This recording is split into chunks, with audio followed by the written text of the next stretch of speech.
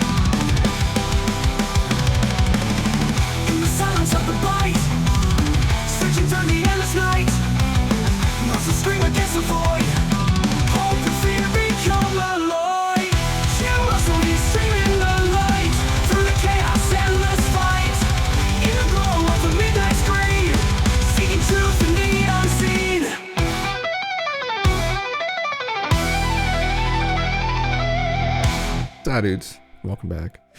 Fuck, I just got shocked. Shocked the shit out of myself here. Fucking mic went out and everything just a second ago. Something wrong with his PC. She's not grounded properly. Fucking watch him get cooked here one night. WrestleMania. It'll be the end of WrestleMania. Fucking cooked to a crisp. Welcome everybody. This evening, oh my, proof of NHI in months. That's our friend Ross Coulthard has said this, maybe. More eggs. A basket of eggs this time. Right around Easter. That'd be fucking wonderful. Chocolate. Cream stuffed. My favorite. Turkey closes airport due to UFO. That just happened, I think, yesterday. Go over that. And Deorbiting the Space Station, among other memes. So, yes. Yes. Let me get into it. Let's just get into it. Fuck it. Oh, God damn it. Here we are. Here we go. Good news, everyone.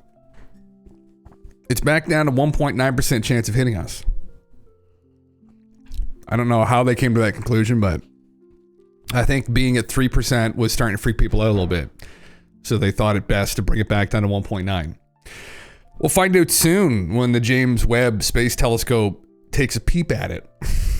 What it's going to go up to then, right? But yes, I just saw this now. I said, oh, wonderful. Yeah.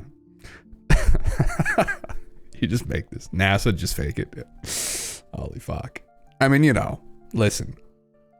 Never a straight answer is the other interpretation of those letters, but there's lots of good people in NASA. When it comes to interpreting this stuff, I have some faith. When it comes to being transparent about UFOs, no, but that's another question.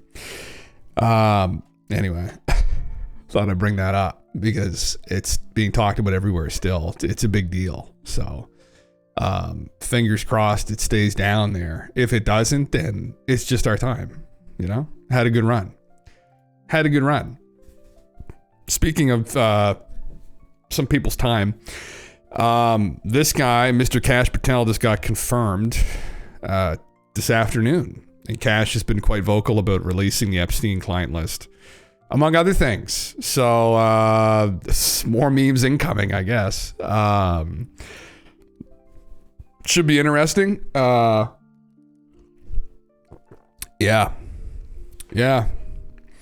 Should be interesting. Yeah. Is that a circumcised stray? Oh, asteroid. Is it a circumcised asteroid, NASA? It's a good question. I don't know. We'll find out soon, I guess. Yeah. I'm not trusting any organization that used 20-cent O-rings on a shuttle that exploded. Brother, you guys save money. We got cut corners where you can fucking cut them, right? You got to save money where you can save it. You know? The great thing about astronauts, according to NASA, is that there's always going to be more of them. Right? So, it's the job that people want. Yeah. Oh, Harry, no, that's terrible. Russia nuke Nibiru. Fuck. That's crazy. Holy fuck. Keep us posted on that one. Anyway, this should be, again, I just saw this on Twitter. So, like, this just happened, like an hour or two ago, I think, that he got confirmed. So, I would love to know more about the Epstein debacle. We would love to know who the client, well, we already kind of know who the client list was to some degree. He was involved with like academia and private industry. I mean, government. He was everywhere. So what we'd like to know really is what the fuck was actually going on that island. So we might find that out soon. So this might be the year of ontological shock. Maybe this will be the year of ontological shock for everyone. Me included, because I have no idea ultimately. I'm ready though. Bring the paddles down on me. I want it so badly. Daddy Cash. My God, I cannot describe. I don't like using the word fucking hate because it's bad energy. Dislike? I very much dislike this guy. You know, I tuned into Action WWE not that long ago because it's on Netflix now. And to my horror, I saw a Prime bottle plastered in the middle of the wrestling ring. Sacred ground. I almost puked, to be completely honest. And then I immediately shut it off. I see he has a Pokemon card around his neck as well. This is great news though. He's been banned from Egypt for life. Why, you might ask? Because. Holy fuck. I this is something that just came out too. I have no idea. I don't know why, but yeah. If you're bad things about that island, we all have, yeah. The Jimmy Carter, the high priest, holy fuck, yeah. Jimmy B. J-Rod, fucking Christ. You need at least a master's degree to become an astronaut, by the way. The alternative is to pay a private company their fee. You actually, Peach, I don't, well, maybe I did know that though. Because pretty much everybody that goes up there has a PhD at least, right? There's a lot of very accredited people that go up there, so. Interesting. It's so weird because I never seen anyone drinking Prime, but I see Prime sold everywhere. Gotta be a Zoomer thing. I've not tried it. You know, to Logan's credit, I thought it was like full of garbage. I actually looked at the back of it. It's actually pretty good ingredients. It's like a, kind of almost like a, not that Gatorade's particularly unhealthy, but it's kind of like a more natural Gatorade. But yeah, it's just, you know, selling it to kids, right? That's essentially, I think, who drinks it. I mean, it's like you want to rehydrate, like just eat like a nutrient dense meal and drink water, right? Like eat red meat and some vegetables and some potatoes and then drink water. And then there's all your micronutrients, right?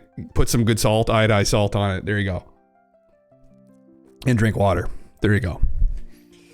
Unless you're an athlete and you need it right in the moment. Yeah. It's easy to get a PhD nowadays. Yeah, you just gotta be willing to put the work in, you know? Get down on your knees and put the work in. Is that how it works nowadays? Yeah. Pay out the money. I mean, you really can. I mean, if you have enough money, you can find some university somewhere that'll fucking sponsor whatever the fuck you want to do. The harder part is being associated with a respected university, I think. It's like the big thing. Like if you're a tenured professor at a respected university, that holds a lot of weight, right? If you just went and got some fucking university to sponsor you and all you talk about is aliens, no one's still gonna fucking take you seriously. Right? So, yeah. Me muted, trying to work, look up, see Jake Paul, maybe Logan. It is Logan, yeah. Don't care enough to learn their names. Came for aliens, see detached humans instead. Yeah, they banned him from Egypt. I'm sure, as you can see. You can't hear me anyway, did you? I guess you're muted. So, if you lose all your limbs in a freaking lawnmower fight accident, you get a PhD in anything. Well, brother, that's the thing. You can say you have one. It doesn't even really matter. The question is who, depending on who you're talking to, are they going to question you? Right? They say, I am a professor. Right? They're like, oh. See, I fought aliens at the Dulce base. It's like, oh. I lost all my fingers in the firefight. And they'd be like, oh. It's like, well, that's crazy. I mean, he did lose his fingers, so then he might have a PhD, and I'm assuming he fought aliens, so. Johnny Somali is trapped in Korea. It's a streamer, right? Yeah.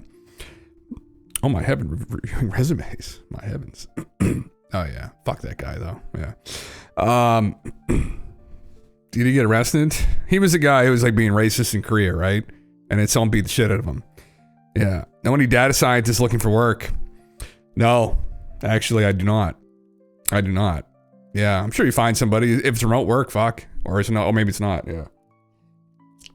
Ugh, fuck me.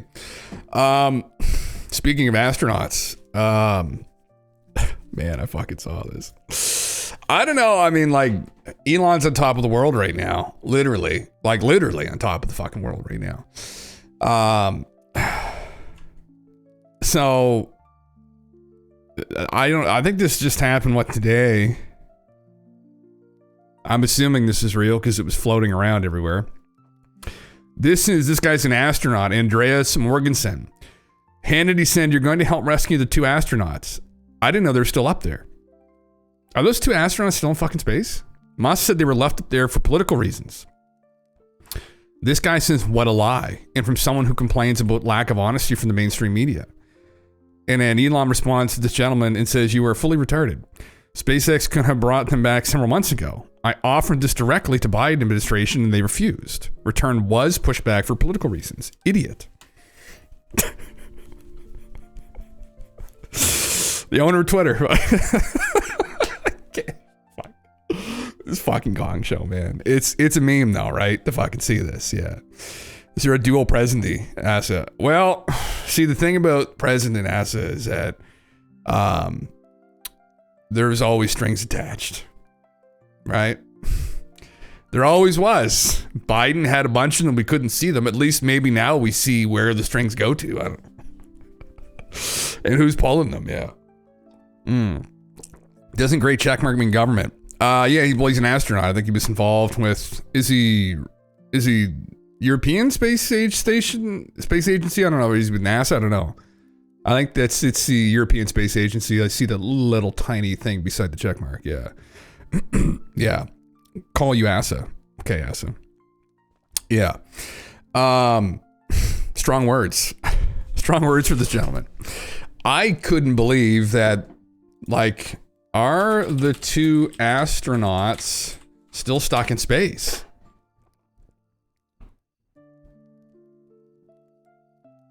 They're only for a 10-day mission back in June. Oh, they're fucking still there. And SpaceX is getting them on March 12th. We don't feel stranded. I can't fucking believe they're still up there. We don't feel stranded. Astronauts stuck in space set the record straight. I think both of us will be a little bit sad when that feeling of space sort of leaves us. When you purchase through links on our site, what the fuck is this shit? I can't believe they're up there still. That's fucking insane, huh? Starliner returned to Earth uncrewed. Some astronaut assignment shuffling. They were added the downward leg of SpaceX's Crew 9 mission. That's fucking insanity. It's absolute insanity. Yeah. Late March, still up there. Jesus Christ. Yeah.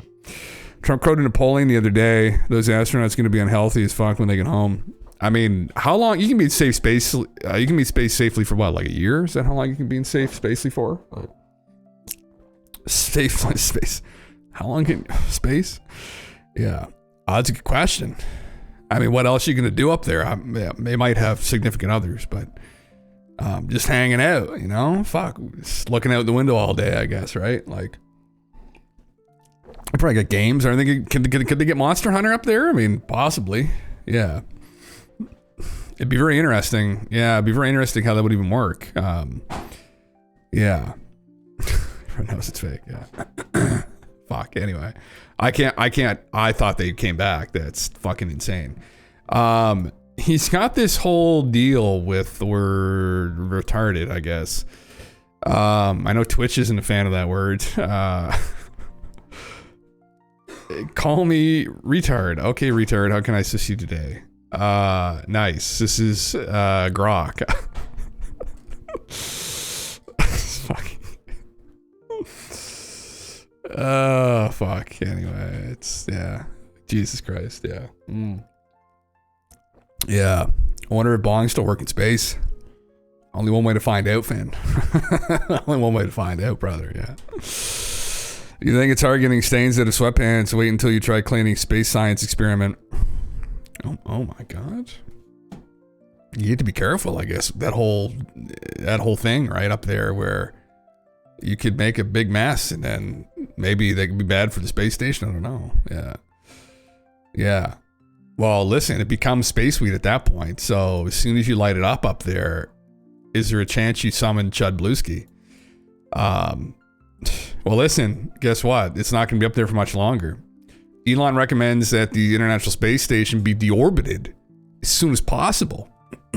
Says very little incremental utility. Let's go to Mars. Sure. I'd love it. Fuck yeah. Let's go. Let's see what happens. In a remarkable statement, SpaceX founder Elon Musk said the International Space Station should be deorbited as soon as possible. It was going to be anyway soon, I think. It's time to begin preparations for deorbiting. It has served its purpose. There's very little incremental utility. Let's go to Mars. That's literally it. So, last July, NASA awarded SpaceX an $843 million contract to modify a Dragon spacecraft to serve as a propulsion vehicle to safely guide the aging space station into the Pacific Ocean in 2030. So, in some sense, preparations are already underway to shut down the laboratory. Interesting. Yeah. He recommends 2 years from now. Well, but that's when it was going to be deorbited anyway. Like, it only had so much longer, so I don't know what the fuck's he talking about. Anyway. Yeah. Let's go to Mars. Well, he wants to fucking go to Mars. I would love if we went to Mars. I would love if we went to Mars. I would love to just see what would happen, right? If there's any truth to a lost civilization there in the past. Or maybe there's some of them are still there. Maybe it'd be a giant space battle. Fuck, I mean, I'm not going to go on the first trip anyway. So, I mean, it's all a meme. But, yeah. God damn. Yeah. We need to JDAM the space station to fulfill prophecy. Oh, my heavens. We can't just leave it up there like the rest of space junk. Well, yeah, it'll have to come down. I think it was due to come down anyway, I think, in a couple of years. So, yeah. Yeah. Fucking Christ. Yeah.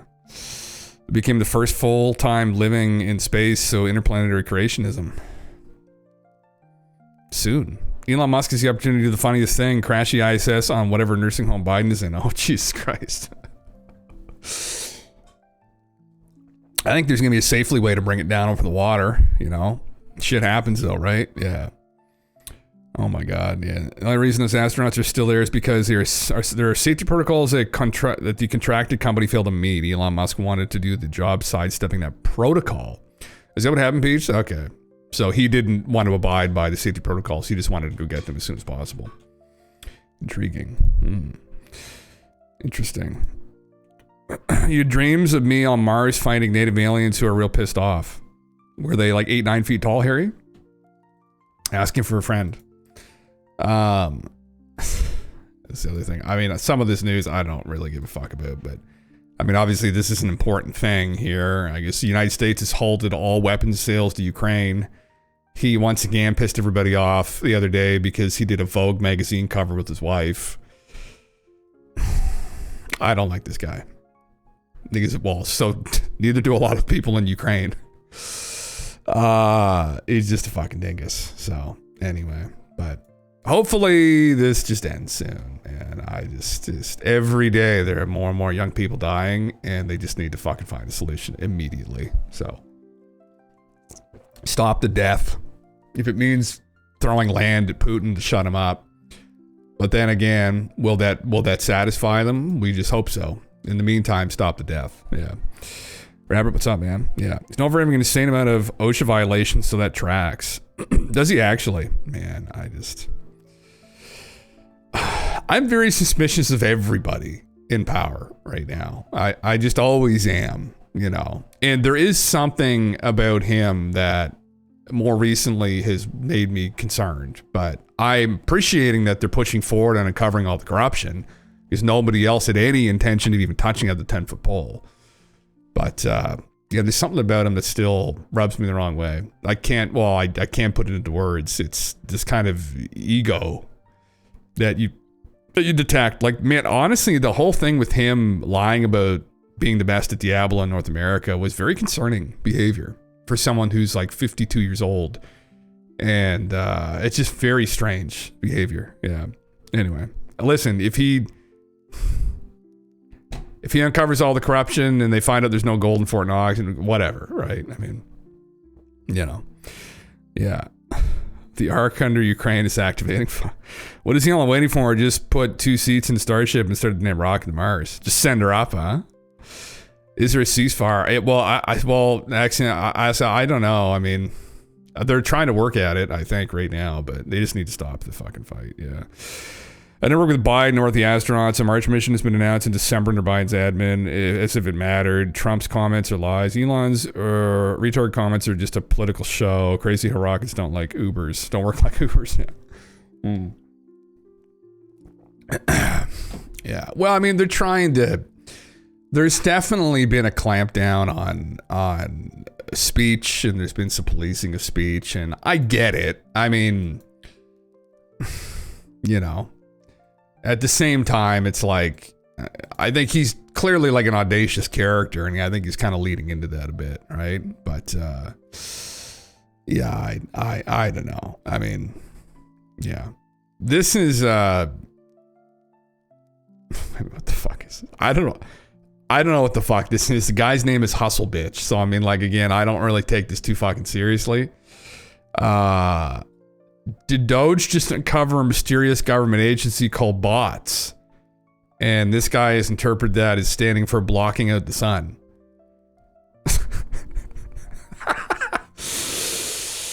Brother, I remember billionaire Bill Gates had been working around the clock to create chemical clouds that will block the sun.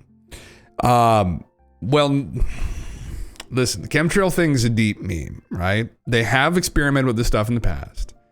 But 99.99% of the contrails we see aren't due to spraying or anything, right? Now, Bill did put forward this dumb idea that what they do to combat climate change, which, again, we could get into. I don't really want to, but is they're going to dim the sun. How are they going to dim the sun? Well, they put some up in space, or they're going to cloud the earth over. I mean, this is the extreme stupidity we're dealing with some of these people. Or is it? Is there something more to it than this? Yeah. Yeah. Anyway, yeah. It has the gold. You think it has the gold, Asa? You think it's in there? They probably have some gold. Do they have all the gold, though? Is the question. Yeah. Oh, here we are from December 17th. Interesting. Peach, yeah. Yeah. Chemtrails is right next to flat Earth. Yes. Well, it's not quite that dumb, I don't think, in my opinion. But because we do cloud seeding. There's countries that do cloud seeding. The UAE, Saudi Arabia do cloud seeding all the time. The States is experimenting with cloud seeding before. I mean, you know, but it's not strapped onto every fucking plane, right? When people see that, like, they look up and they think, like, they see this, right? I mean, maybe they underestimate the level of air traffic over them. Because, and I know I usually, not that I was ever really into this, but there's so many more planes flying overhead every single day, especially if you're in the US. It's insane the amount of air traffic that goes on. So, yeah. National Geographic did a documentary in '74. They tore the vaults. Oh, we got 50 years in between then. If you follow obscure patent dangers like I do, you find evidence that they could be sprinkling us with smart dust. Oh, Jesus Christ. It's one of those things, it's like, if they are, then like, fuck guys, like, we had a good run, like, Vatican stole the gold under the first Trump presidency, the Americans stole it back. Q patriots in control, Jesus Christ, yeah. God damn it, yeah. Actually, chemtrails are real. It's admitted. It's just being schizo for fun, but chemtrails are legit. Well, yeah. Well, they've done cloud seeding, Harry. They've experimented with it undoubtedly over the years, but it's like this is like contrails, right? Like, yeah. It means so many different things. Yeah, cloud seeding is real. Using chemicals to poison people is that's exactly it. Yeah, I don't think that's. Listen, if you wanted to kill off a bunch of the world's population, you'd just release a virus. Right? That's what you would do. Really, you gotta think about it, right? We don't know where it came from. Oh, it just leaked out, right? That's what you would do, right? Or try and start a thermonuclear war. There's another one there, right? Yeah. Looking at planes flying right now. Zoom out. Holy fuck, man. Yeah. We've looked at this before. It's actually fucking insane. Like, oh, I might have to reload the page. Interesting. It's just black. Pretty strange. Coverage. That's weird, huh? Dashboard. Oh, by country, North America. I don't even know how to use this though. How do you see this? Oh, I need to log in maybe. Oh, fuck.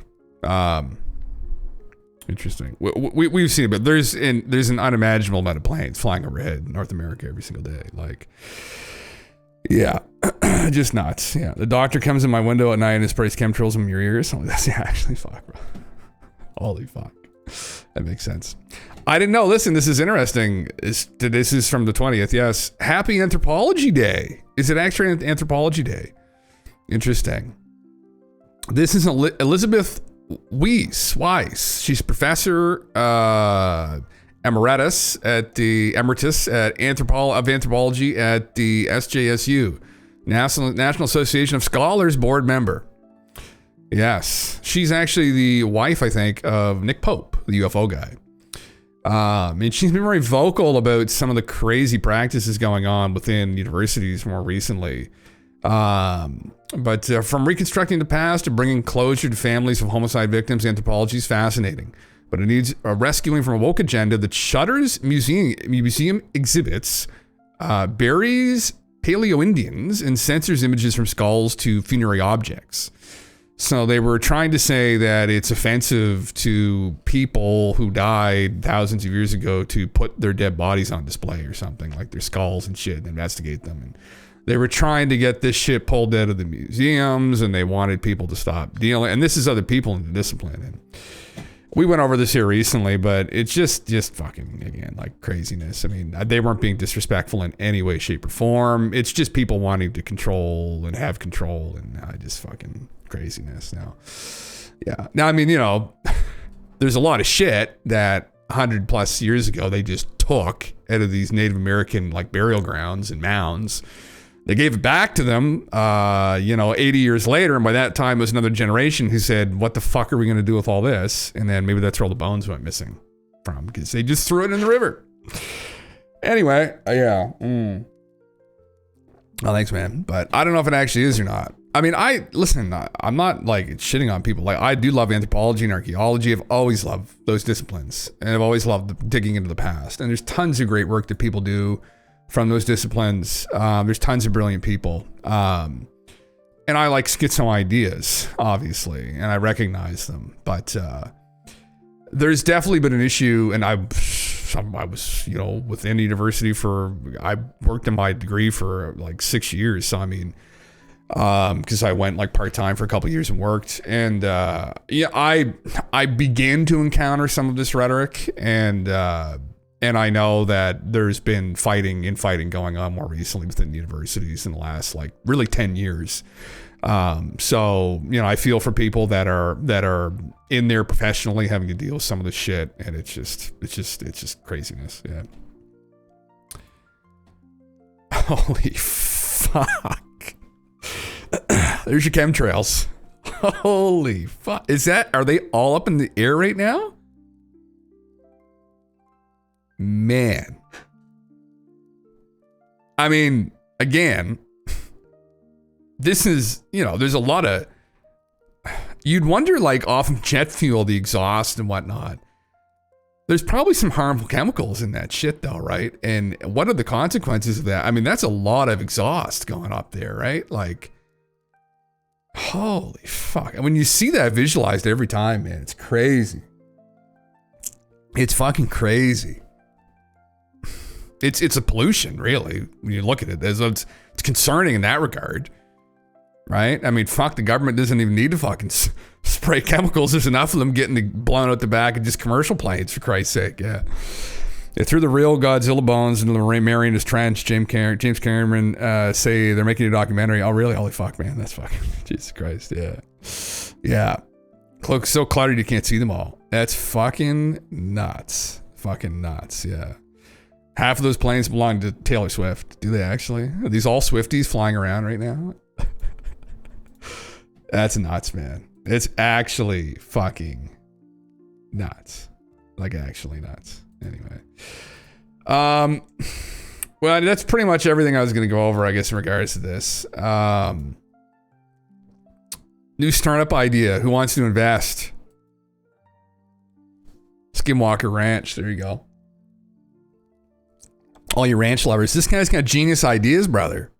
Like, you know, it doesn't even matter how good the ranch tastes. I mean, people would buy that bottle like me just for the bottle. Right? He's got another one here. Hot saucers. That's wonderful. Right?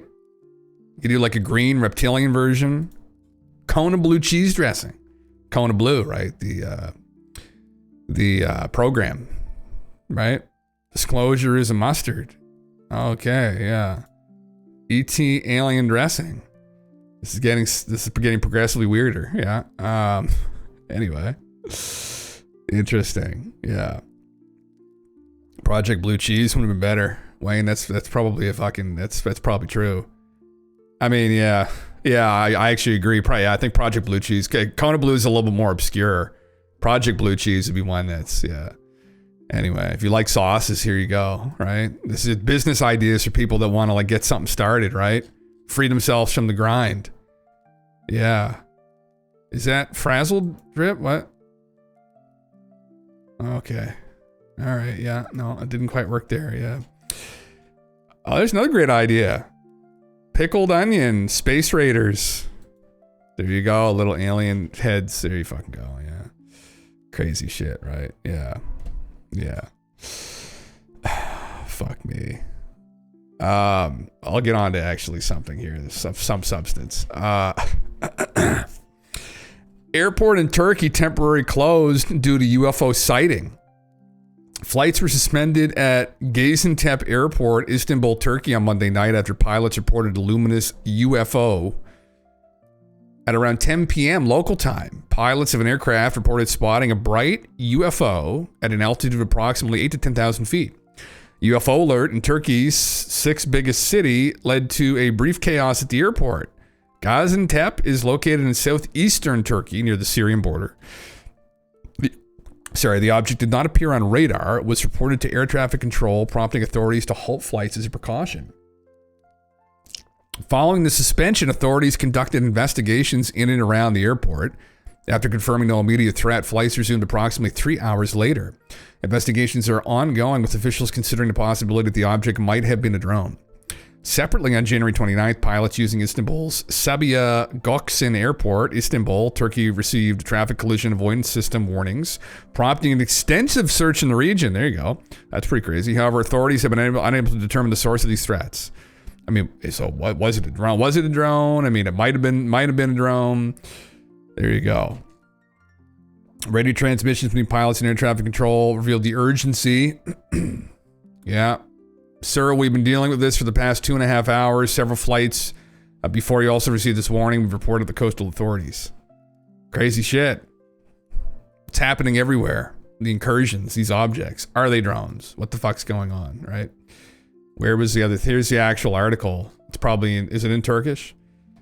No, it's not. So it did happen. When was this from? 2 days ago, this happened. 3 days ago, technically, it happened. So, anyway, yeah. There they are, UFO alert. UFO panic in Istanbul's Sabiha Gökçen Airport. I'm probably mispronouncing and butchering the shit out of that, but yes. Interesting. Yeah. My heavens. Thought I'd bring that up, you know? Meanwhile, in China, AI robot malfunctions and attacks person before being restrained.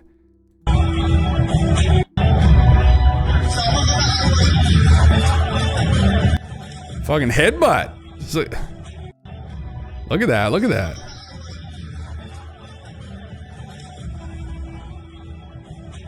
Listen, it's only a matter of time before we get that Will Smith movie, right? What's that movie? iRobot. It's only a matter of time. Yeah. Start ripping people's arms off.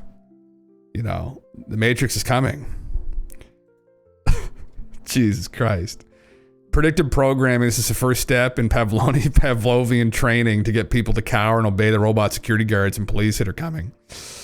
Yeah, he could have tripped. Seems exaggerated how fast it lunges at the person. Fuck, man. Yeah. George Soros will send an army of these to our doors and make us eat the bugs. Is that what's going to happen? Fuck, you think, Harry? You're just going to see, they're just going to parachute down, right? Sorry, in the middle of the night, just break through, crash through your window, drag you outside, handcuff you. God damn. Yeah, I don't know if I trust the Chinese really with this stuff. The government there is just so absolutely fucked. Didn't they just execute a guy today in China? Wasn't there was a guy who was involved in like fraud? China executes. Whoa, okay. No, that's not it. That's not it. They've executed a couple people. It was a banker. Maybe they already executed him. Anyway. Interesting. They had him strapped on to a nuke. Fucking Christ. Made a show out of him. Dear Christ. Anyway. I got a couple things up here now. What's the most relevant thing? Maybe we'll go over this post here. We'll get to this other stuff in a little bit about some of the proof potentially coming. That'll be a meme to go over, I guess. This is Kelly Chase. I've seen her on... Do I follow her? Yeah, okay. I was going to say. In the final episode of the UFO Rabbit Hole, I shared how my views... It's a UFO podcast she has. Shared my views on how disclosure have changed since I started the podcast. In short, while I support the disclosure movement, I don't really believe in the narrative that has been driving it anymore. That's interesting. I had some hesitation about voicing that publicly. The disclosure narrative is something that many people in this community are deeply invested in. The backlash against people who dare to ask the obvious questions or to even speculate about the proverbial man behind the curtain has been extreme at times. I'm not here to change anyone's mind and I won't be arguing with anyone in the comments. You're more than entitled to your own opinion, but I'm also entitled to mine. And after the literally hundreds of messages that I've gotten from people thanking me for saying the quiet part of disclosure narrative aloud, I feel like it's time for me to have the courage of my convictions and to say what I really think. The voices trying to strictly control the narrative in this community are loud, but they are woefully outnumbered. Is she going after Ross over the fucking egg salad debacle that we had there? It's a good thing I don't have much of a presence on Twitter or really anywhere.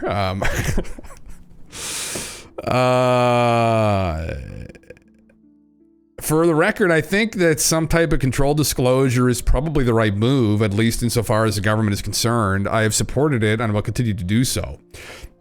But I strongly believe that we shouldn't be willing to let that narrative define or limit the conversation. There are plenty of us who see what's going on, and we are ready to have an adult, nuanced conversation that doesn't villainize people who are doing their jobs, rely on a false grifter hero binary, but also doesn't require us to not believe our lying eyes. This clip is just part of a much larger discussion.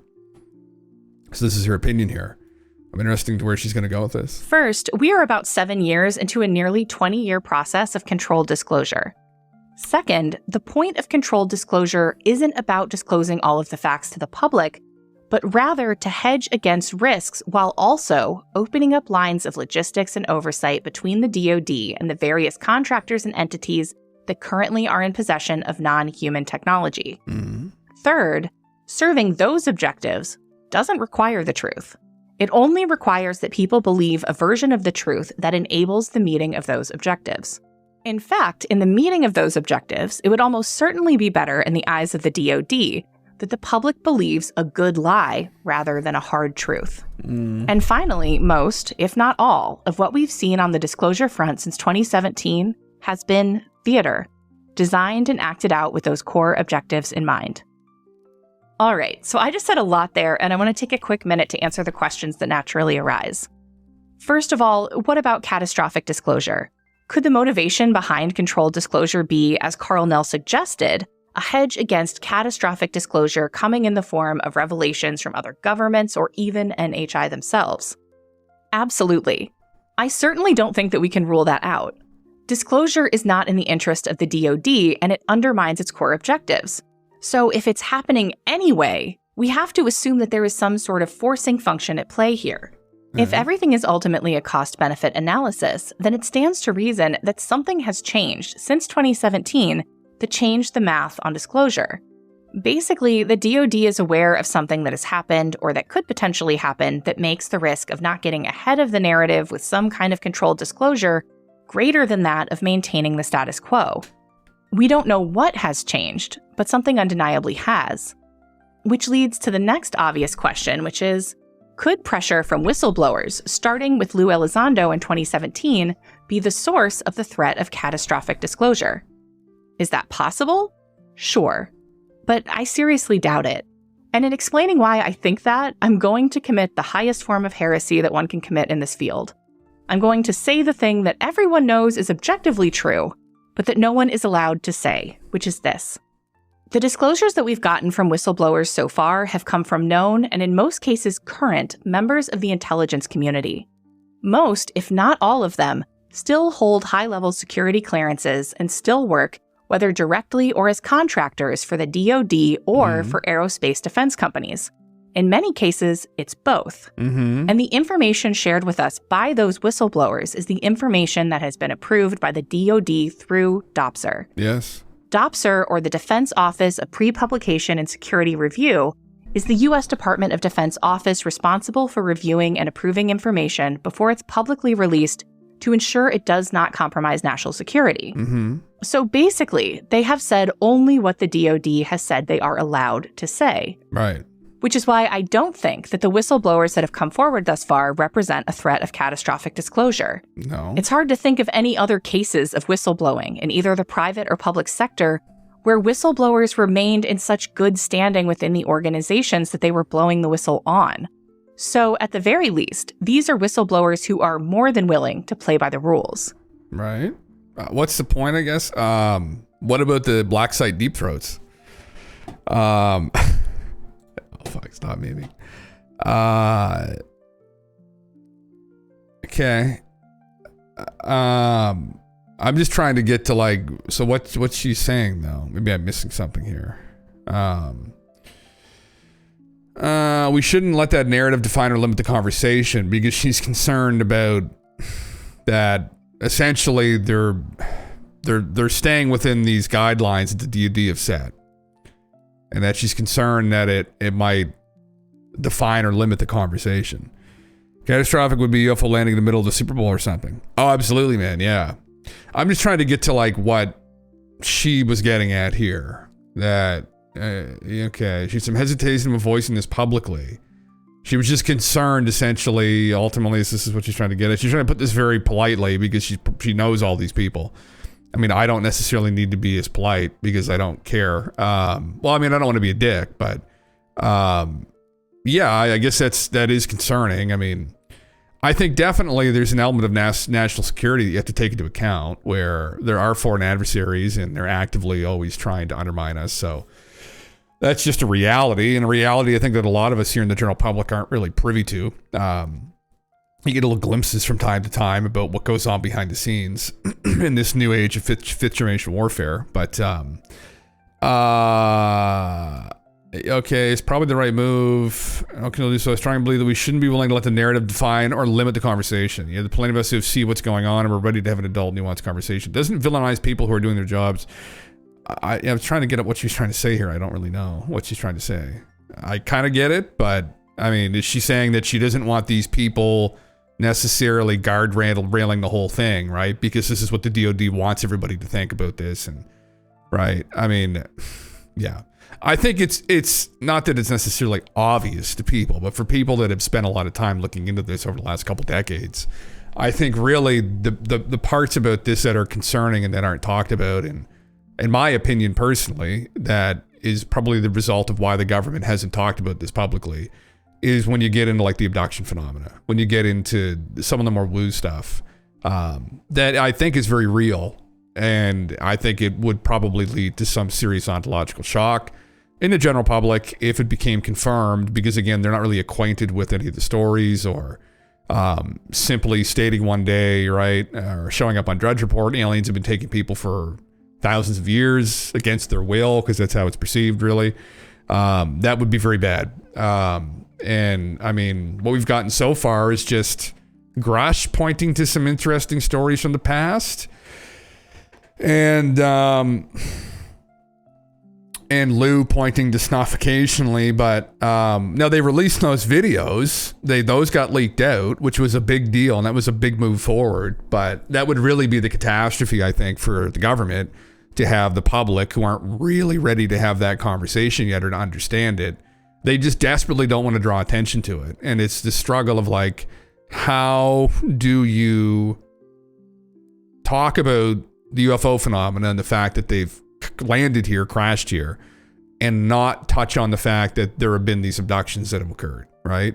Because it's so intertwined. I mean, you know, Jacques Vallée and John Mack and Stanton Friedman. I mean, as soon as you search ufology, you're going to run into two fucking people, which is Jacques Vallée and Stanton Friedman. You'll probably run into J. Allen Hynek, right? And the one thing that changed J. Allen Hynek's mind and Jacques' mind was speaking to witnesses of UFOs, but also people who've claimed to have been picked up, right? Who've had more metaphysical experiences. It changed their perspective on it, because I mean, before they probably thought that it was due to some kind of, you know, hallucination or mental illness. And it wasn't until they actually spoke with the people, they realized that they're absolutely not mentally ill. And that's what John Mack found too. So, I mean, and Stanton Friedman, aside from digging up Roswell, was one of his biggest stories was on Betty and Barney Hill too, right? So, and Stanton was a pretty hard skeptic when it came to a lot of the woo shit in ufology. And he was on board with Betty. So again, you can't get away with it. So how do you admit it without touching that subject? So I don't know. So is this what she's trying to say? She's very careful. And I get, you know, not everybody in this community just comes on Twitch and fucking memes for 6 hours and just talks out of his ass sometimes, right? I mean, she's trying to run like a proper podcast with sponsorships, right? Like, maybe we could Prime Energy to sponsor the stream, right? Maybe that's fucking, maybe Logan wouldn't care, right? Some of the shit that comes in my mouth. But if you're trying to do this like properly, then yeah, you have to be careful not to step on people's toes. Right? Instead of just spitting in people's face all the time, like the Snake Wizard. Anyway, yeah. I hadn't read it. I just saw her this post, and she's obviously a content creator here on Twitter, which I'm not. I just go through Twitter and like news stories and shit. So, I think I understand what she was getting at, but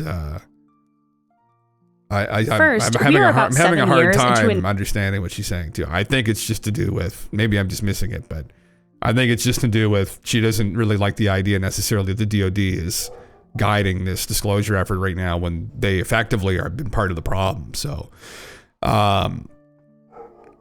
anyway, there's other things to go over. But if that's what she's trying to say, then I would agree. And again, adult nuanced conversation doesn't villainize people who are doing their jobs or rely on false grifter hero binary.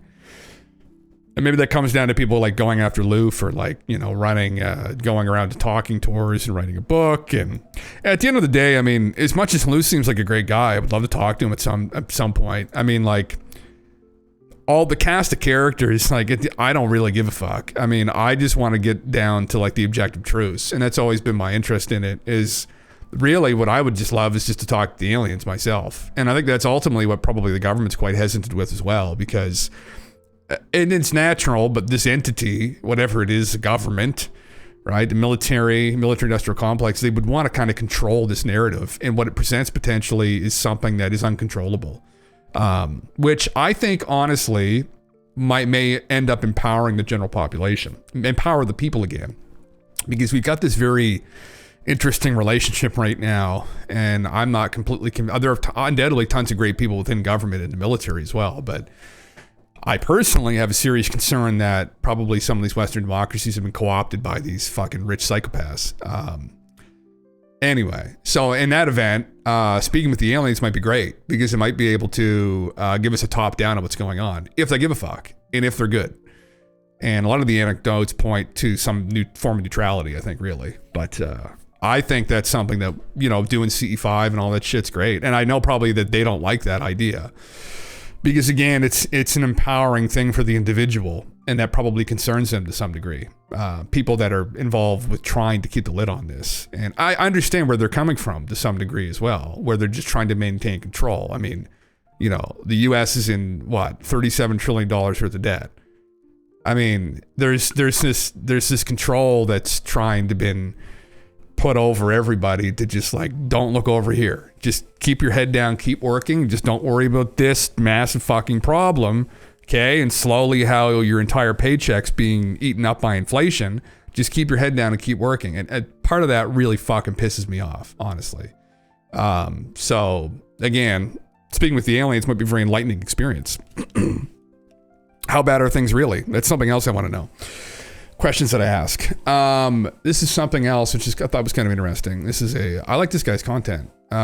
His name's Richard Geldreich. He posts on Twitter. He does all these deep dives into like incidents, accounts that have happened in ufology over the years, and brings the documents, brings the receipts. Just really good content creator. OpenAI Deep Research, Majestic 12, UAP secrecy, and the hidden integration of non-human intelligences. A deep analysis. I thought this was kind of interesting. I'm assuming it's very long. Dear Christ. We're not going to go through all this, but I'll read through a little bit here. It's written entirely by OpenAI Deep Research. A small handful of key things, like Harvard Observatory versus Palomar Observatory, have been corrected by hand. Oh, really? Oh, he's paying the big money for this, huh? This is a new thing that came out recently with OpenAI. To pay $200 a month to use it, but it'll do deep research on topics. Well, considering it's written by AI, I'm not quite as excited. But he's curated it, I guess. Well, let's just see what it said briefly. UAP, historically known as UFOs and their connection to non-human intelligence, have long been subject of secret inquiry within the U.S. government. This report proceeds under the analytical stance that UAPs are real, NHIs exist, and interact with humanity, and a secret governmental body known as MJ-12 was formed to manage these realities. We assume with certainty that MJ-12 was established in the late 1940s, and it persisted under various code names through subsequent decades, and it deeply influenced U.S. policy on UAP secrecy and NHI interactions. In adopting this stance, the report does not rely on mainstream dismissals, but instead scrutinizes declassified documents, first-hand testimonies, and historical records that, taken together, suggest a pattern of concerted government secrecy. The goal is to present a detailed academic analysis of the evidence for MJ-12's activities, the U.S. government's handling of notable UAP incidents, and the indications of covert cooperation in conflict with non-human intelligences, or NHI. We begin with an overview of MJ-12's historical origin and composition, highlighting key members and their roles in shaping UFO secrecy. Next, we examine major UAP case studies from 1947 Roswell crash and 1952 Washington, D.C. overflights, and how the government and MJ-12 specifically responded to each, including efforts to suppress or spin data, such as the apparent destruction of astronomical evidence noted by researcher Dr. Beatrice Villarreal. That's much more recent, yes. And to speak to that just quickly, that happened back in the 50s, I believe. So this is back before we put satellites up. What Beatrice's idea, which was brilliant, was to go back and look through these records, because if there were any anomalous objects spotted flying around, well, it couldn't be satellites, right? I mean, you could try and write it off as maybe like ice crystals, but I mean, any trained astronomer with a trained eye should be able to discern between those things. So she went back and they found some anomalies, which were, proper UAPs, they were assuming. But then there was some tampering that went on as well. And it's interesting, and this is a psychological effect on people that came from the PSYOP, right, of the government. And it's a power and the influence that they had and likely still have on the general population, where it was deemed this ridiculous thing to look into, when it's objectively not, right? If you spend 30 minutes just thinking about it, right? And anyway, they can convince people, even very accredited people, that if they were to get anything, it would be better for their career to just destroy it or get rid of it than to acknowledge that something anomalous had happened, because then the general public and the government would then consider you to be a loon, a crazy person, and you'd lose your job and you'd be laughed at, and they'd laugh at you because no one else wants to critically think on how important the subject is. So again, there's been a real world PSYOP that's been going on for a long time, and it was really started by the government. And when it started, it's a good question. I mean, it really kicked off in the 60s, but it definitely was in full effect back through the 50s as well, in the late 40s, because there were a couple incidents that had happened that were very interesting, and they just tried to cover them up, and they did so very effectively. Roswell was not talked about again until the late 70s, early 80s. After 1947, it just stopped, right? And it was still a talk of the town in Roswell, New Mexico, because people knew that something anomalous had crashed. But anyway, they turned to modern secrecy strategies, exploring how UFO official investigations and policies evolved, and incorporating recent whistleblower accounts. Intriguing. Well, MJ-12 is an interesting part of this story, right? Because this is the group of people that were formed. They were thrown together to kind of keep the lid on all of this, and it's something that I've thought is interesting. Blit, welcome, man. Something that I thought was interesting. I mean, with what specificity do we know about this? I mean, in more recent years, people have started to piece a puzzle together. There's still a puzzle that's been pieced together, and I don't know like how convicted we are in these people. I mean, I know Jesse Michaels did a really good video on it a couple months ago that I think Dave Grush helped him with. But like Stan Friedman, who I grew up listening to and reading and, following, he was convinced that there were documents they put together from a paper shredder ultimately, that proved its existence. And Stan had collected data and pieced together this breadcrumb trail as well, that there was in fact a group called Majestic 12, and that they had an idea of who was involved with it. And that it likely now, people think, thanks to Grush and Jesse and others who have researched this, and it probably was just secrecy carried over from the Manhattan Project, ultimately. And that it was kind of baked into that because that was ongoing nuclear weapons research, hydrogen bomb, research, whatnot.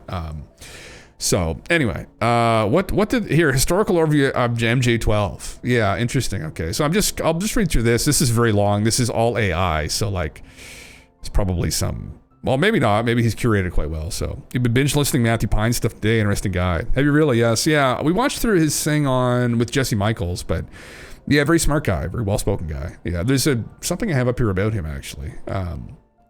Origins in 1947.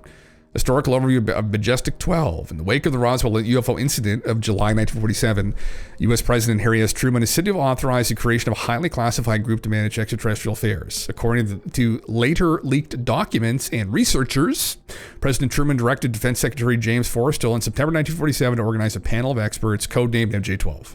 answerable only to the president to investigate the recovered craft and any alien occupants. The timing coincided with mounting reports of flying saucers and possibly the recovery of unconventional debris near Roswell. An alleged memorandum from President Truman, dated September 24, 1947, whose authenticity is disputed, appears to confirm the establishment of MJ-12, tasking it with handling the Roswell crash and any future extraterrestrial matters.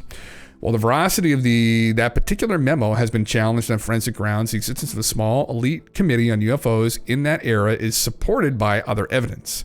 Notably, a declassified Canadian government memorandum in 21st November 1950 by engineer Wilbert Smith reported that U.S. officials considered flying saucers the most highly classified subject in the country, with a small group headed by Dr. Vannevar Bush working on the problem. This is from majesticdocuments.com. This is a crucial point. Vannevar Bush, a science advisor to Roosevelt and Truman, famed for leading the World War II Office of Scientific Research and Development, is named as heading a secret UFO research effort in 1950, indicating the blueprint of MJ-12 is very plausible, if not already in fact by them. So, yeah, interesting. Very interesting. Here's all the members. I mean, not that this is really relevant for some people, but Majestic 12 group reportedly comprised of who's who of top scientists, military brass, and intelligence chiefs of the late 1940s. Lists vary slightly by source, but a commonly cited roster from the leaked Eisenhower briefing document dated November 18, 1952 includes Vannevar Bush, James Forrestal, so he's Secretary of Defense, Roscoe H. Hillenkoetter, First Director of Central Intelligence under Truman, Nathan Twining, however you want to say his name, Commander General of Air Material Command, who earlier written a key 1947 memo asserting the phenomenon is something real. Yes, a Twining memo, yeah. Hoyt S. Vandenberg, who's a Air Force Chief, Detlev Bronk, Biophysicist and Chairman of the National Research Council, Jerome Hunsaker, Aeronautical Engineer, and the Chairman of the National Advisory Committee. We got some other people in here. Another astronomer, Dr. H. Menzel at Harvard, and noted UFO skeptic, was secretly involved. And Lloyd V. Berkner, physicist and member of the Joint Research and Development Board. So, I mean, what's interesting about this today, when you think of this, that this secrecy was going on behind the scenes, and these people, knew full well what was happening. And some of them even were very vocal about their skepticism towards UFOs, although they were potentially sitting in the background with firsthand evidence of the entire thing, and just kept up a charade to kind of keep the general public preoccupied and off the trail of what's going on. You wonder today, this is something I've wondered about, if similar committees or groups are formed with people out in the public eye, and they have just kept their mouths shut and been good little boys and girls and not said anything. Because obviously, what's the threat here? If you were to blab your fucking filthy blabbermouth, bullet to the back of the head, right? The same kind of what's Edgar Barkin at now? The same kind of punishment that was given to people during the Manhattan Project. I mean, it was very serious. This is a very serious topic. This is a very serious thing. I mean, there's a bunch of shit going on with it, undoubtedly, right? So, and there are foreign adversaries as well. And that this is essentially a new race for nuclear weapons that was going on behind the scenes, kind of in tandem with nuclear weapon development. So, like, I always think of this when I think of people like here's an example right here. I mean, you think of like guys like Ed Witten, right? Who are leading theoretical physicists at Harvard. And you think, and his dad was involved in anti-gravity research back in the 50s and 60s. Ed is somebody that they probably have approached these people already, right? Now, there's some people that they probably haven't approached, like who've been quite vocal about this idea being ridiculous, but like Neil is a science communicator. And there's a difference between being a science communicator, right? Although he is a scientist, but mainly a science communicator and a theorist, right? Who's actively involved in publishing and contributing to the discipline. I mean, here's another person, which I've always thought was suspicious, because he's always had an interest in this stuff. And he wasn't really very vocal about it until more recently, when the New York Times article came out in 2017. Like, he was very carefully watching how the public was paying attention to this. And once the winds changed, he was one of the first people to be interviewed about it. So, really interesting shit. Yeah. So, how complicated is all of this, right? I mean, I think a lot of people underestimate this, or you know, we don't like to feel left out. And I know I've thought like this too, where I'm just like, I presume that there's so much more that I'm not even aware of that's been going on. It's unbelievably complicated. And when you're dealing with a conspiracy like this, it's a legitimate conspiracy, and you're dealing with incredibly complicated people, undoubtedly it's all going to be over the head of almost everybody, right? So, and anyway, yeah, it's something to think about, right? It's something to think about. And this idea is something to think on, right? That this was going on behind the scenes then, it's going on behind the scenes now. And it's probably on another level as well. And with the advent of AI recently, I mean, I'm sure that there's going to be, maybe they'll cut back a little bit, but, you know, who's out, who knows what? Is there a way for us to know this? Maybe remote viewing? Fuck. Get a list, right? This is an interesting part here. Yeah, I'll read it over in a second. UFO stuff is common in the SCP world. Folks just don't talk about it because of NDA and clearances. Yeah, I mean, look at the Microsoft quantum chip. No one leaked that in the 17 years it took. I mean, you can even find info on a PlayStation 6. The government is much tighter. Yeah, I wonder if Elon will react when Grok tells him all the UFO off-world alien stuff, man. Yeah, that's interesting, man. Yeah. Because there was a reason why, I guess, they had NDAs and clearances and that you couldn't say anything. And I think maybe some people, more naive people out in the general public, not associated with the stuff, who just think it's all nonsense. I mean, it's hard to understand the breadth and depth of all of this and how complicated the world really is. And I've had arguments with people like this over the years that just debunk this and like, oh, well, why wouldn't someone say something? It's, well, people have said things actually over the years.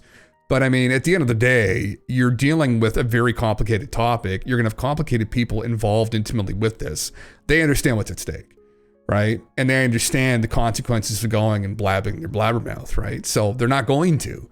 I mean, would you throw away everything you've worked your whole life for, right? Just so that, you know, these Jim Bobs can go fucking know for sure the aliens are real? Like, I mean, and depending upon how they've been indoctrinated as well, and depending upon what they know and how bad things are really, it might genuinely be a bad thing, in their opinion, to enlighten the general public. If you look at the abduction phenomena, or maybe there are factions of extraterrestrials we dealt with that are not good, that have done terrible things to people. And then they genuinely have no interest in telling anyone that at all, because they've got a bunch of money in the stock market and they desperately don't want it to crash. So it's complicated. All this is complicated. I think that's a TLDR on it ultimately, man. But yeah, I wonder... Elon's another character too. I find to be he's an interesting guy. He just is. I mean, and I wonder what he's aware. He said publicly he doesn't know anything, but it's like, you know, I don't know if I buy that. I think it's, again, how complicated are things really, right? How bad are things really, but how complicated are things really? I mean, is he just saying that? I mean, who knows? It's often noted that the 3 of the original MJ-12 members were directors of Central Intelligence, ensuring strong ties to the intelligence community. Others were leading figures in science and the military, all holding the highest security clearances. Importantly, none were elected officials. This was an expert-driven, extra-governmental committee. The inclusion of Dr. Menzel initially puzzled researchers, since Menzel was publicly a fierce debunker of UFOs. However, investigator Stanton Friedman uncovered evidence that Menzel led a double life. Privately, he was deeply involved in cryptography and had top-secret ultra clearances with U.S. intelligence for over 30 years. Menzel's secret consulting for the NSA and CIA, unknown until decades later, gave him covert bona fides. Friedman concluded Menzel could very well have been part of such a high-level group despite his public persona. Is it from the Jungian Journal? Jesus Christ. Indeed, the surprise of Menzel's hidden roles underscores how MJ-12's members were selected not only for expertise, but for proven ability to uphold secrecy, even if it meant maintaining a false public image. Again, spy games, right? Psyops. I mean, it's complicated, right?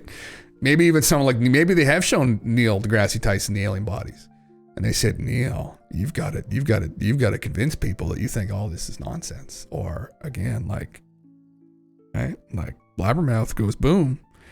Watch what you say. I mean, we have no idea. We have no idea. And there's anecdotes in this out and about, right? That these people played a role, right? They and that was always interesting when he went with Menzel, and you know, he was involved in like putting the phenomena down, right? And I just, anyway, and you don't want to get like too schizo with it, but you wonder today with some of these, and some people are just kind of ignorant. It's just the way that they are. But you wonder if some of these hardline debunker types around this phenomena don't have some kind of ulterior motive involved, right? And undoubtedly there are going to be people that are assets. Actually, I would bet personally, although he might just genuinely be a fucking idiot, this guy, Stephen Greenstreet, I would probably bet that he is involved to some degree in actively putting this down. And he probably has some role with government or intelligence agencies, and that he's a good boy and he just currently debunking UFOs from a basement office. I mean, it's always possible that he's just a dingus, but like some of the arguments and his constant berating of people as well in the community who were involved with trying to bring truth to this is highly suspicious. And I mean, you know, for people that don't know who he is or don't want to think at all, it might just be like, oh, well, he just doesn't believe in UFOs. No. He's much more adamant. He's much more intent, I guess, on attacking people who are into UFOs, and some of the rhetoric he's used, like calling people crazy who went to Skinwalker Ranch and saw strange things. Like it's that rhetoric that really set me off to him, where I was like, oh, I see what you're doing, Stephen. And whether he's cognitive of it or not is the question. But I listening to him, he very well might be. He could just be an idiot. That's always possible. But he was involved supposedly with the CIA in some capacity before at the New York Times. I don't know to what degree. But anyway, he's someone out there who definitely I could see being on a payroll today to some degree. Like, just talk shit about this, talk shit about the people that put stuff out, like criticize Lou, criticize Ross, criticize it constantly, be public about it. Like, and it works. And there are people that do listen to him, not very many, but there are people that listen to him, and he does get engagement on Twitter, and you know, it does have probably some discernible effect. But I mean, it's come so far now recently, good luck. I mean, if they're still trying to run operations like this, good fucking luck. I mean, you know, a lot of people have kind of moved over from it, but that, for anybody who's wondering, is probably someone that I would bet, at least. People throw out Mick West. I don't think Mick personally is. I think Mick is just on that train for whatever fucking reason, but this is one guy I would bet that fucking is. He specifically has gone after people that have also been involved in the intelligence agencies, or been involved in government and came out, and just tried to make them look bad or make them look crazy. And you know, yes, he set me off a couple times on here where I was just I was appalled at what he was saying and like how he's still working for the New York Times. But he's stirring the pot a little bit too much, in my personal opinion. But Socrates once said, skeptic personalities are gay and schizophrenic is the way forward. Schizophrenia is the way forward. Is that what Socrates said? Yeah. Jesus. Such wisdom, yeah. Must have missed that part from Plato's Republic. Yeah, holy fuck, yeah. It's good to be skeptical, right? It's good to be skeptical. But that's part and parcel with looking into something. You know, I mean, like to refer to yourself as a skeptic is a little bit confusing to me. It always has been. Where you're skeptical of everything. It's like, well, but you should be. I mean, that's part of reasoning through something, and especially something that you're researching and you don't know about, right? But to just always attack it from that angle, it's kind of, not to be mean, but kind of smooth. Like, it's like the Michael, what the fuck's his name too? Michael, oh my God, I forget his fucking name. Someone here might know his name. And again, you know, I don't think Michael, what the fuck's his name again? He runs Skeptic Magazine. I don't think he's fucking intelligence asset either. Michael Shermer. I just got it. Michael Shermer. You know, American science writer. Yeah.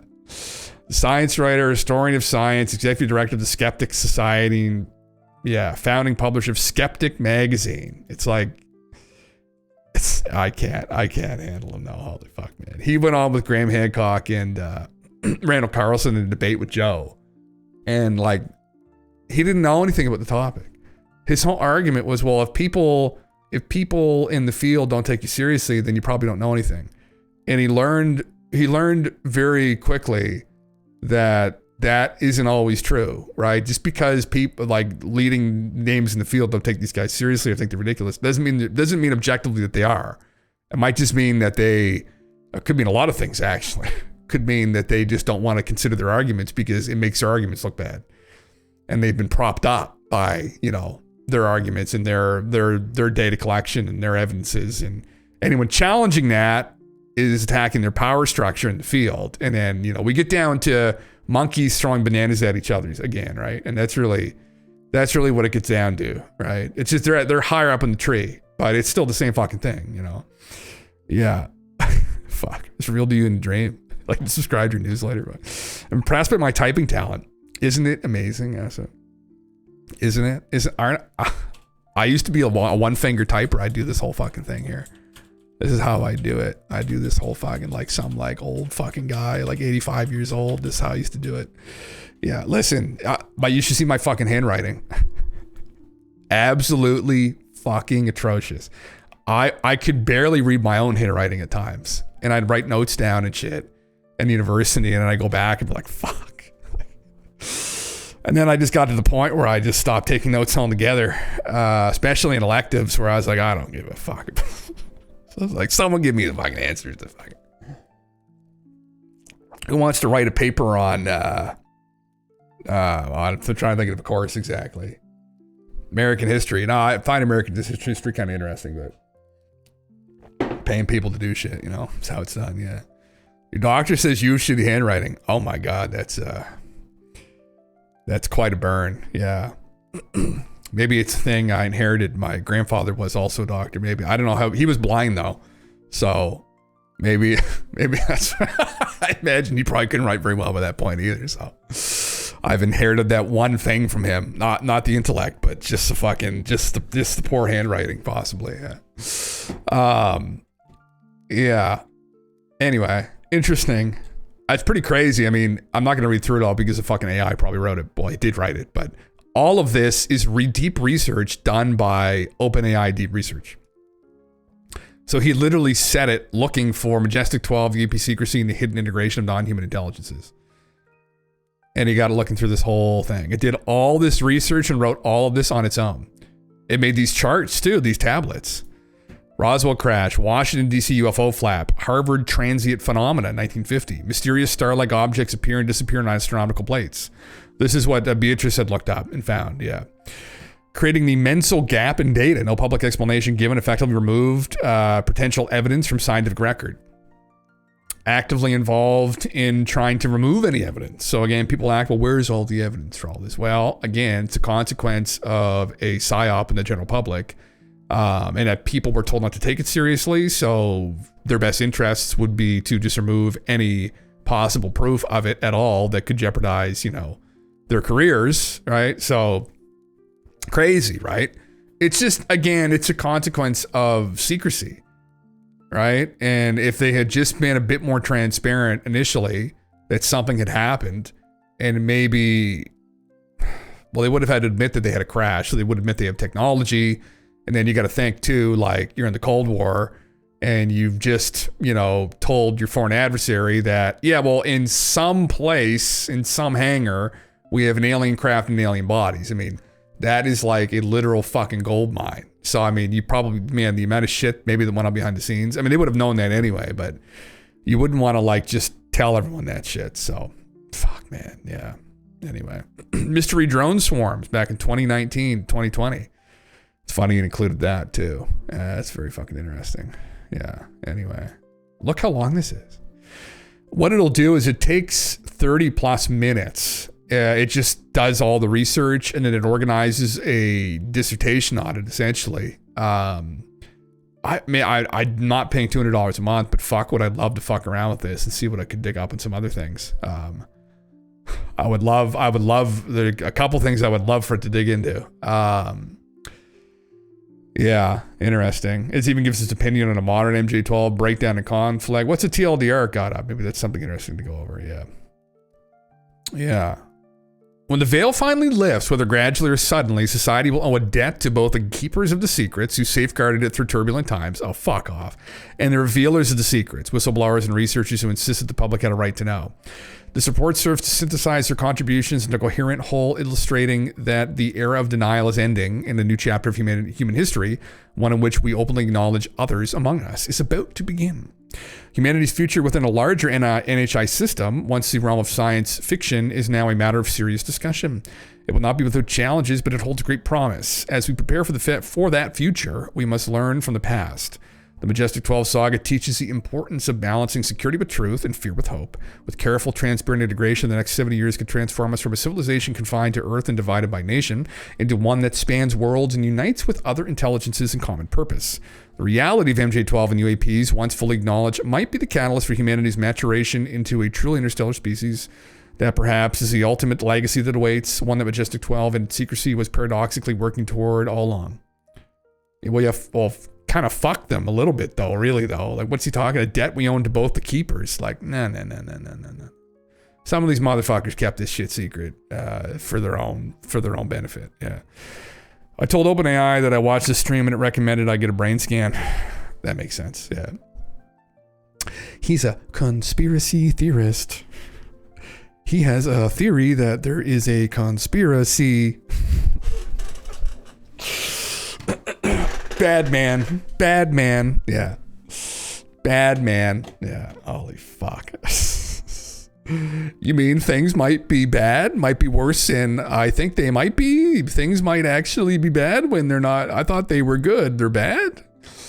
Yeah, believe it or not, some things might be bad. Might be bad people out there, and they might be doing bad things and keeping stuff from us, right? I told you, keep talking about the bad Atlantis, man. Fuck. Oh, you keep talking about the bad. Is that what they've referred to me as, a bad Atlantis man? Is that what I'm known as? Yeah. The purveyor of the giant myth. There were giants, right? Because only an idiot would think that there were people as tall as a mountain. And I would say, yes, that is an idiotic approach. Yes, yeah. Is it in the Lore Lodge video? Oh, really? He talks. Yeah, I'm gonna watch that in a little bit, man. We'll go over that. The bad Atlantis, man. We'll get into that here in a minute. But it's the whole Graham Hancock thing. Oh my fucking God. I lost faith in a fairly large chunk of humanity a while ago. But man, and not that I loved academia, there's lots of issues that I had with the system, and that effectively just kind of became a business at some point. But man, with Graham really opened people's eyes as to like how bad some of these disciplines can be. That there are just like fucking imbeciles involved, like with ego and it's just craziness. Like, and the attack on people. I really kind of ran into this with Velikovsky before this whole shit storm started with Graham with his TV show a couple years ago. And that started like 10 years ago, where I had no idea about him or anything. And back in the 50s, he wrote a book called Worlds in Collision. And I've mean about it here before. I'm not going to ramble about it or anything, but essentially proposed that we had some run-in with some big comet in the past. And he thought that possibly the comet could have been Venus, and that Venus back 3,600 years ago, roughly, escaped into the orbit of Jupiter and ended up where it currently is now. And he came to that conclusion ultimately from looking through ancient stories about Venus's orbit being perturbed and that it was a weird star. And anyway, and he had his balls dragged so hard through the glass on that he just proposed a theory that this might account for all these stories, right? And he had kind of gotten into some physics and people, it was Carl Sagan who actually publicly denounced him. And what happened wasn't just, denouncement of this idea and like that doesn't make any sense, right? We would know if that happened. But they went to the extreme of like trying to pull his book off the shelves, and his publisher dropped him, and they did do this, and they wanted to shut him up because he was challenging their model, right? And he proposed like an electric universe type theory too with Jupiter, and that wasn't supported at the time, although in the end there were elements of it that turned out to be legitimate, which was like, And he had a bit of a redemption arc, but like the vitriol and hate and that came at him from these communities was unbelievable. And it's scary when to look back on it, really. And we're in a similar situation now where I think, although there's lots of intelligent people, I mean, there's definitely a portion within communities, they don't really think for themselves. It's very scary. But they kind of get into this groupthink, and this tribalism starts, and well, with him, it was really bad. And, you know, Einstein ended up befriending him because in the end, there were elements of some of these propositions made in this book that turned out to be very interesting, where he made predictions about Venus and Jupiter, like Venus's temperature, things that they found in the atmosphere of Venus, radio signals emitting from Jupiter.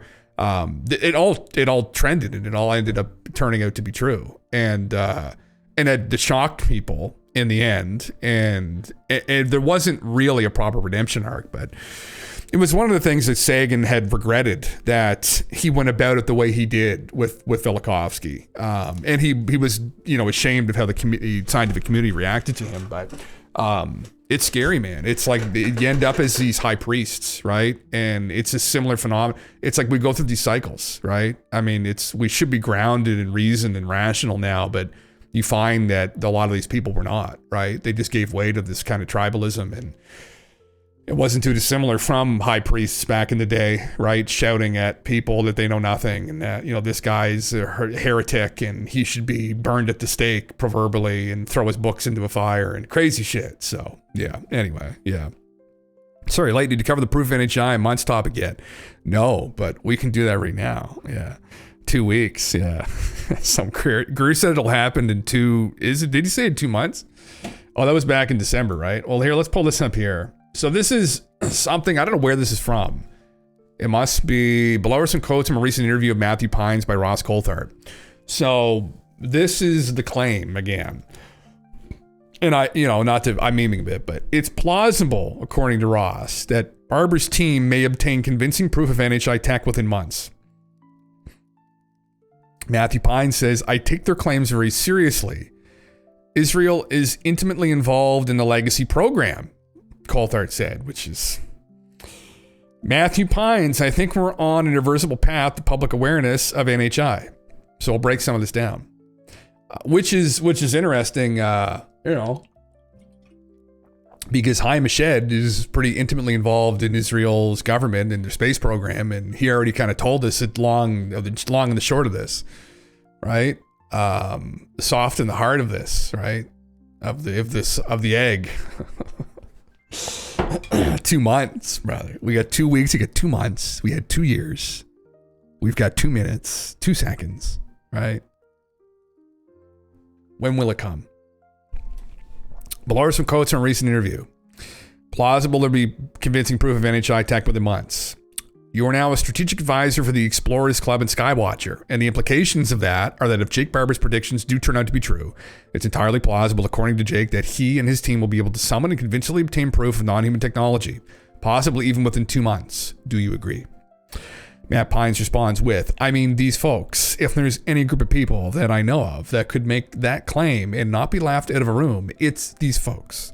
And so I take their claims and their professional bona fides and their organization and their good faith efforts very seriously.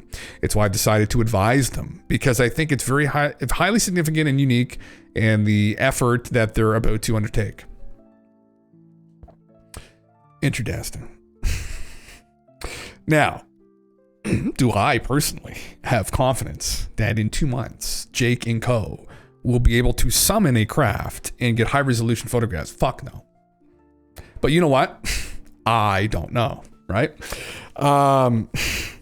Last time they tried this, they couldn't get any convincing photographs whatsoever and collect really any convincing data. And again, what's this all down to? Are we in control? We like to think we are sometimes, right? Because that's a comforting thought, right? Like all Hollywood movies where the aliens come down and we translate their language and we get our best fucking, Robert Langdon's on it, cryptologists and linguists, and then we figured out in reality, it's like, no, you're in the fucking zoo, right? You're a little monkey in the zoo, and we'll do what we want with you, and we'll let you know when we want to, right? And we'll ring the bell when it's feeding time, right? But you're in the zoo, right? And that's a scary thing to consider. It's like, yeah, we can summon them, we can control them. It's like, can you really? Like, at all? Is that true? Like, or is this just some play by the NHI that they maybe want to start having these conversations about disability? But does that mean that you're going to in 2 months be able to do this? Are you in control, actually? Don't know. That when Luna talked about a friendly country had a disclosure program or something, she might have been talking about Israel. That's interesting, yeah. In 2 months, we'll be hoping him over the age of disclosure and we'll forget about the unfulfilled promises. We'll lap up all the slop, Blip. I mean, that's what I do here. I lap up all this slop for you guys. And then I fucking like baby birds, I spit it in a bucket and then we all eat the slop together. Right? I'm just getting all the slop for everyone in one place where we can just have all this slop together as a community. Right? That's literally it. I mean, do you see Melon's post from an hour or so ago? No, I didn't actually. Yeah. Like the monkeys banging on the bars and throwing their crap to summon the zookeepers. That's literally, man, that's a good analogy. That's literally the analogy, Divinormous. That's literally it. We're chucking shit at the zookeepers and they're bringing over a banana occasionally. Right? And we think they're about to bring over the mother load, like a whole bucket, a whole fucking, wheelbarrow full of bananas. And we might be disappointed because what might happen is they bring over the tasers, right? And the belts. And then we're going to stop throwing shit at them. We'll be like, oh, I guess we're in a zoo. Fuck. Yeah. Listen anytime, guys. That's what I do for you, right? Yeah. Holy fuck. yes, I was in Discord. Fuck. Oh, thanks, man. I'll pull it up here in just a second. Israel intimately involved in the legacy program. This is Ross. One thing that I was told by a very good source was that Israel is very much more intimately involved in the legacy program than has previously been disclosed to date. Have you ever heard any intimations of the Israelis being involved? And Matt says, there's the famous, Haim Shed book where he alleges that. I haven't heard anything firsthand about that. I strongly suspect it. He strongly suspects it. Yeah. Did he allege that in his book? I didn't know. I haven't read his book. I think there's an English translation. I probably should read his book, actually. I keep forgetting he had a fucking book. Did he allege that they have been intimately involved?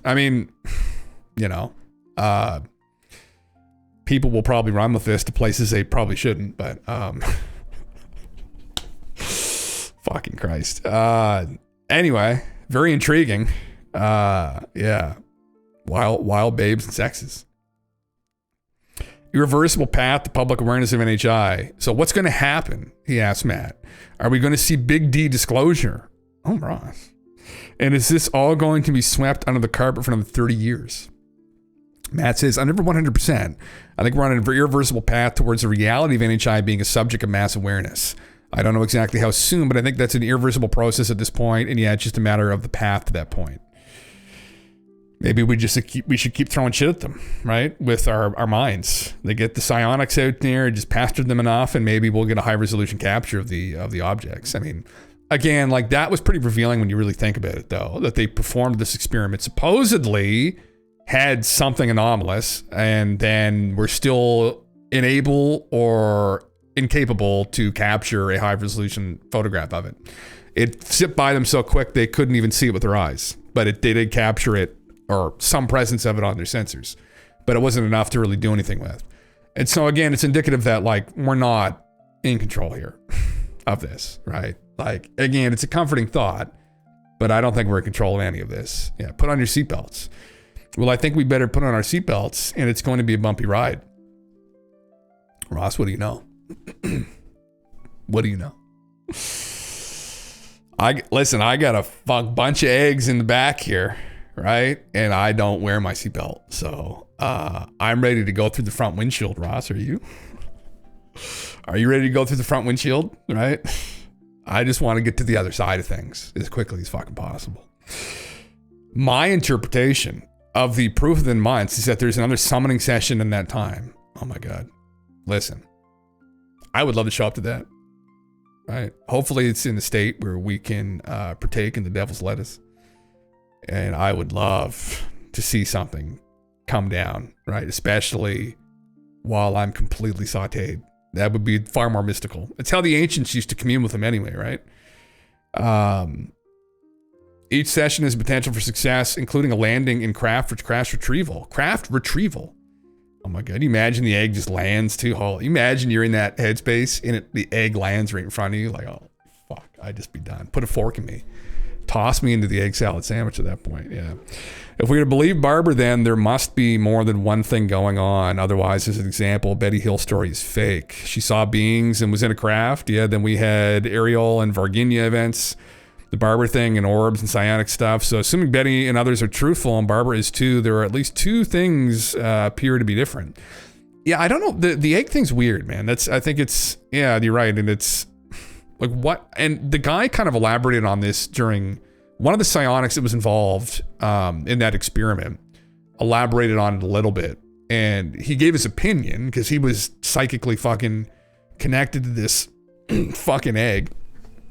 And first he got a message from whoever's involved with these eggs. And they essentially said, he said, "Where are you from?" And they said, "To you?" Well, effectively the afterlife. And he said, "Okay." And I'm like, oh fuck, all right. Unless, I mean, again, we're not putting seatbelts on here.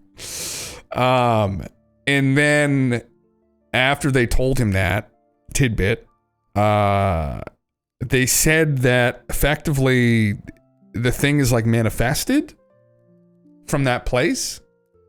So the eggs come from the afterlife,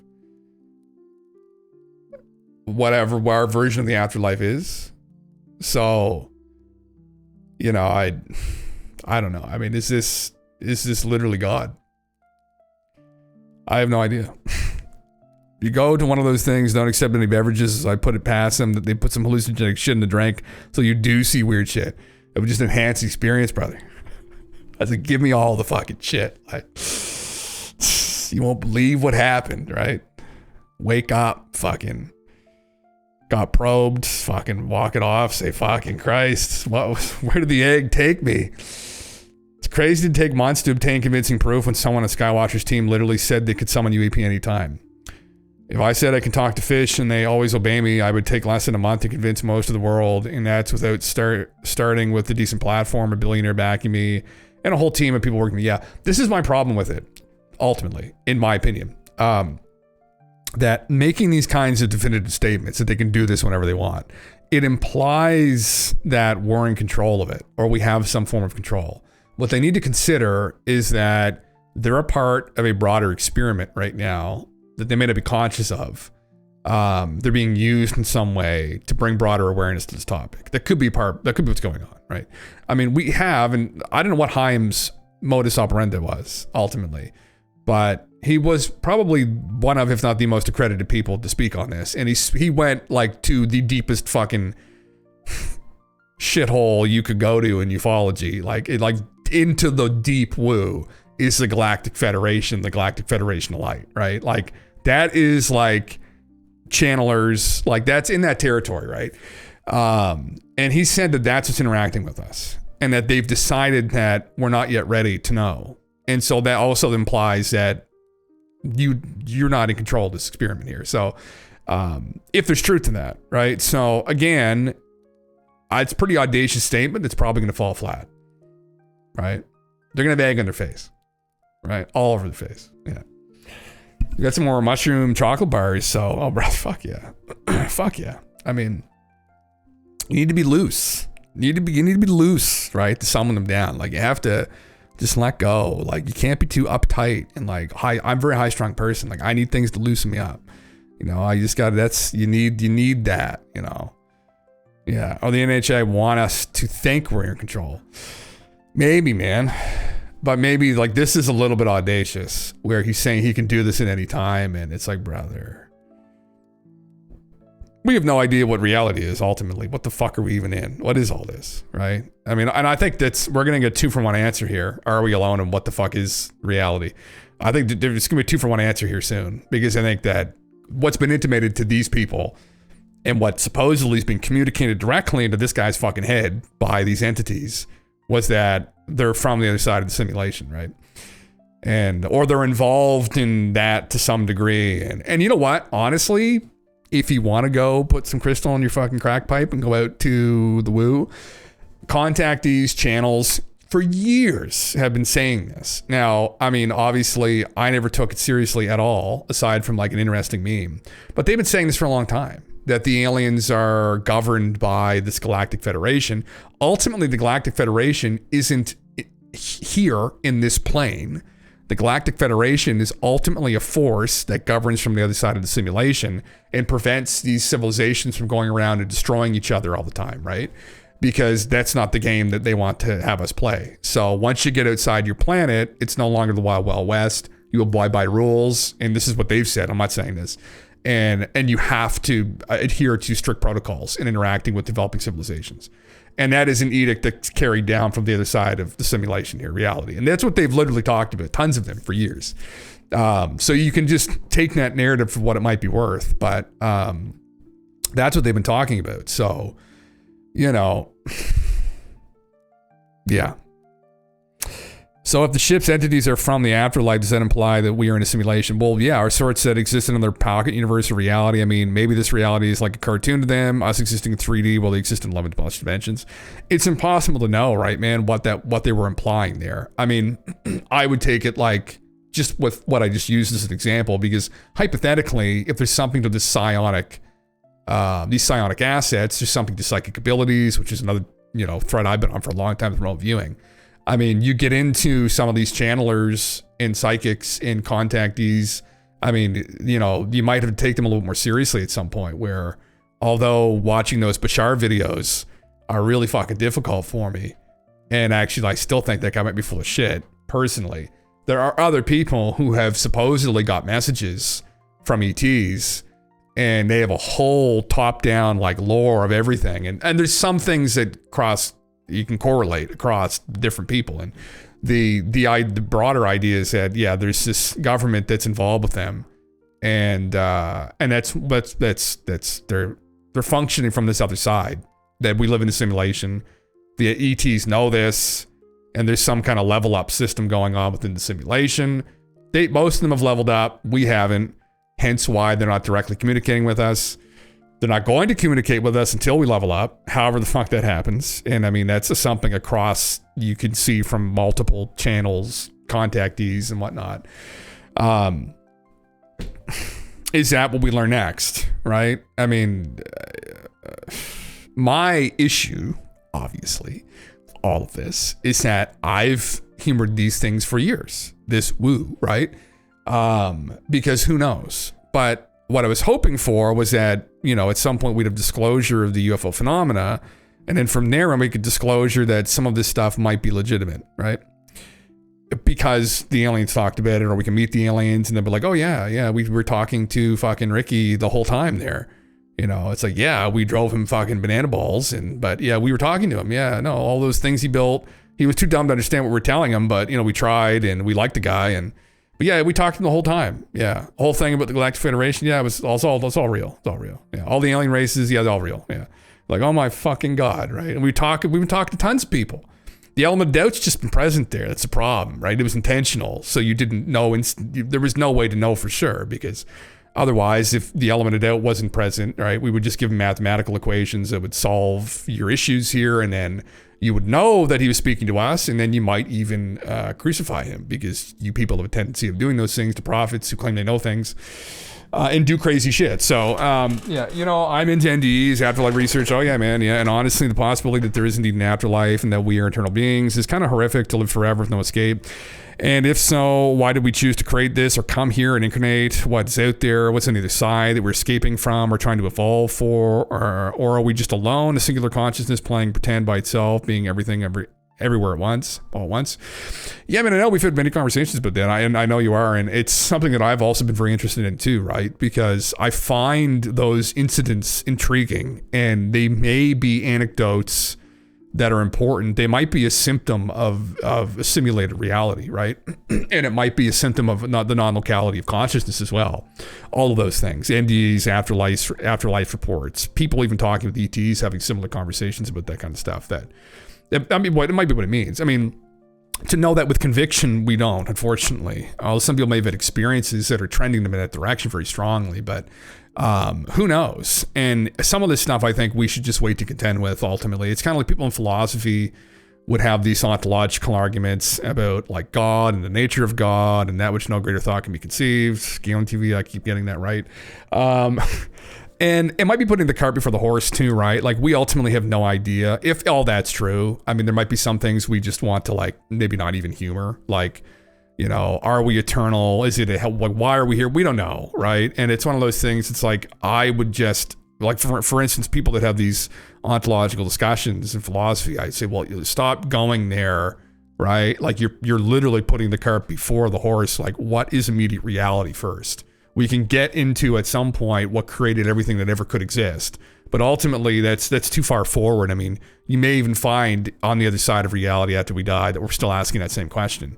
It's just kind of bled into this reality too, and we definitely aren't getting to the bottom of it here. So that was where I came at it from. But yeah, man, I mean, it's been very interesting. Yeah, when I first got into studying all this years ago, I was fascinated and really excited about it. Now it just feels so matter of fact and kind of mundane. The thought that aliens or afterlife or simulation or us being gods, etc., it's just really kind of boring at times. When I die, I'm going to ask to speak to a supervisor and just try to figure this out. Yeah, walk away from the light, past my dead relatives, and just ask for supervisor. Yeah, where's your manager? There's a fucking manager. Yeah, just fucking carrying it. Fucking, your whole fucking soul family comes out. They're trying to embrace you. Like, no, where's the fucking manager? What the fuck is this shit? Yeah. The ghost of Karen. Yeah.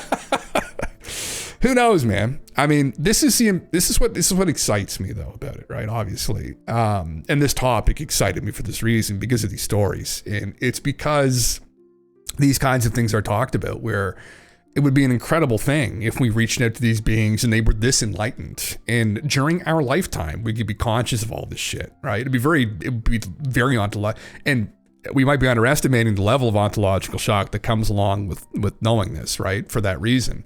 But anyway, it's why I read through all the kind of more woo stuff, right? But who knows, right? I think it is intimately connected to this too, as we're beginning to learn that there is some kind of a psionic connection to possibly ETs and the craft, and that it's used. But these anecdotes are out in ufology for forever, right? Of people that supposedly were summoned by the government to speak to survivors, or were summoned to remote view craft or the moon or anomalous sites like Cydonia, looking for answers. And yeah, you're definitely gonna find a manager. Yeah, man. I mean, that's the thing. Like, we'll see where this goes. I mean, and do I think, in a couple months, I think it's just a bit audacious of them to make that claim that they're in control of this to where they can summon things like whenever they want. And I don't buy that. I don't buy that for 2 fucking seconds. I think that they, there might be something to it, but I don't believe that we have that kind of control. I'm 100% on we're in a fucking zoo here. And a zoo's not a nice way of putting it. Maybe we're in a playpen might be a better way of putting it, but we are not in fucking control of this at all. We never have been. People have deluded themselves, maybe in government, to think that they are. I mean, you got to think about this for 2 fucking seconds, though, right? Like, if for whatever reason they've interacted with them and they can communicate with people psionically whenever they want, they can pick people up out of their bedrooms, pull them through walls whenever they want. Do you think that they're not aware of like thought streams going through these people's heads in government? Trying to concoct up these fucking plans to secretly move these things around and take them out of the sky. Like, guys, like, you just like, no. We're not in control. We never have been in control. If there's truth to this, we've never had any kind of control ever about anything in regards to this. So if they're able to summon a craft down, it's because they've allowed that to happen, probably. That's my take on it. I do not have faith that they're going to fucking be able to just summon some kind of a giant meeting. And, you know, they all get together and they get all of these people from ufology together and people from the disclosure movement together. But you know what? Maybe this is something that they respect, and maybe they'll take this as like a good step forward, and maybe they will allow a craft to be captured in 4K at this event. I mean, you know, I like Ross. I like Lou. I like Ollie Dave. I still like all these people, although Ross's recent special wasn't what we thought it would be. I still think they have good intentions, and I think I feel that. I don't know them, but so maybe they'll be the chosen ones, literally, to bring Shadows. What's up, man? To bring forward this new religion, maybe. Maybe a man will just descend down in the egg at Easter and accent it with long hair and a beard in a robe, and we'll say, "Oh my fucking God, what is this?" It might be a chocolate egg too. They can eat it afterwards. Fuck yeah. Step back, look at ourselves in humanity. We are an oddity, vicious animals that are susceptible to addictions, distractions, and purely seeking stimulation. We're selfish beings that lack long-term visualization and have become a destructive force on our world. We are seriously a danger to the galaxy universe. I can see why we're quarantined. Some of us are, man. You know, I believe, though, that we all have the potential to be that I think most people are good still, though. That's my opinion. I think we have a potential for that, but I think most people are good. And I think that, you know, maybe that's what they're waiting on. Maybe they're waiting for people to just kind of acclimate this to this properly so that we don't have a violent reaction to it. You got to think, though, like, you've got to, just for a second, if we can use our imagination, right? Put the imagination cap on and think back to, like, I don't know, 300 years ago. Okay, let's say you're an alien, right? Let's say you're 100,000 years more advanced than that. You probably have a longer lifespan, first of all.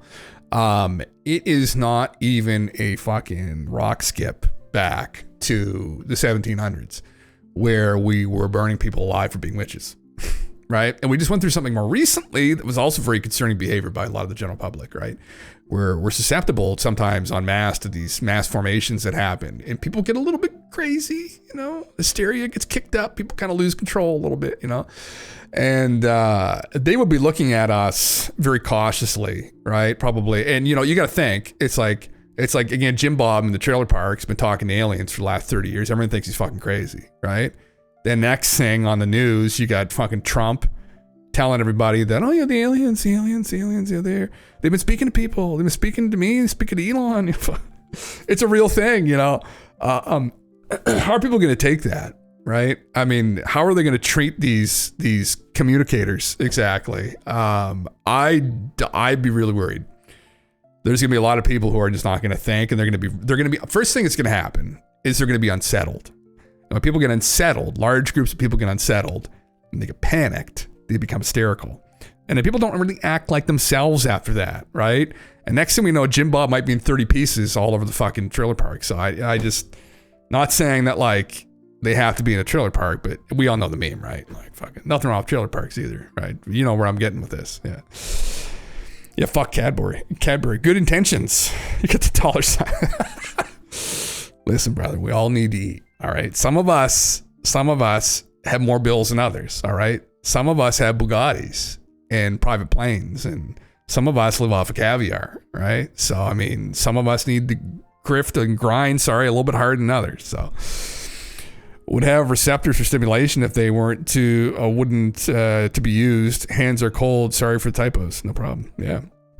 Trump knows Kabbalah. Does he actually? Is this is this what's going to happen? I don't know. What I do know is I have another post up here in regards to this, which is a picture of David Grush at the East Salem summoning event. So this was the event that occurred with Jake Barber, Ross Coulthard, and others. So you can see this is a group of everybody together. It's very spiritual. They got fucking pillows on the floor. I mean, you know you're at a spiritual summit when you got pillows on the floor. You get a guy in a poncho. Substances were probably involved. This all looks great. I'm down, you know. So now there's a man sitting in the back corner that they picked out. David fucking Grush. Yeah, it's 100% him. He's got the same fucking glass on. He grew his beard out though. That's 100% him. So he was there with Jake and co, sitting, summoning the aliens, right? Using your mind, melding your mind with the ET intelligence. So yeah, kind of like cult-like vibes to you. Yeah, you could say that. Yeah, yeah. If you paid that much, you'd want a flipping chair. You get the most expensive seats, Stephen Orbis, at the front, at the pillows, brother. That's how it works at these things, right? He was only there for wild drug orgies.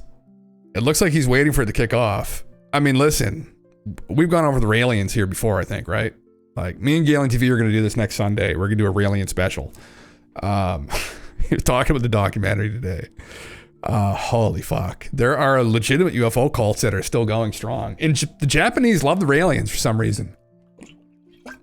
And I love the Japanese, so what does that mean? I don't know. Rael was this French journalist back in the 70s who had a UFO encounter, and he went on TV and talked about it. And then he went on this journey where they started talking to him. He had more experiences. He became a prophet, like a new age Jesus Christ for the aliens. Kind of what happened to Billy Meyer, but like on crack.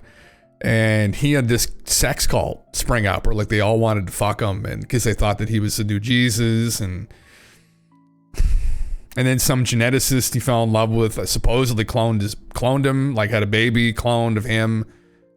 Crazy shit. Yeah, anyway. Yeah. I want to staple Ross Coulthard and Stephen Greer in wheelchairs and make them fight to the death. Holy fuck. Is that where it goes? Yeah. Interestingly, I've read somewhere that this type of magic and the orgies release sexual energy that can be focused for summoning entities. Aleister Crowley, Divinormus. Yeah. Sex magic, black magic. Yeah. That's where he got lamb from, right? So people know Aleister. Aleister Crowley. The Theosophists were all into this. I don't know if they're into sex magic. They may have been back in the 20th century, but like Madame Blavatsky. But Aleister was into sex magic, right? I think it may have been a way for him just to get laid because he may struggle with that before. But it's a psychic ritual. I don't just want to have sex with you. It's for the aliens. He communicated with this guy here, supposedly Lamb. Oh my fucking, get a coffee mug? Awesome. Wow. Yeah, I don't know if I want him up in my house. But anyway, thought it was some kind of an entity. Some people back then considered it a demon, unsurprisingly. So yeah. Yeah, you'd be willing to bet that most of the young people there are from rich families too. Sounds like Charles Manson, Jim Jones. Maybe, yeah. Chaos sigil magic, yeah. Very dangerous apparently, yeah. Can I offer you a biscuit, Crowley? Just go with it, right? Just go with it. Whatever happens, just go with it. Yeah, they seem like there's I'm trying to look at people here. They're definitely, there's a variety of people. I don't know. I mean, I guess how old they look like most of them in their 30s and 40s and 50s probably. Seems to be the crowd. Established people, I guess. There's another guy. Always a privilege to share about therapy, psychedelics, and practice at the East Salem Ina Explorers Club. Oh, so they were doing, holy fuck, they were handing out fucking chocolates. Holy shit. That's buddy that has the SALT conference or whatever. I have no idea what he's involved in. Investing, is he a crypto bro? Likes fucking aliens, brother. Throw me a couple coins, brother. You know? Alex Klaukus, managing partner, SALT Fund. I like salt. I like pepper. This guy may be consuming something there. Anyway, I thought it was interesting. Oh, here's a post about it. That's where it came from. Oh, Christ. Ooh. Okay, well, here we go. Yeah. Toss a coin to your Crowley. Toss a coin to your Russell. Toss a coin. Just maybe 3 or 4 Bitcoins will do, though. You know, like just a little bit. You know, just to get things started here, and then you probably won't hear from me again, actually. But no, I was fucking joking. Barbara and Coulthard were at the East Salem summoning. A Skywatcher Siana confirms the event. He says the NHI told me you can best understand us from coming from what we would call the afterlife. We've gone over this before. So Alex Crocus is the moderator at the SALT conference. SALT is a community of the world's foremost investors, creators, and thinkers. Their mission is to drive prosperity and innovation by connecting investment capital with intellectual capital. Oh my God. I got some ideas, guys. Crocus is the guy that asked both Gary Nolan and Carl Nell if they believe NHI had visited Earth. Both replied they are 100% sure and have zero doubt. Yes, a witness of the psionic summoning, East Salem Institute. Instagram page. Oh my heavens. So this is where it came from. You notice Jake Barber, Ross Coulthart, and then they noticed that Dave was there too. Can I go to his, do I need to sign in to look at his fucking thing here? Okay. Never mind. He says the psionic, we've gone over this before. This is just, we were going to see a blue orb tonight, and we went through this talk where they saw a blue orb and something came down, and then it ended up going over towards a bunch of people who were like skinny dipping in a fucking like hot spring. And I guess that's what the aliens were interested in ultimately, were the fucking naked people. But, yeah, blue faces inside the orb. I don't think I heard this. What really amazed me was I was talking to the psionic and he'd come out of his trance and I congratulated him and he said, but we didn't see anything blue. He looked quite confused and we went up over the hill. Right. This beautiful blue glowing orb floated to the hot springs where all these naked boys and girls from East Salem were swimming. Oh, so they were from people from the actual conference. They're all naked and probably on psychedelics.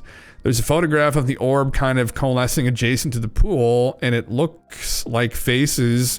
It looks like there are faces inside these blue shapes. Wait, hold on. I never heard this part. There's a photograph of the orb kind of coalescing adjacent to the pool, and it looks like faces. It looks like there are faces inside these blue shapes. And then there's another photograph of what is clearly either a hexagonal or octahedral shape object. It's not clear to me, on the beach further away, way down the beach. Brother, what? There's what? There's faces in the...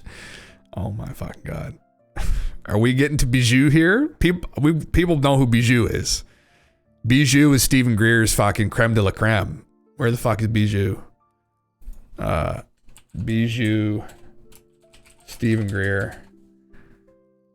What the fuck? Come on. How do you spell Bijou? Alien. Bijou, is that how you do it? Hendrix JHE tipped $3, dropping some coins in Jim's bland typical kitten so he can upgrade to the Crowley land mug. Oh my God, Hendrix, thank you, sir. Thank you. The explosion of fucking meme server. Thanks, man. I appreciate it. Yeah. Oh no, that's not Bijou. Fuck's sakes. Anyway, Steven had an alien supposedly that showed up during his CE5 events and like danced through the sky for people. And I guess they saw faces in these orbs, so this is the wrong post. This is the post here. He confirmed it happened. I think we've gone over this already. He was the guy there that did it back in October. Yeah, okay. The eggs are a type of manifestation. Again, for people that don't know this, they're not piloted, have no biologics inside. Interviewer, what's your best hypothesis as to what the eggs are, their origin? And this is a guy who summoned it. James Hodgkin said, you heard Jake, I think it was in the Jesse Michaels interview, he talked about 8 different class of craft they've encountered. The eggs are 2 particular interesting ones. And then as I understand it, the eggs are typically not piloted. They're not there's no biologics within them. My interactions with them, the eggs and the orbs, has led me to believe that they're likely some type of manifestation. And we've gone over this, they come from the afterlife. They told him, he's got messages from NHI about what the craft actually are, that they're more extra dimensional, and they're effectively from the afterlife. And Gary Nolan here, yes, was questioning him on this. Was actually while we're out filming for the Skywalker documentary, we did a session. It's pretty long. Dr. Gary Nolan was curious how this all worked and volunteered to kind of read the questioning piece of, what information I could get. He's probably like, what the fuck have I got myself into? Why didn't I eat the chocolate? This would have been way more enjoyable. The earth will be recycled. Well, Harry, that might be what heralds in the new age, right? We're just waiting for it to arrive. Yeah. Barber is literally what people have given Greer shit for years. Yes. Yes, Blip is, yeah. But we take Jake more seriously because Jake could probably kill us. Although Steven could bench 405, Jake could probably actually kill us. So in a room with the two of them, I will, now that Steven is 70 years old, challenge him and say, Bijou probably wasn't real. But then in the same breath, I look to Jake and I will say, sir, very interesting work you're doing, sir. Thank you for your service, sir. Black belt and BJJ and Boogeyman, you gotta watch yourself, right? Fucking, you'd be losing both your arms and your neck probably. So, it is what it is, boys. Fucking, holy fuck. Yeah, only the rich people get to go to these events, or the important people. I mean, it's just, we're not those things. So, brother, we don't get to go. That's just, we don't get to swim naked in the hot springs with all of them, right? All these people. We don't get to do that, right? I'm just looking at who's attending. There's a lot of women there, actually, which is very interesting. There's a mix, but it seems like there's almost more women than men there. I'm not familiar with the institute. So the East Salem Institute is definitely some kind of more wooey shit, I think, right? Like, it's a leading center for exploring human potential. It's a holistic retreat and nonprofit educational institute. Okay. And established in 1962, considered the epicenter of the human potential movement. We welcome visitors with advanced reservations for workshops or massages to our campus. In Big Sur, California. So very kind of hippie kind of vibe. I'm sure they've had summoning rituals before with CE5. Don't doubt it. Yeah. He must have had that scrubbed, or is it hard to find? Oh, this is Wardjigger. Thank you. This is Bijou. This is Steven's Bijou. Yeah. Yeah. It'd probably be attributed to groupism, maybe. Maybe it might just be the area. Maybe they weren't even there for the fucking thing. They just went to the retreat and said, what the fuck? These guys are going to summon aliens tonight. This is Bijou. This is evidence that Steven has brought forward that the CE5 worked. I mean, it does look like a little man flying through the fucking night sky. I mean, what can the aliens actually look like in the fifth fucking dimension? I mean, oh, train beast, sir. Thank you. God bless. Is this what they look like? I mean, I don't fucking know. Would it blow my mind if it turned out that Bijou is real? Actually, probably not. Do I think this is probably nothing? I would probably bet that it is, yeah. Although, you know, at the end of the day, I could very well be wrong. I'd be happy to be wrong. So, yeah. Yeah. You guys don't ask, you don't believe this is, you don't believe in Bijou? This is the thing about this phenomena. If you don't believe in it, it doesn't show up for you. It's not real. It's all about your faith and belief in it. So, yeah. Oh, Brad, thank you, sir. Thank you. Thank you for the subs, everybody. And the $3, Hendrix. Anyway, I mean, I don't fucking know. Just trying to bring you guys this quality research and content here, and we're trying to come to conclusions. Is there anything to all this? I mean, I don't know. Has millions in investments from Silicon Valley people. Yeah, we know that. Yeah. Interesting. Yeah. Well, I mean, you know, and anyway, it's interesting that they didn't really go with Greer though, but I guess when you really think about it, it's probably a good thing that they fucking didn't. So, yeah, the picture makes you think there's an orgy at some point in the evening. Yeah. It was at East Salem, so an orgy is pretty much guaranteed somewhere at some point. Interesting. Yeah. And they were all swimming naked in the hot springs. But, you know, you have to ask yourself, what's it like on an alien ship, right? Like, you know, they probably conquered STDs, right? The Pleiadians probably don't have anything like that. I mean, it's all just love, brother and sister. And then what does that actually mean, right? Like, who the fuck knows? Yeah. I've been out of the alien news for the last few weeks. How many more docs, podcasts are there we way to disclosure? We're about probably, I'd say 4 more autobiographies away.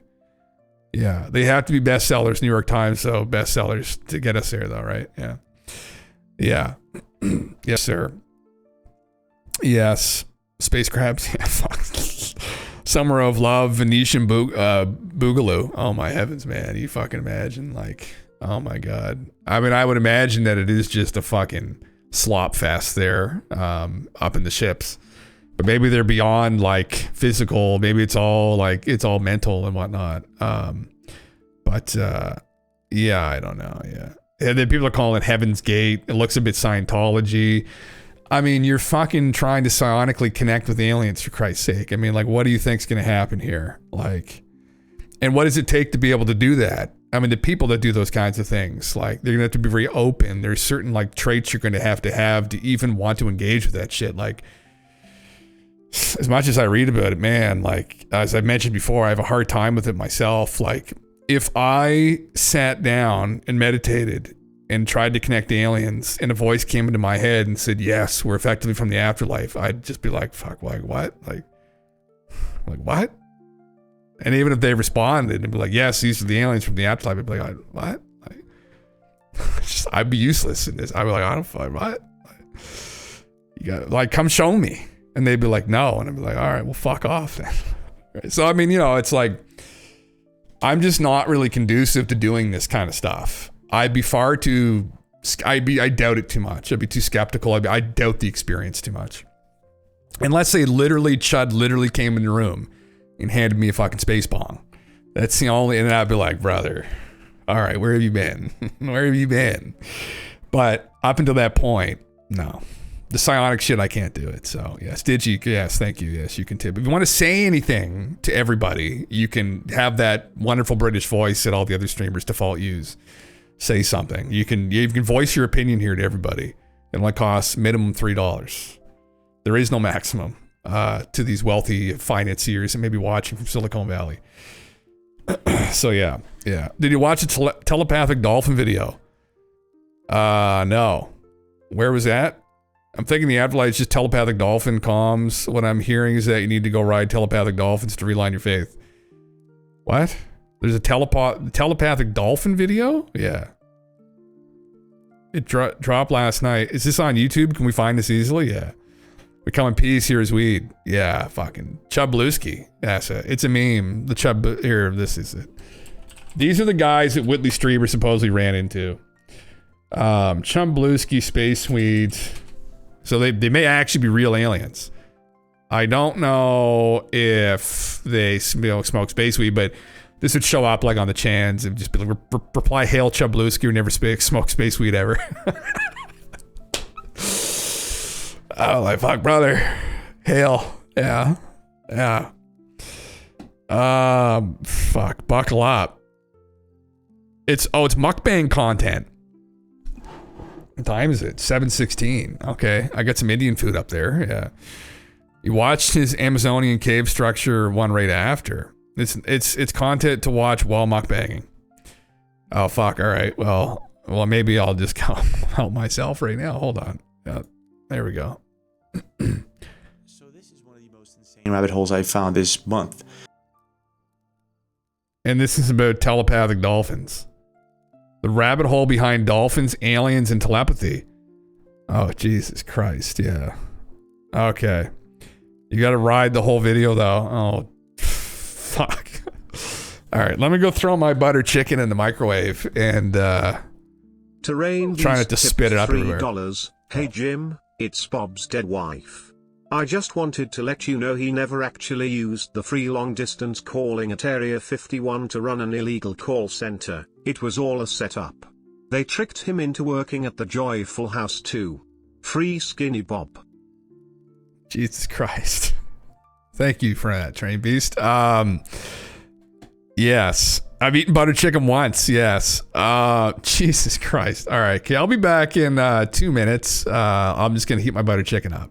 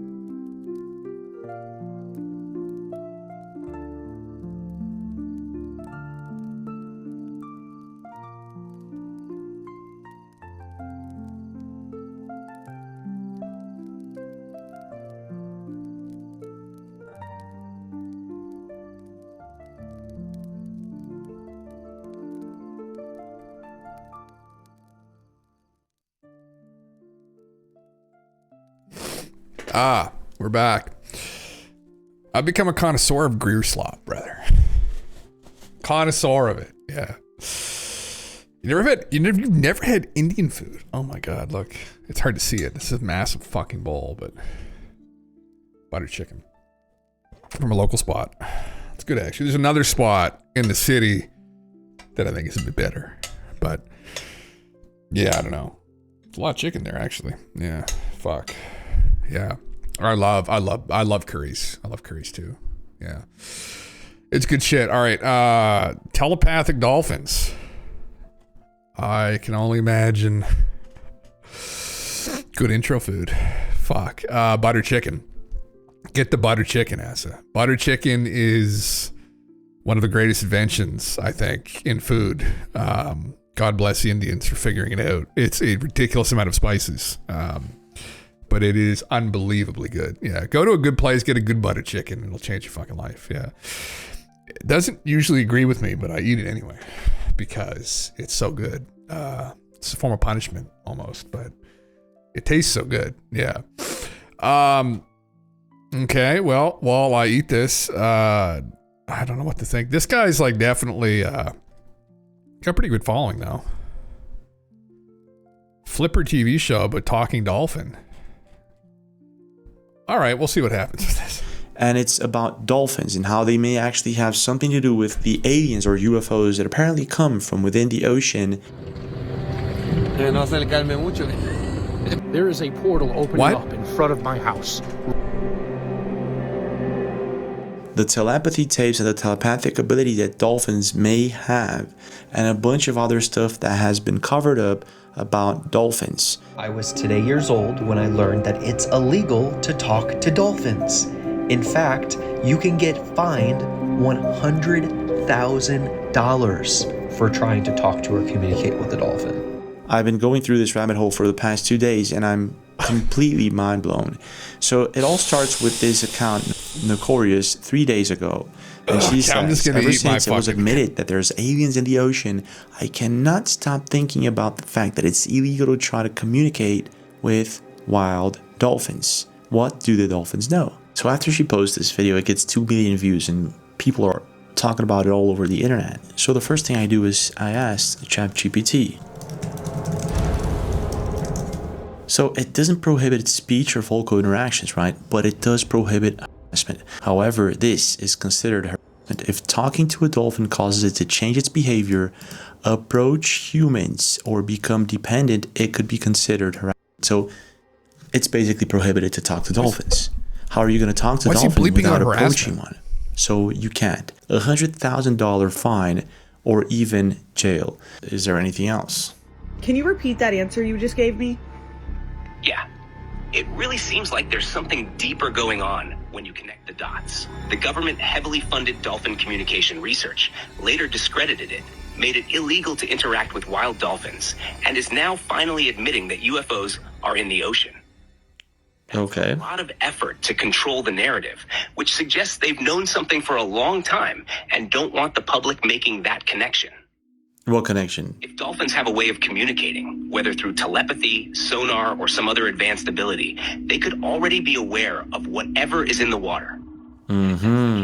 Preventing people from interacting with dolphins could be a way to keep that information from getting out.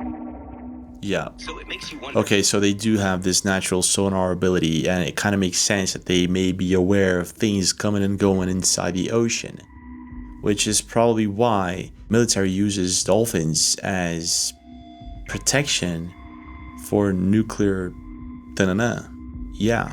Able to communicate with dolphins. Yeah, that law is the biggest red flag. If dolphins were just regular animals, there wouldn't be a need to ban communication with them.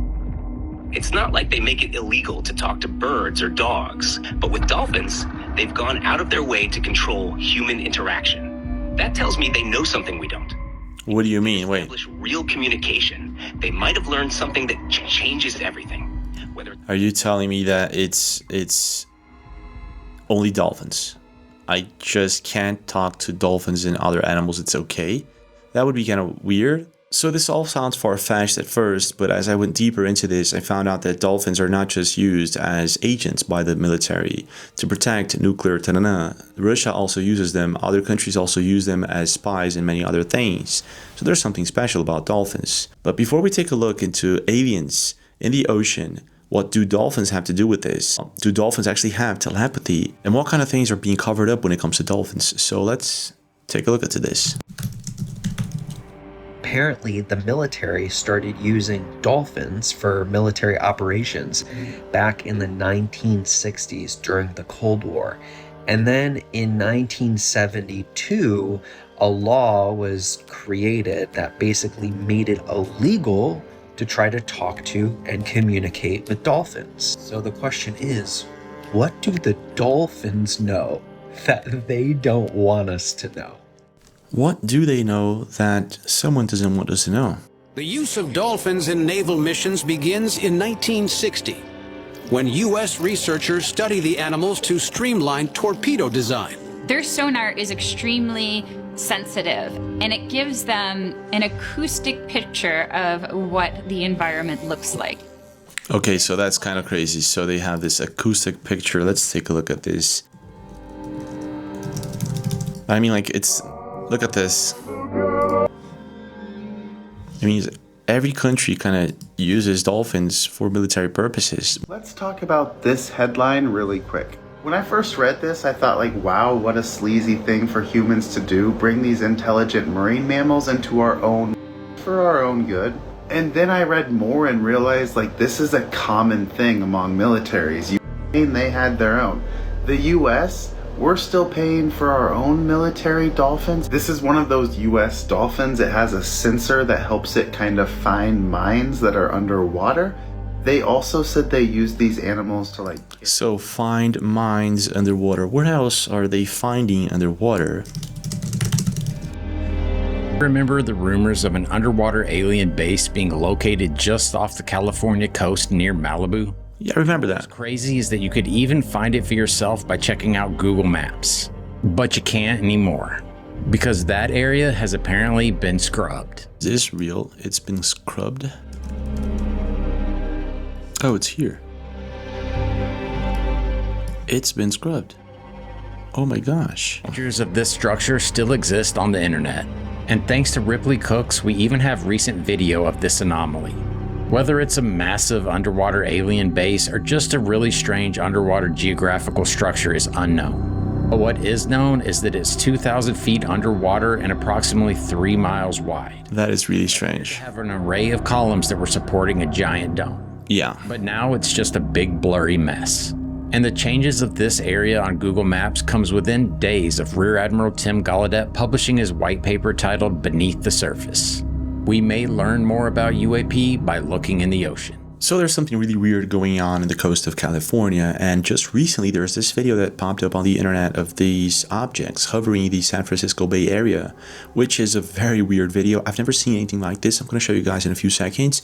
But before, let's take a look into this comment. It's Google Maps. It's not 100%. I agree with that. It could be just an anomaly or something like that, but why blur it out if it's just an anomaly? So on February 14th, this happened in the San Francisco Bay Area. This was posted to Reddit 4 days ago. So the objects you're about to see were recorded about in the San Francisco Bay Area, about 300 miles away from where this supposed underwater alien base is.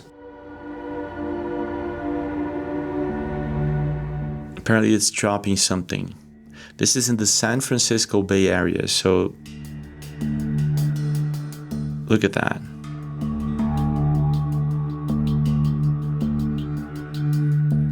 So they're apparently blinking at the same time, which makes me think, yes, these could be drones. Look at that, it goes back. What? Oh, there's more. Oh wow, there's way more. So again, what's going on here?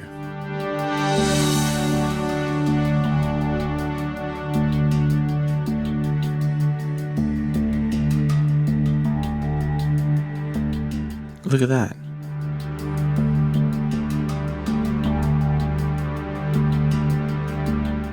That's really weird. I mean, after the drones and the Yorbs, it became really hard to know or identify what is it that we're looking at. The only thing that I can see here makes me think that these could be man-made is the fact that they're blinking at the same time.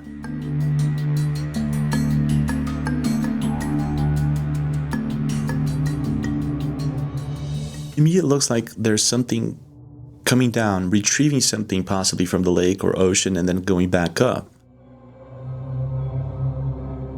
Let's see what people are saying. This is a highly interesting video. I totally agree. Zipline is trailing deliveries. Could be the case. Saving that would never seen anything like that. Never seen anything like this before. Yeah, me neither. Okay, so this was near Martin's Beach, and the footage is fresh. So yeah, this is obviously, whatever these things are, they're dropping something in the ocean. So this is really similar to this video by this guy. I'm not sure if this is real, but it kind of reminds me of it. Recorded in Philadelphia, very close to Philadelphia International Airport.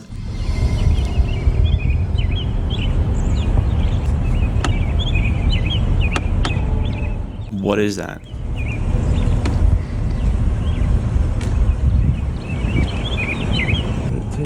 Is he getting out of the car? Nice move.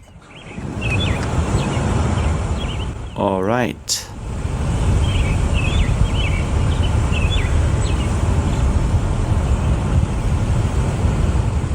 Kind of reminds me of those objects that we're seeing in Austin, Texas, if I'm not mistaken. Yeah. Shit. It's coming towards me.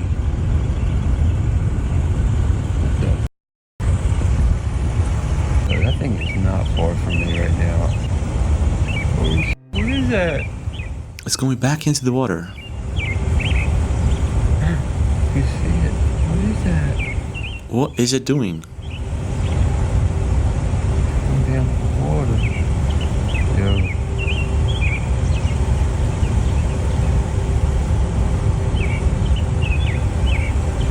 Oh my god, it went in the water.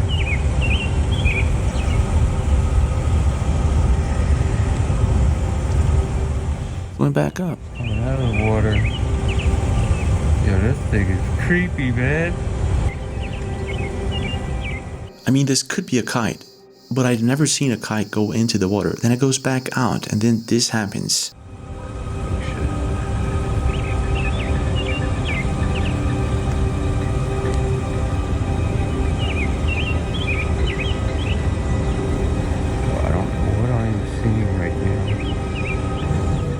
Do I hear an airplane in the distance? It went in. Yeah.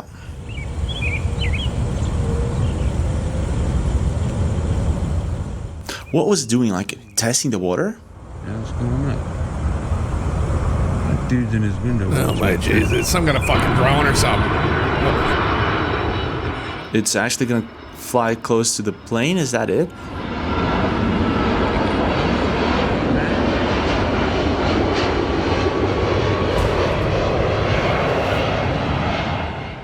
So wait, let me get this straight. It stops. It seems it stops for the plane to pass by, and then it continues on going up.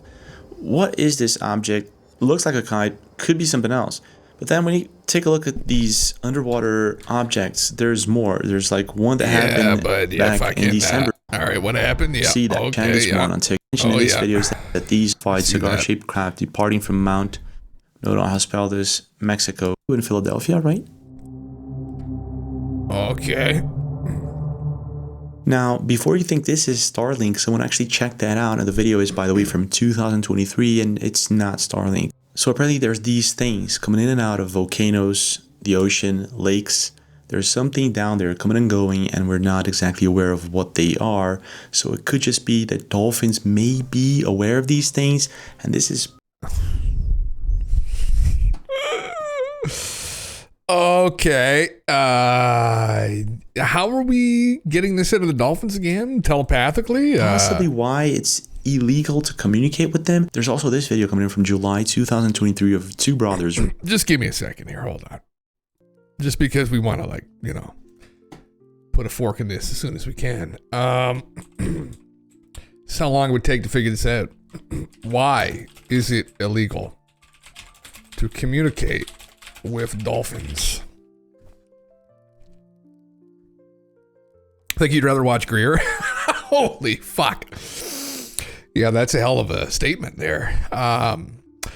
It's not outright illegal to communicate with dolphins, but there are laws, particularly in the U.S. They prevent disruption of their natural behavior and to protect them from harm. They're wild animals, and excessive human interaction can alter the behavior, making them reliant on humans for food or disrupting their social structures. Despite their friendly reputation, dolphins can be territorial or aggressive. Disease transmission, conservation efforts, they don't want overexposure to tourism, research, or casual interaction helps maintain their natural habit and population. Interesting. Yeah.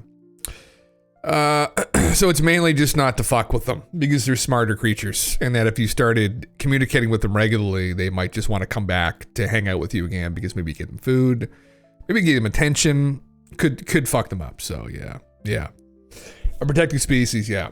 It's like here in Canada, if you kill a Canadian goose, there's a ridiculous fine. It's like $1 million or something crazy. What's the fine for killing a Canadian goose in Canada? Yeah, I'm just gonna fucking spitball there. Yep. Ooh, corporation, $500,000 per offense. Repeat offenders fines can double. Only $50,000 if you're a person. There was an incident with a oil refinery here where a bunch of them got killed by employees accidentally, and it was a couple $1 million essentially in damages, and the people were fined and crazy shit. Yeah, you don't fuck around with them. Yeah, got a golf club. Oh, yeah. If you're thinking of a full ramble on a goose because one hissed at you, I'd recommend a strategic retreat instead. Have you guys ever had goose? How similar is goose to duck? Duck can be delicious, right? It's a bit greasy, but that's what makes it good. Yeah. Why do Leafs like geese so much? Why? Fuck geese. Take the goose. Eat the goose. Just because it's a respected animal here in Canada. This guy's video sometimes I struggle with a bit. Drones coming from the ocean. He's got birds. We got more TikTok slop here. Ask ChatGPT about dolphin-assisted childbirth, and it ends with him giving the next steps to humans learning telepathy. The Zoomers talking to ChatGPT about dolphins. Dolphin-assisted what? Therapy, okay, is a type of animal-assisted therapy that involves interacting with dolphins in captivity. Sometimes used to treat people with autism. Maybe I should go to the fucking local aquarium. Interesting. All right, so yeah. Anyway, yeah, we got it. Yeah. Geese are dicks. Yeah. Watch the underwater video. Oh, is that the one with the thing coming out of the water? Yeah. Oh, this one? 1530.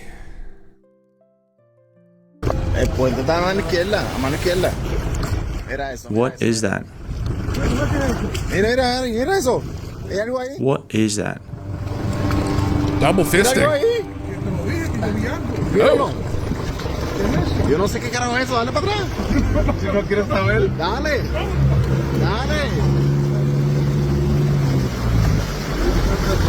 Dale. Merman? Quiero saber. No quiero saber. Possible merman? Dale. Eso es lovely. No. What is that? Is that a human or humanoid being inside of that?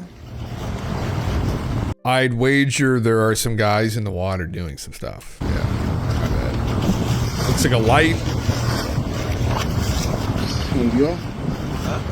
Diver with a light. Yeah, that's what I wager too.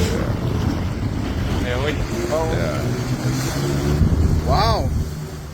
No, I'm not sure if I'm seeing this correctly, but in the end of the video, they get kind of scared. So they get out of there as fast as possible, and this thing kind of follows them around. Now, I'm not going to say that this is a UFO or a humanoid being, but it does look strange, and the way they react is even stranger. There's also had this video coming from Lakotak on February 4th, just a couple of weeks ago. There is a portal opening up in front of my house right now. Yep. Yo, it's getting brighter and brighter. Yeah, rocket launch, brother.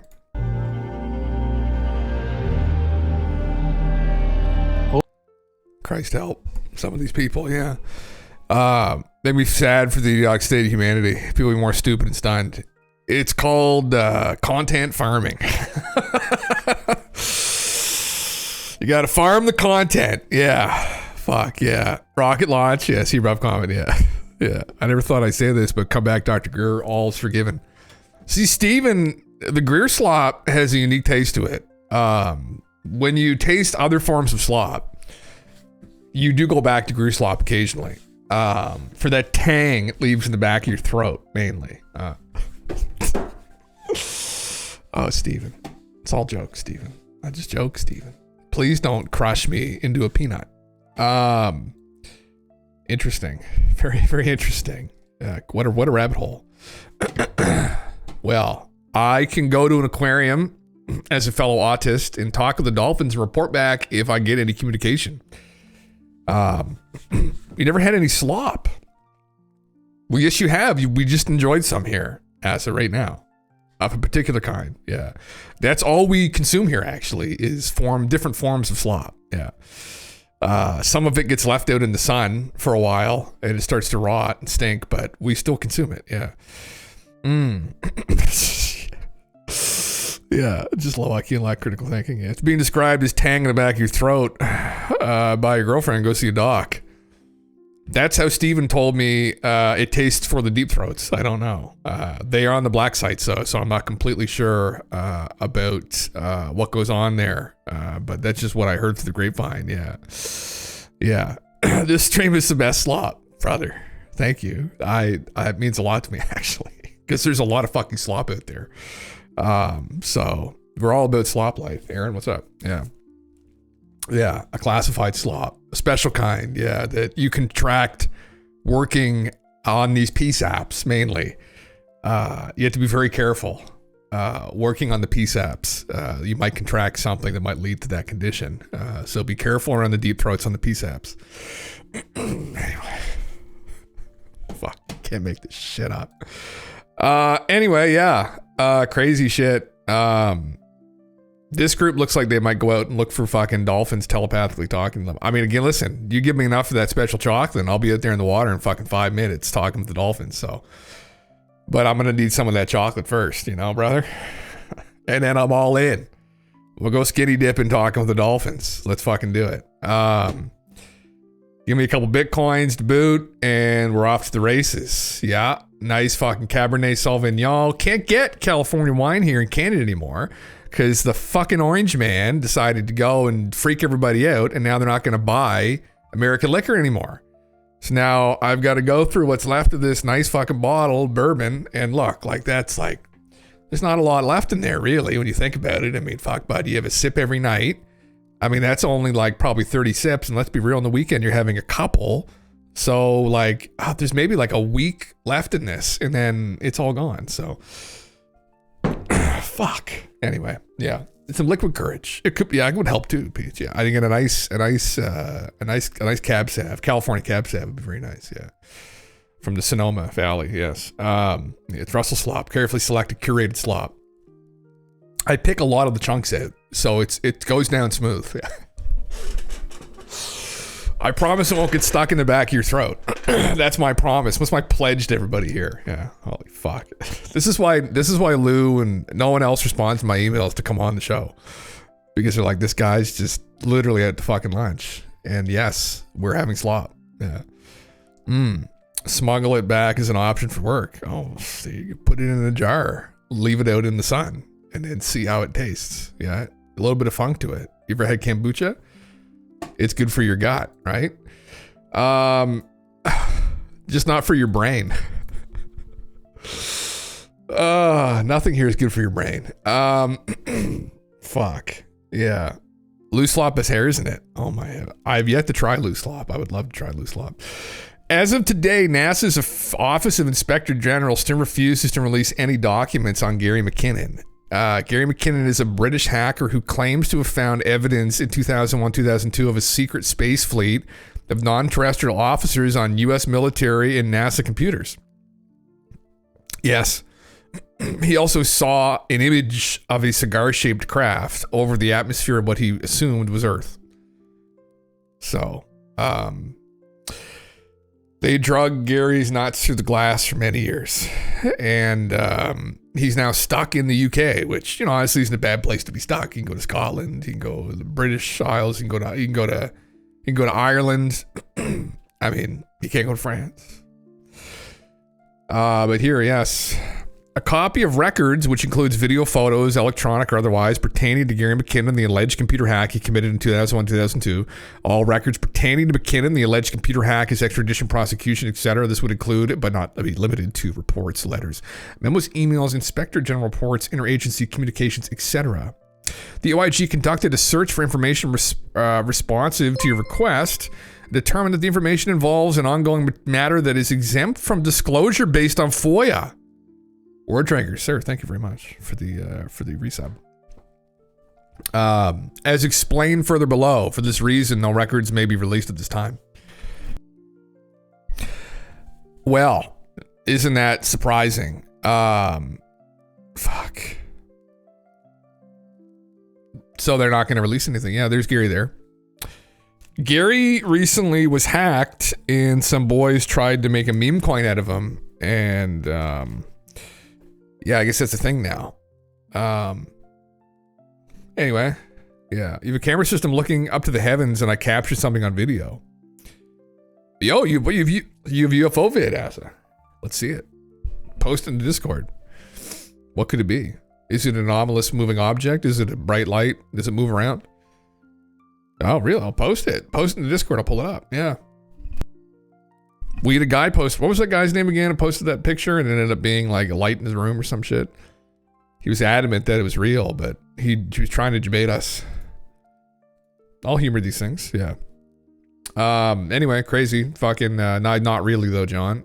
Did you really fucking think they were just gonna give you stuff pertaining to this? Like, do you really think they're just gonna give you documents confirming the existence of an off-world fucking officers in Space Fleet? No. Fuck no. Absolutely fucking not. No, they weren't. So anyway, unsurprisingly, off to the next adventure, which would probably be of what I've got up here, which is, again, a bunch of shit. Yeah. Idiot, that was his name. Yeah. You're not in it for the fame. No, let's post it, Asa. See if you fucking line. We'll watch it. Throw it in the Discord. You're tech illiterate, so am I. Yeah, it's a miracle that I'm here. Danny Sheehan, until this group that is in charge of the UFO and ET secrets are dug out and exposed, President Trump is not going to be able to deal with the deep state. We have to invoke the entire power of the United States government and our criminal prosecutorial authority to dig these people out and to get this information from them. Oh, it's a recent interview with Mr. Daniel Sheehan. These people are the core of the deep state. They reach into all kinds of other areas, but this is a core of the deep state. This is the most profound deep secret that is held by the people that are operational in the deep state. And they will not voluntarily tell the president, and they will not tell voluntarily the Congress. They're going to have to be compelled to do that. I've been asked to draft the complaint under the Federal Criminal Racketeering Act, the federal criminal complaint against these people, and I'm in communication with high-level people inside the Justice Department and inside the FBI. We're perfectly prepared to go forward with criminally prosecuting these people that will put the fear of God in them, you know. That's coming to get them if they aren't going to, and if they're going to continue to, and up to this point in time, they haven't been threatened with that. They know they can get away with anything they want and that nobody's going to do anything to them. So that we have to do that, and we have to invoke the entire power of the American U.S. government and criminal prosecutorial authority to dig these people out, get this information from them, and get into the hands of responsible people in Congress who have the adequate security clearances and can be adequately trusted to exercise authority on behalf of our people concerning this information. Yes. By all means, hand this over to all the people in Congress. Yes, there are some people in Congress that maybe should not be aware of this stuff, but you know,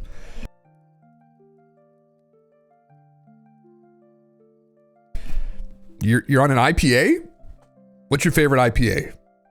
Right? You like the hoppy, you like lots of hops, black IPA. Or iPad is what he meant. Interesting, yeah. Fuck. iPad. Space Lettuce by Creature Comforts. Best. Interesting, Danny. Well, so I guess Danny is involved right now in conversations with the FBI and the Justice Department. He'll be in conversations with Mr. Kash Patel soon, who I'm assuming wants to go after these people as well, as he's already reiterated. Sorry. Too much slop down the back of my throat here. It's fucking... I'm beginning to choke on it finally. Supposedly they're going to dig these people out of their hole. So, fuck. Interesting. I wait for the day when I hear this on the news, when I pull up Drudge Report and I see people walking in handcuffs. Oh, wait, that's probably never going to happen, but it's fun to think about. Yeah. You're Cinna. Okay, all right, Cinna. Okay, yeah. These my new Wi-Files. Haters gonna hate. Y'all Greer pilled. Holy fuck, calling the Snake Wizards. Holy Christ. It's Monday Night Brewing. Oh, it's a beer. Oh my God, really? Hold on. We'll go back to 1936. Space Lettuce Double IPA. A space-crafted double IPA dry hopped 3 times. Jesus Christ, resulting in a cosmically aligned hop encounter. Which hops? Glad you asked. Oh my God. I think I would rather fucking drink soap. Actually. It's a cool can though. Man, it's the 70 IBUs. That's not that bad actually. It's pretty fucking low. I mean, I've seen the IPAs go double that easily. Yeah. Double Indian Pale Ale. Yeah, man, I can't. You know why they used to do? People don't know. They used to do that. They called them an Indian Pale Ale because when they were sending all of the beer over to the troops that were in India, the British troops, they had to make them more fortified to survive the journey. And so they didn't do this to make it taste better. They did this so that it would survive on the way there and not go bad. And now, for some reason, we have people who are voluntarily consuming this stuff. So, yeah, it's really tasty. I'd have to give it a taste test. Yeah, I'd have to give it a taste test and see. 8.8% is unbelievably high. That's fucking crazy. Jesus Christ, that's a strong brew right there. That gets you on your ass. Fucking right. Yeah. Yeah, interesting. There are some brewers. There's some porters I would love to try in the U.S. Some dark beers that are made very well. But man, I'm not in the APAs and the pale ales and the Indian pale ales. I'm just not into the fucking, whether it's American pale ale or Indian pale ale. I'm just not into them. Anything with too much hops. I like very low hopped beers. It's my meme. Like, yeah. You had wine, you made it 20%. Jesus. That would also put you on your ass. Yeah. Lagers are your jam. Yeah. I like wheat beers, man. Wheat beers where it's at for me. German wheat beers. That's my jam. That's what I love the most. That's what I regularly consume. I try not to consume too regularly, but as much as I possibly can without turning into a complete alcoholic. Yeah. But yeah. And then occasionally I have a little bit of bourbon, and I'm looking at that bottle now. I'm thinking, oh, that'd be a nice little aperitif. But I'm saying it's Thursday, not Friday. So Hefweizens, yes, yeah. The Hefweizens are awesome. Yeah, Pauliner is probably the best one that I've ever had. Yeah, my favorite Hefweizen's a Pauliner. Anyone wants to try an incredible fucking beer? They're sessionable. Buy like 10 of them. No, don't do that. But you buy a bunch. And Pauliner. Hefweizens. Here, I'll pull it up so people can see. But they are fucking incredibly good. Pauliner beers. I think that's how you spell it. Right here. Oh no, not even fucking close. Here, this right here. Right there. Pauliner Weiss beer. Try it. I'd love to try their Dunkel. They don't fucking have that here. I would love to try the dark beer. But anyway, so good. So good. Yeah. Oh, thank you, Pambo. Yeah, yeah, I love Pauliners. Yeah. Yeah, man, check it out. Grab some. Oh, fuck, look at the case. Oh, you guys in Germany, I'm so jealous of you. I'd walk out with a whole fucking keg.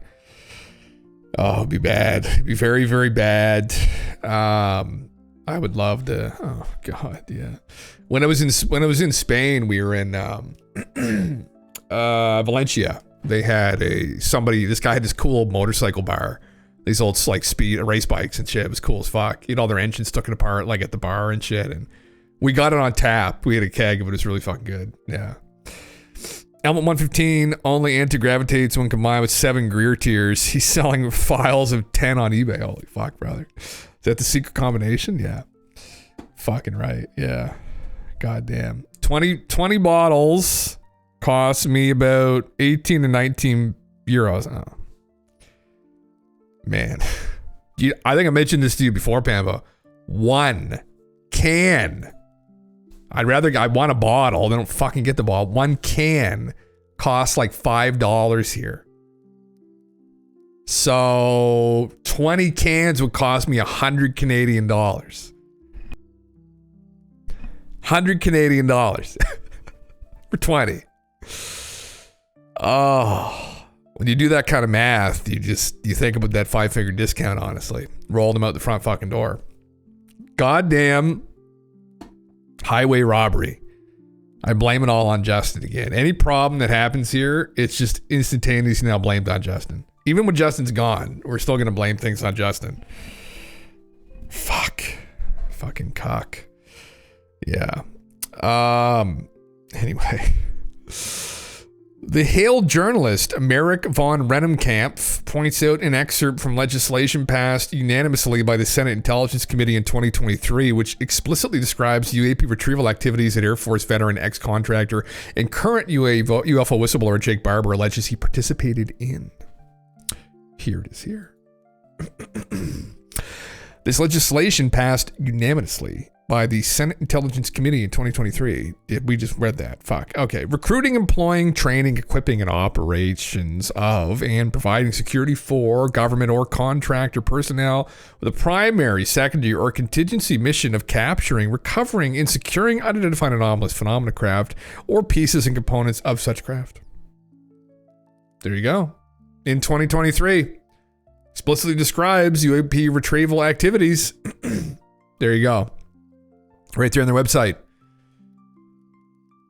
Proves it. There you go. He's telling the truth. I mean, I don't fucking know. Was he actually involved with it? I mean, I think we're pretty convicted in that, but yeah. Speaking of liquids, you ever heard of Masaru Emoto and his waterwords experiments? Search Brave for Masaru Emoto waterwords. I have, Wayne. I'll pull it up for people to see. Yes, that words, thoughts, or energy, and it affected water molecules. I don't know. It did happen. Words are power. Yes, where you can see like tap water scene with the Moto protocol image. So the difference that it could make. Right, the hidden messages in water, but it's more an effect that I think people have on reality. Maybe, yeah. Has an article about it too. Double-blind test of the effects of distant attention on water crystal formation. Yeah, you found this via the Hidden Library and YouTube video about how words are magic spells. I don't know what the peer review was like on this, where if they were able to recreate this in a lab, but it's an interesting idea. At the very least, who knows, right? Hateful people, right? What's the thing about hateful people though? End up outliving all the other people though. Isn't that weird? But the idea, words, thoughts are energy. Thoughts are literally energy though. If you have negative thoughts, if you have bad thoughts all the time, then maybe it has some kind of physical effect on you, right? That's why you don't put hate out into the world, put love out in the world, acceptance.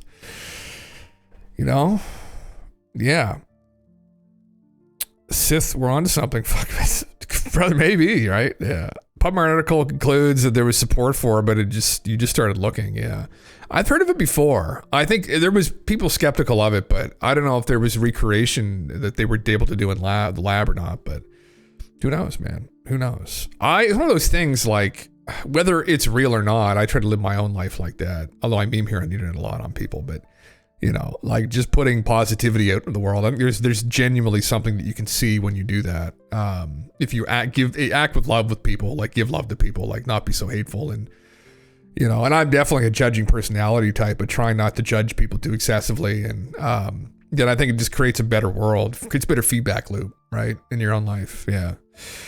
Results indicated the crystals from the water were given higher scores for aesthetic appeal than those from the control water. Interesting. Letting support the hypothesis. Oh, and that's some peer review they did. Interesting. Very interesting. Yeah. Water and consciousness. Yeah. Yeah. Wouldn't surprise me if we had some discernible effect in our reality. I mean, you look at the double slit experiment too, right? Right. So there may be some discernible effect that we have on reality. I mean, it might be what the whole game's about, right? So 3 separate bus explosions rock Tel Aviv. Oh, Jesus, it's not good. 2 more devices were discovered on another bus and possibly the light rail. Oh, God, man. Fucking people doing crazy shit again. Like, yeah. What the bleep do we know? Water crystal meditation stuff. Yeah. Fuck, brother. Who knows? Yeah. The spiritual angle has a lot more to it than we might think. Very possibly, man, right? That might be like ultimately what we are, right? It might be an information-based reality, and ultimately it's just a player in a game. And, you know, the most important thing are the decisions you make in the end, right? If that's the case, because they might carry forward to the next playthrough, right? Yeah. All those times I wish the world would just end already. Sheesh, I feel bad. Yeah. Sorry, God.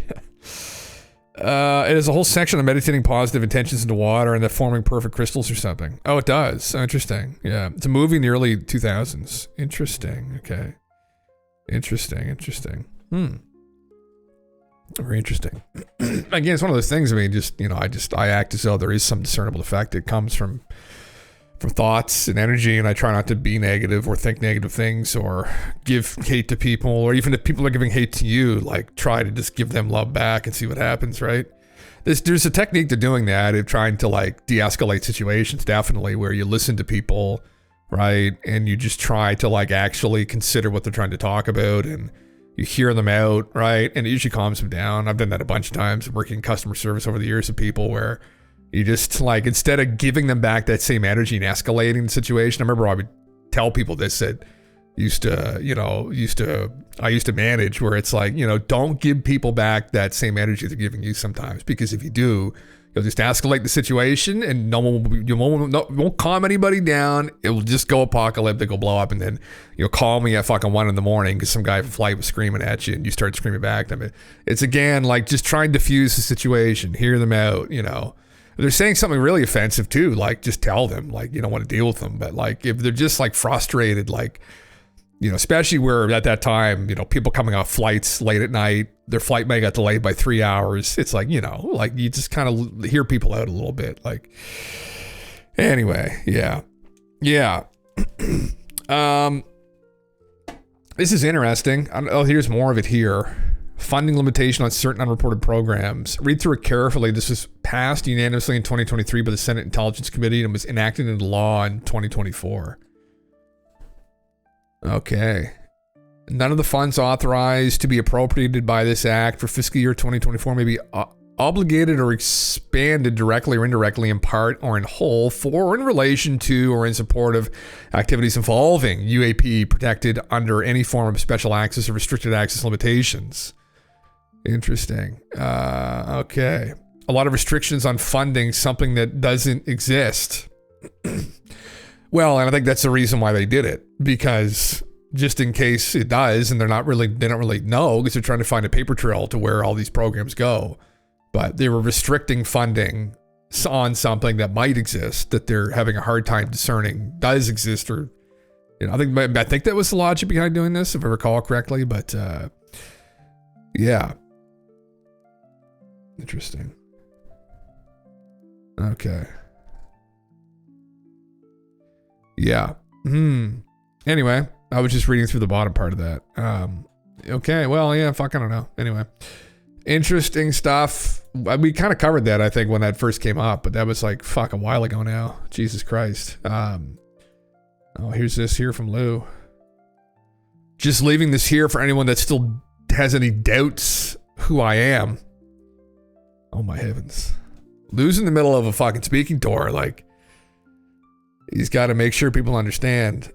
This is from Harry Reid. To whom it may concern, as United States Senator Majority Leader, I worked with Republican Senator Ted Stevens of Alaska and Democratic Senator Dan NHI of Hawaii to secure $22 million of funding for what will become as the Advanced Aerospace Threat Identification Program, an unclassified but unpublicized investigatory effort dedicated to studying unidentified aerial phenomena. As one of the original sponsors of ATIP, I can state as a matter of record Lou Elizondo's involvement and leadership role in this program.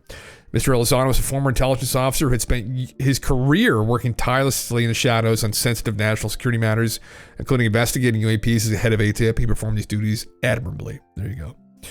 You're shill, Lou. That's who you be. Oh, my heavens. You don't believe him, Baron. Yeah. He's still out there. He's still out there. Right? Explaining to people about why this is a UFO and why it's not a fucking a light. What was it called again? The fucking anyway, you know what I mean. We know what happened. We know what happened. I need to get into it again, yeah. And it's fucking lame. I mean, really, that can be easily photoshopped. It's not like posting an image of a letter or something to slam dunk. Well, that probably is real. It just seems stupid. All the hate's starting to get to him. The negative Nancy's are in his head, you know. All right, Lou, brother, you just take that bag and you run, right? That's what you do here in ufology, right? Once you get that fucking bag, you just take it and you just run and you never look back. Yeah. Yeah. More bland Elizondo slop. That's the thing about Greer slop. Okay. Greer slop, at the very least, might end up making you sick, but it's exciting as it goes down, right? You're like, what the fuck? Like, the claims that he makes, like, it's titillating. Sometimes, yeah, these other forms of slop aren't quite as exciting. They're more bland, yeah. You believe he's involved in his part, but I don't believe he's a good actor. No, really, you don't. Really. I don't know, man. It's hard to say, right? Like, yeah. He's out there having conversations about the phenomena. I don't know. I'd love to talk to him. I would love to talk to him, like, off the record. That'd be, like, what does he actually know, really, about this? Like, because he's intimated to people that he knows a lot. Or he knows things that, you know, might be ontologically shocking. I'd just be curious as to what those are. So, yeah. Greer slop is like a rough malt liquor. Elizondo slop is like 0% alcohol beer. Oh, fuck. It's probably the worst burn I've heard, actually. And I think you know which one we'd rather drink, Golf. You know, I got some on my desk, actually, at 45%. So there we go. Yeah. Did it? No, I think it's still going. I think my microphone. No, it should be still. Can people still hear me? They should be able to. I can see it's still working. Yeah.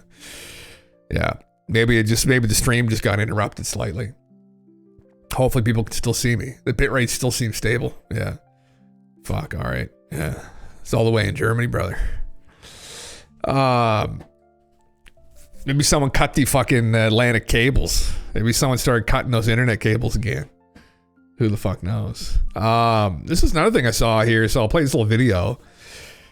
I don't know when this is from. I don't think this is the balloon. I think this is like a different thing that happened more recently. This is on the, what the fuck's her name again? Ashley Banfield show. About a UFO incident nearly 20,000 feet nearly hitting the wing, passing so close to the plane with very experienced pilots with a complex array of sensors to track it on board. It could have been a fucking balloon. I don't know. Yeah. The Russian Dolphins did it. Yeah, you gotta watch fucking... If you're by water, you gotta watch. Do your research, people. What's this guy's fucking profile picture? Wixie. Fat Bob. What the fuck is this? What? The truth is crazier than fiction. Are you ready? We have Skinny Bob. He is Fat Bob. Skinny Bob's brother. I've not encountered this yet. This is a very interesting angle. Do your research.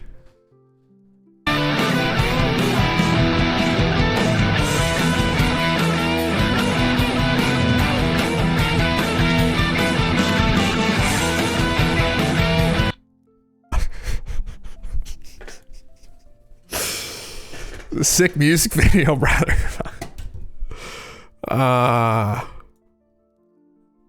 Thank you for that, Fat Bob. Oh my heavens. Sometimes I don't recover from these fucking memes. All right. I think it was Melon was talking about it in a post I linked earlier in chat. Oh, sorry, man. I got it up here, don't I? Where the fuck did it go? I opened it. Where did it go? Here it is. Right here.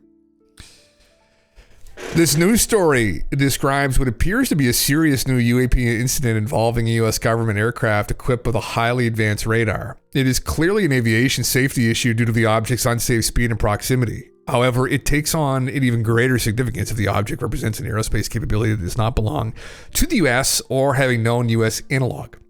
Although unusual, there are hundreds of undocumented UAP sightings by commercial airline pilots, likely only a small fraction of the total, given the climate that existed before the so-called Great UAP Thaw began in 2017. A decade ago, it would have been almost inconceivable for a DHS pilot to publicly report a UAP encounter. This story, therefore, also reflects how much time has changed for the better regarding UAP transparency. With greater openness, we can hope for improved aviation safety as well as a deeper understanding of the mysterious object that have been reported by so many credible military and civilian pilots dating back to World War II. What seems to be most remarkable about this case is the radar data. However, the All-Domain Anomaly Resolution Office will conduct a thorough analysis for the benefit of all concerned. Will they? Chris, you're quite confident. I don't know if I'm as confident in them, so... we'll watch the report, I guess, and see what the fuck happened. What you're about to hear is the voices of the pilot and air traffic controllers, and it's set to computer animation. Take a look. LA Thunder, Troy 2-1. Troy 2-1, go ahead. It's not weird, but I just had something pass underneath my wing, maybe like a football-sized object right underneath our wing. Troy 2-1, Roger. Do you think it was a drone or? I have no idea. I got my sensor operator looking for it on the camera right now. We'll see if we can find it. But it's like a dark gray cylindrical object. Let's see it, man. And it was probably the size of a football, and it passed maybe 10 feet under our right wing. Oh my fucking god! I just noticed that. Finn, are you in here? You did this fucking animation? Oh shit! Oh, you did it for Ben? Oh my fucking god! I just saw that right now. Holy fuck! Troy 2-1, nice. Roger. Thank you for the report. Keep me advised if you find anything else out. Yeah, we'll do. We'll report. Man, you're a News Nation regular here. And so, correction. LA Thunder, Troy 2-1. We got something on air radar. We're trying to get visual on it. Troy 2-1, Roger. Yeah, it's just to render what happened. Yeah. And LA Thunder 094 bearing from us for about 60 miles is where it is now. Troy 2-1, say again. 094 bearing from us about 60 miles away is where we're picking it up now. LA 15, okay. Troy 2-1, Roger, thank you. All right, this guy was stopped at 14 for him because we were busy. There was some UFO reported here, but that's all taken care of now, so you don't have to worry about it unless you want to talk to Aaron. It was earlier, but it's gone. Yes, you just I don't did. have to worry about it, but I am plenty worried about it. This is where I call in Ben Hansen to help me make heads. Why is the audio so shit on this? I don't know why. Details of this. Ben is a former FBI special agent and host of UFO Witness on Discovery Plus. He managed to secure that recording that you just heard because it was not made available to the public. Oh. Ben, what is your take? This is a really interesting case. It was actually the air traffic controller who reported it to the National UFO Reporting Center, or NUFORC. So there it is right there. Is actually cited in the FAA regs as one of the places where pilots can go to make reports. So first, we want to thank the controller for reporting it, and also for the pilots. This was a Homeland Security flight, actually. So they were on, I don't want to say covert, but they were on a mission, probably doing drug interdiction or something like that. And they're flying along and they see this thing. So very experienced pilots. Now, this particular aircraft, too, is a Beechcraft 350C, which they've converted to include a very sensitive and complex radar array. So you see that dome on the top of it. It's actually there to track, drug traffickers and things like that. So when they call this thing in, This is about 2:30 in the afternoon. It's September 17th of last year. It's broad daylight. They got a good look at this thing. Cylindrical, dark object that passes underneath their wings so close. Yeah, that's fucking just to pull it back just a second to see it. Jeez. Yeah, he's well known in the community, Peach. Yeah, he's been involved in the paranormal side of things too, if I can recall correctly. He's been involved in some documentaries and features. But okay. I hadn't heard of this. So it's like a little mini Tic Tac, essentially, yeah. Fuck. Add that to the catalog. Yeah, holy fuck, yeah.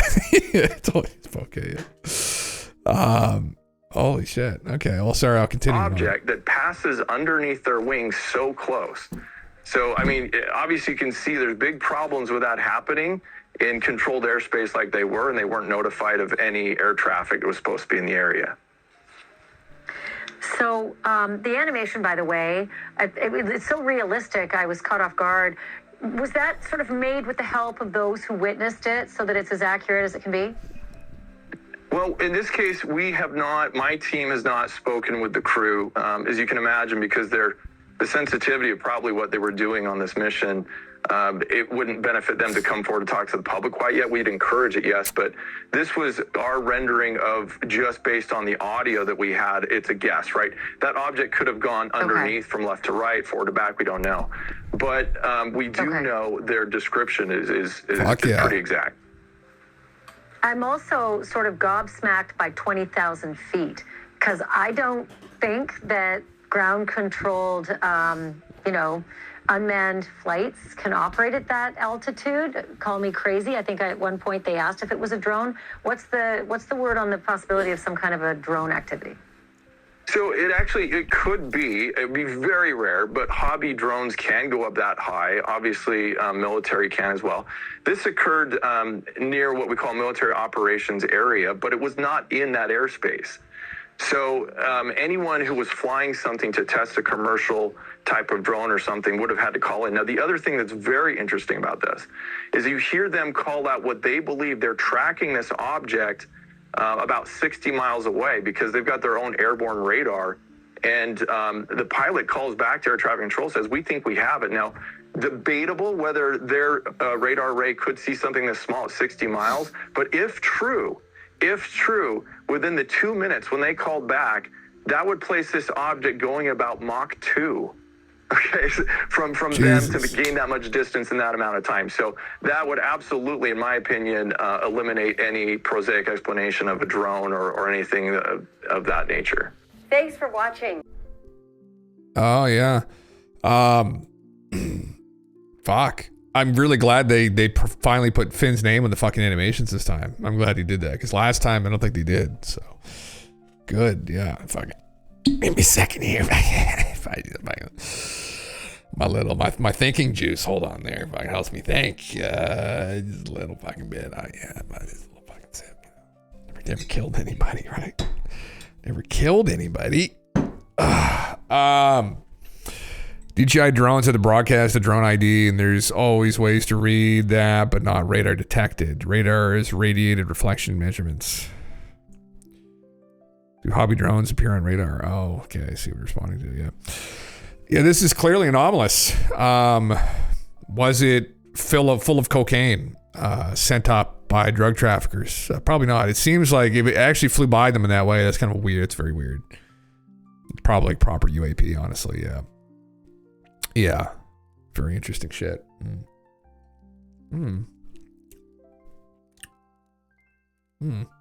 Well, interesting. I just saw this. I thought I'd pull it up. There, well, that's pretty good. Fuck, I mean, Finn's got that's 570,000 views on that. Fucking right. There you go. Yeah. You nailed it, Jim. I think there's a global drug and sex trafficking ring that uses UFO technology to maintain a deep state power over the governments. Oh, I wasn't going there, but we can go there. You think the cartel has UFOs? Oh, fucking Christ. That wouldn't be good. I guess they might have enough money to acquire them, but yeah, might be Dr. Guru's suppository delivery.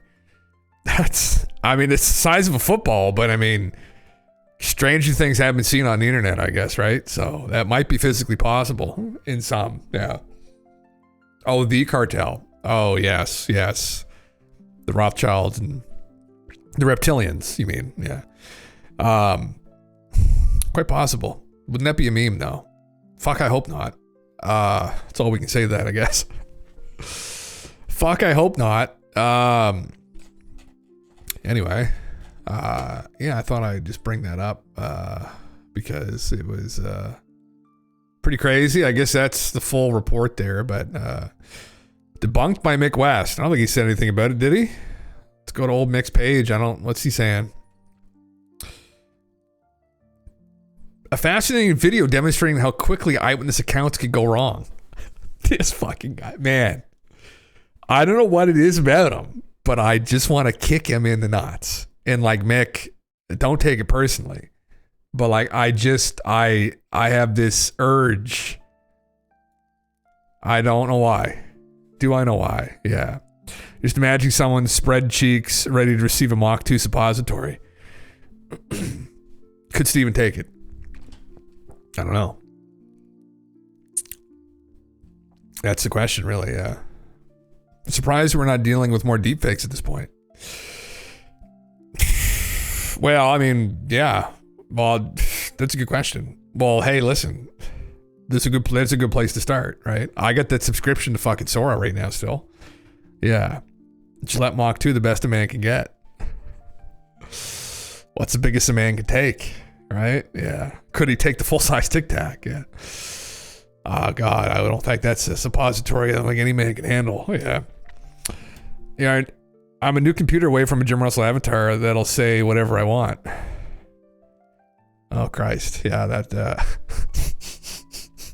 I can whisper to you whatever, anything you want. I mean, you could probably... Enough subs will do that anyway, honestly, but... Yeah. It's too late. Yeah, I know my voice is out on the internet now. And my likeness. I'm looking forward to it, honestly, to see what horrors people can make. Yeah. I haven't tried a voice model yet, but it'll come. Oh, yeah. Yeah. Wait till deep winter when the heat will be beneficial for you. Oh, my God. That's when we'll really get loose with things, huh? Yeah, anyway, what the fuck's he talking about? Kamala was right.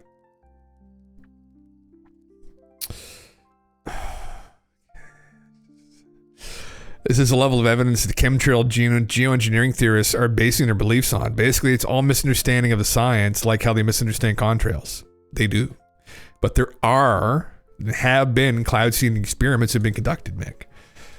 I mean, at the end of the day, there could be mixed in with all those planes, one plane every day that goes out and just hits one part of fucking one town and just sprays them with chemicals. Why? Because. Who knows, right? I really don't know. So we'll just have to wait. Yeah. It's +7 out there. Oh my God. Yeah, it was like -20 here for the last fucking 2 weeks. Yeah. Yeah. Turn off the central heat and crank the GPUs, man. Get the mining going. Yeah.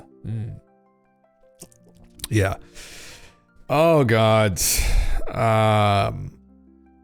Yeah, the main guy promotes the chemtrails geoengineering conspiracy theory. Once thought a camera effect using sound waves was harmful radio wave frequencies that might affect people. Nonsense. So Gary Nolan's answer to the questions with the lack of good evidence for aliens or similar is essentially the time-tested conspiracist classic, do your own research. Maybe that's a clue. Oh, now I really want to kick this guy in the fucking nuts. Well, but I like Gary's response. I'm not your daddy. Don't be so fucking lazy. I think that's a good comeback, honestly. He says, what a lack of good evidence. Now, Mick is not wrong here, though. We, the general public, do not really have good evidence in that we do not have a piece of an alien craft. Now, why? Is the question, right? Do the governments. So therefore, there are conspiracies that exist. I mean, this is anyone using rhetoric like this, like conspiracist, classic, is just... There's an element of it that's childishly naive.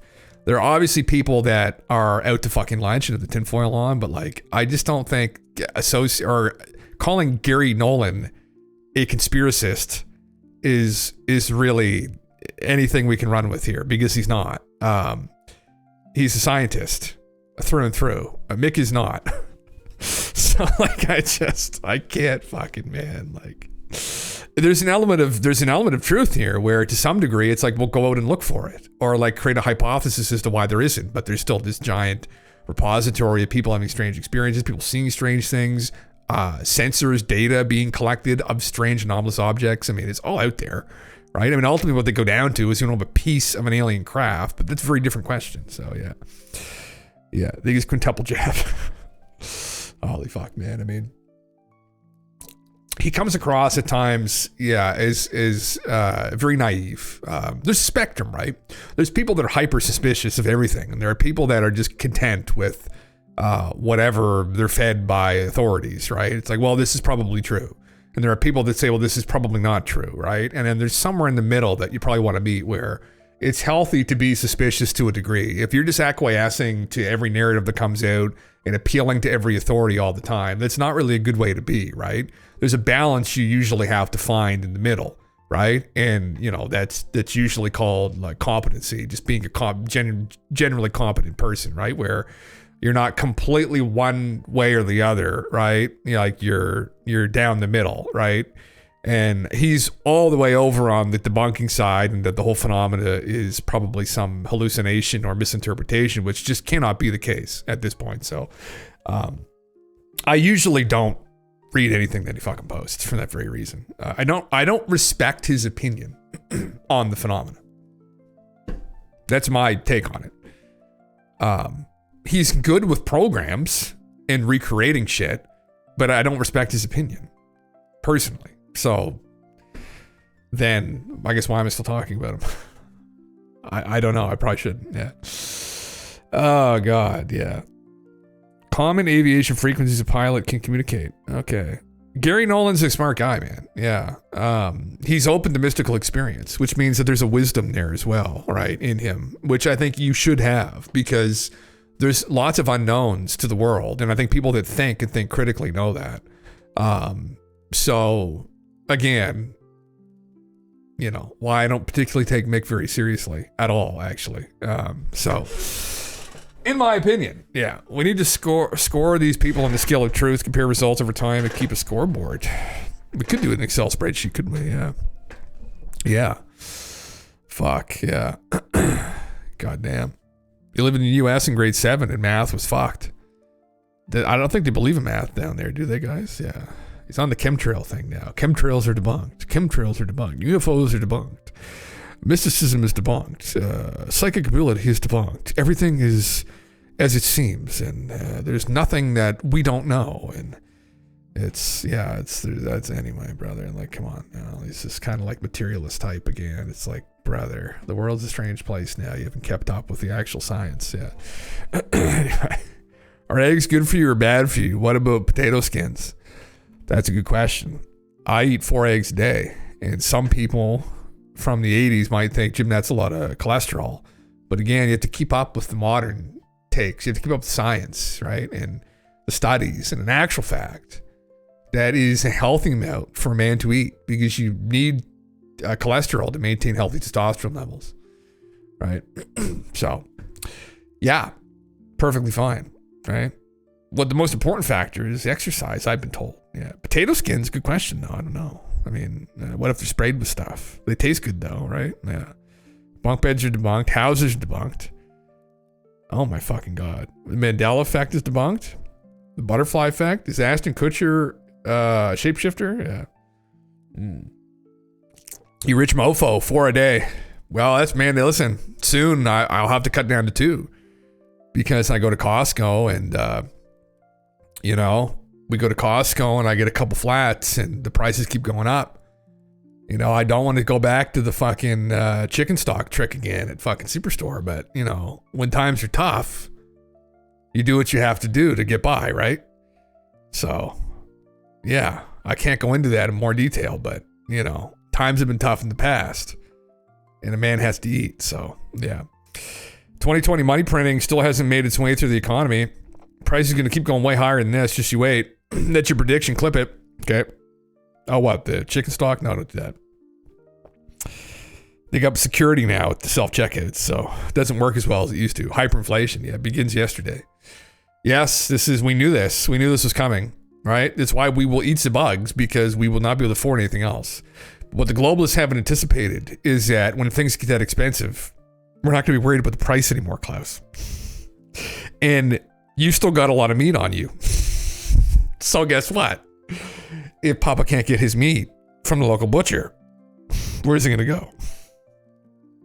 Down to the country club. Anyway, yeah. Oh, brother, I'm 150% very concerned, and it's a huge source of anxiety for me daily. Yeah. Fuck yeah. That's housing prices. It's literally everything. It's completely fucked. We will likely be living in teepees again soon, which probably be for the best. Yeah. 1980 is the same amount of gold as it is today. Prices haven't gone up. Money's just devalued and will continue to. Yeah, it's a fucking Ponzi scheme. Yeah, man, it is up. It is literally. Yeah, we're born into it. I know. No, I know. Listen, I agree 100%. It's just slavery. Why do you think I talk about the fucking aliens all day? Is this our way out of this fucking game they've created, the global elite? This is how we ascend finally, right? We leave these fucking dickheads on the planet to just eat each other, and then people with good hearts get pulled up, and is that how it's going to go, or are we just going to be left to eat each other? I don't know. Yeah. You will own nothing and you will be happy. Yeah. Man, that's exactly it, OD. Yeah, that's exactly it. Yeah. Neo-feudalism. That's it. Well, it's literally what it is. Yeah. Eat more chickens, Jim. When Chad eats you, we want muscle. Oh my fucking God. Really?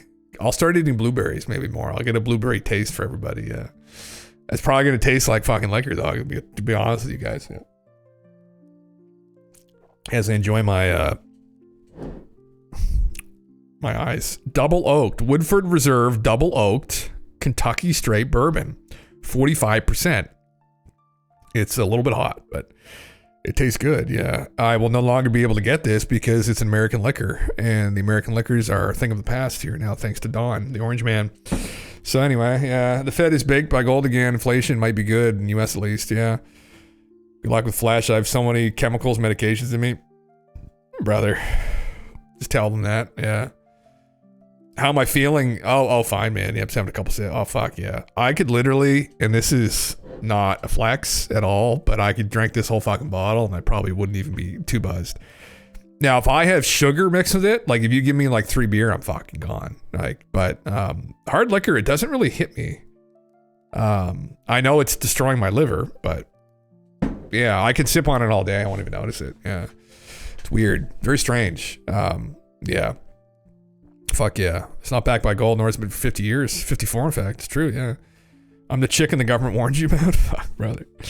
Holy fucking Christ, yeah. That's a litmus test. Elon and Trump went in and had a luck. Sipping, there's the issue. No wonder it don't hit you. Shots. That could be it too. Well, in another setting, it wouldn't be in a cup like this. It'd be in a giant cup. And I would just be drinking it. Yeah, and smoking. And no, trust me, I've had my experiments with hard liquor. I'm having this because I want to go to the gym tomorrow, and I'm trying to just enjoy it and not go completely fucked. Yeah. Don't sip, you simp. Glug it. Holy fuck. It makes the slop go down that much better, though. Yeah. Your liver, I know this. Fuck this. I can't handle this. Get your liver buzzed with the beer. You're fucked. That's exactly it, man. Yeah. It's a sugar. Yeah. Fuck. You got Sweetwater 420 here. Not my personal favorite, but it'll do. There you go. Yeah. That's a shot glass. This is not a shot glass. This is a, what do they call it again? Glen. Fuck. I can't read it. It's backwards now. It's a Scotch glass. It's a tasting glass. What you do? This is what you do. You go like this. You swirl it. Okay. I was shown this before by a gentleman. Swirl it. Who has now actually passed away. He's a really good guy though. And you go like this. Put your nose in it. 45% is a bit much. I didn't water this down that probably. I get scent of oak and vanilla, acid, gasoline. No, it actually, it's really good shit. Yeah. Holy fuck. One day I killed a new bottle of scotch in my neighbor and didn't realize how fast I was drinking. I hate that dry heaving feeling, hung over in a toilet wanting to die. Really? Yeah, man, listen, it's weird how my body works. I can put down, I don't get hungover off it really either. It's like wine, beer, mixed drinks. Like I can only handle a couple of those and I'll feel it. Yeah. I probably have something wrong with my blood sugar probably. Yeah. Inflation is how you keep the wealthy working. Yeah, Beach. I mean, it's, yeah. Yeah, we have different definition of wealth. Well, that's true though, yeah. Inflation is how you keep, well, it's how you fuck the poor people. It's wealth extraction, right? That's ultimately what it is. At least how it's gone on recently. I mean, it's a huge wealth extraction from the middle class mainly. Yeah. Yeah. Fuck. Yeah. Drive by the brewery on my way to my parents. Oh, you do? You? Oh, fuck yeah. I was gonna go over this. I don't know about that right now. Maybe other things to go over that are more interesting. I don't know. Someone posted this. The Soviet files, mystery of Russia's Roswell, where a blazing red orb UFO crashed in the mountain before being covered up by Soviet Union.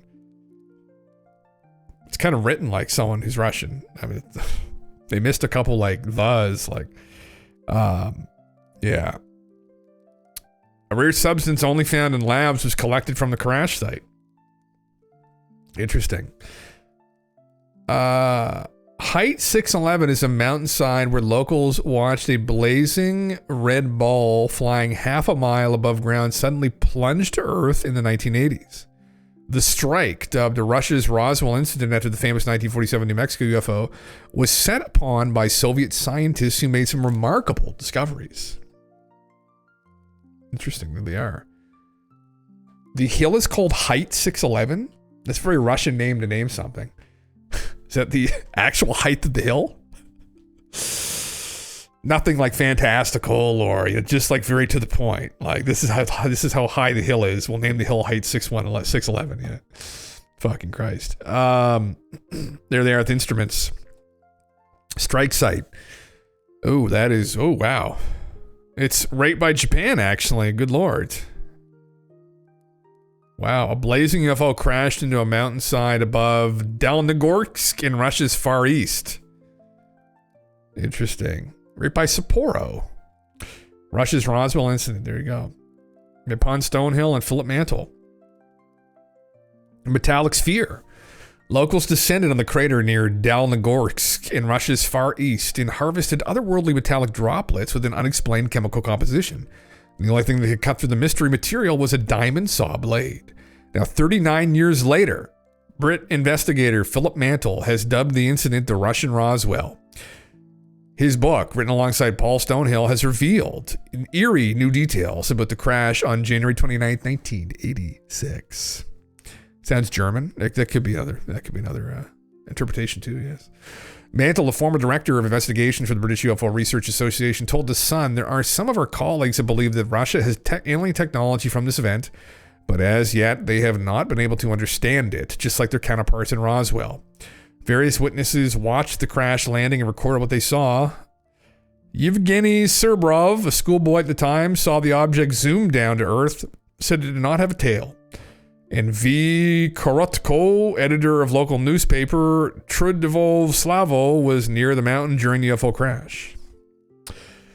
He wrote, out of the corner of my eye, I saw something that fell on the mountain. There was an indistinct impact, not reverberating, but quite strong. The noise lasted less than a second. There was an explosion and large reddish-white flames. It seemed something was engulfed in a powerful fire. The sphere was approximately 1 meter in diameter. The fire roared. A mechanic, V. Kondakov, was at a local bus station and saw the UFO zip over the small mining town. He said it was round, without any protrusions or holes, and looked like it was made from a metal resembling stainless steel.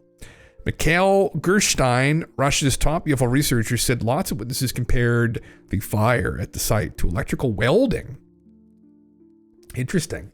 There we go. Strange metallic droplets are found in the earth. There's some more of it there. Interesting.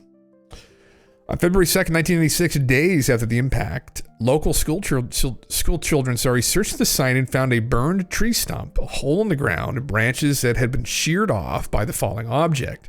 They collected rocks and debris alongside melted droplets of a peculiar substance with a metallic tint and took everything to the local museum.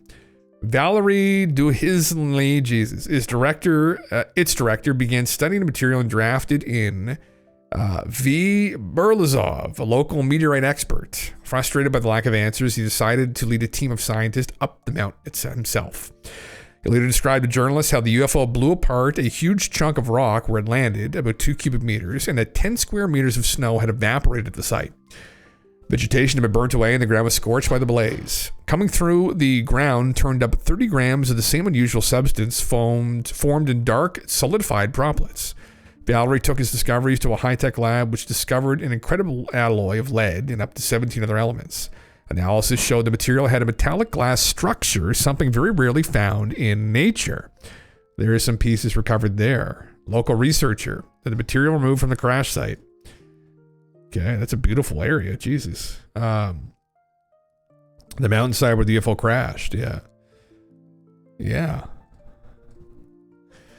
The specimens collected at the site were later dubbed tiny nets or mesh, little balls, lead balls, and glass pieces. Closer examination revealed highly unusual properties. One of the tiny nets contained torn and very thin threads, and each of the threads consisted of even thinner fibers, tied up in plates. Intertwined with the fibers were very thin gold wires. Interesting.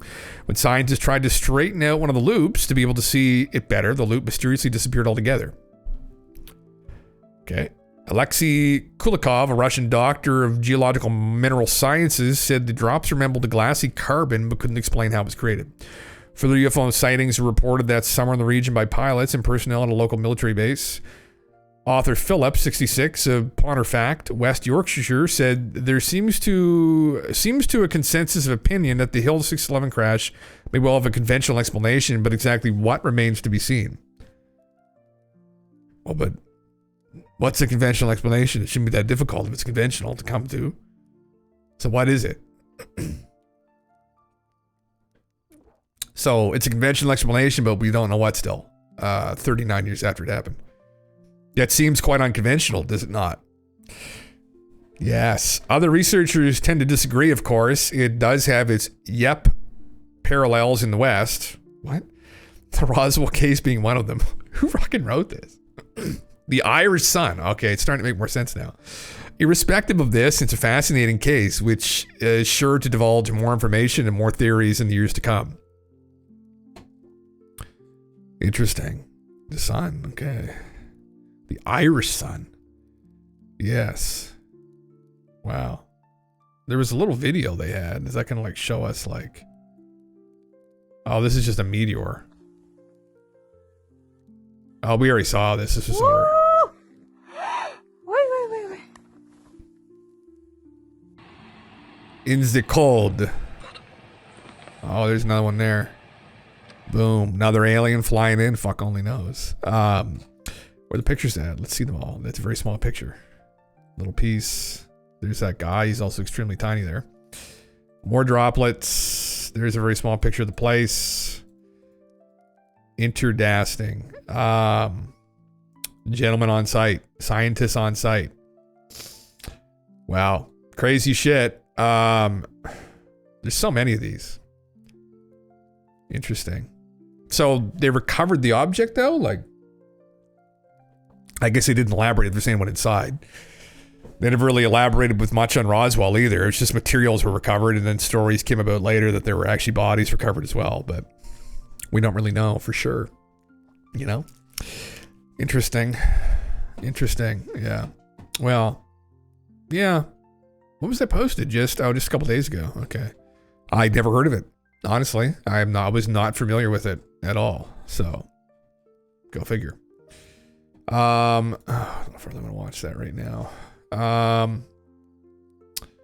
Yeah, we could get into some of this, I guess. I don't know if there's anything new about this, but we kind of went over this yesterday, but this is the House Oversight Committee Federal Secrets Task Force. It just got created that Luna's heading.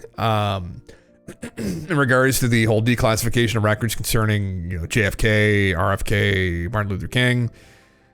Luna had said this yesterday. All federal agencies are cooperating with task force and will provide the requested briefings in the coming weeks as we work to understand the full scope of federal document related to key national secrets. We're preparing for the task force first hearing on May 26th, so we'll anticipate There will be a hearing on their findings in regards to JFK. So, and his assassination. So anyway, I mean, this is a whole deal here. But there was something about reaching out to the Director of National Intelligence, Tulsi Gabbard, as well.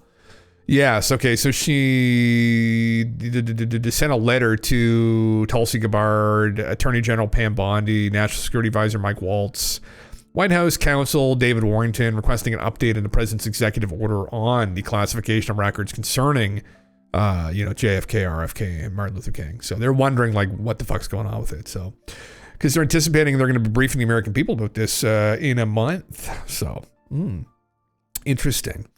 We'll see what happens, I guess. I'm not anticipating anything groundbreaking, really, from what I've heard. But, yeah. Well, it's when they get to UFOs, that's when the spicy shit will start. I mean, honestly, as interesting as the JFK, RFK, and Martin Luther King assassinations are, like, get to the fucking aliens. Like, what we need. It's what I want. What the people demand. This was something else I pulled up to. He was going to expose a cover-up. Some people think, man. Yeah. There was something else, some other prevailing theory, wasn't there, Hendrix, if you're still here? There was another theory maybe around why he was killed. There was something, he was going to dissolve. I watched a video on this last week. Something he was threatening the buddy at the CIA and got him killed, essentially.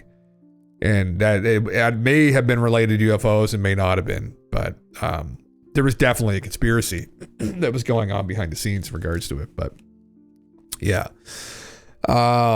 This is like published on February 19th. Oh, this is new evidence. Is there a link? Is this new? No, that's his article. Anyway, yeah, there are many thoughts about why he was killed, to be honest. Oh, really? Okay. Well, read through this. I don't know, where the fuck is the article, brother? I don't think this is the old one. I'll just read through it here. So this is Dave Grush was right. New evidence confirms Mussolini's UFO case. So one of the big moments during Grush's News Nation interview, like his testimony to the public, right, is coming out of the whistleblower closet, was the mention that there was a UFO that crashed in, was it Magenta, Italy, back in 1933. And that it was recovered and ultimately it was held by Mussolini until the Americans came, and then the Pope at the time turned it over to the Americans. And that this was supposedly something that had happened, and Grush was speaking about it because it wasn't American secrets. And it had happened so long ago, he didn't really think it was a problem. So I had never really heard of this, maybe offhand, but I wasn't super familiar with it, to be completely honest, until he had mentioned it.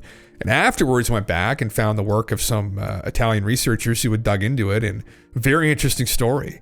I mean, there's some more out there portions to it, which I don't think have been corroborated, about them finding human aliens inside of it that looked very similar to David Wilcock. Like, so similar that I wonder if David is actually of this earth. But I'll read the article. The article delves into emerging claims and purported evidence supporting the assertion of David Grush, a former U.S. intelligence official. Grush has previously garnered attention for his allegations the U.S. government has concealed information about UFOs, including artifacts of non-human origin. Among his claims, one particularly striking assertion is that a UFO was recovered in Italy in 1933 during Benito Mussolini's regime, a case that the article suggests is now bolstered by new findings. The piece begins by contextualizing Grush's impact on the ufology community, noting how his statements have stirred both intrigue and controversy since he first spoke out. His claim about the 1933 Italian incident posits that a unidentified flying object crashed near Magenta in the Lombardy region of northern Italy.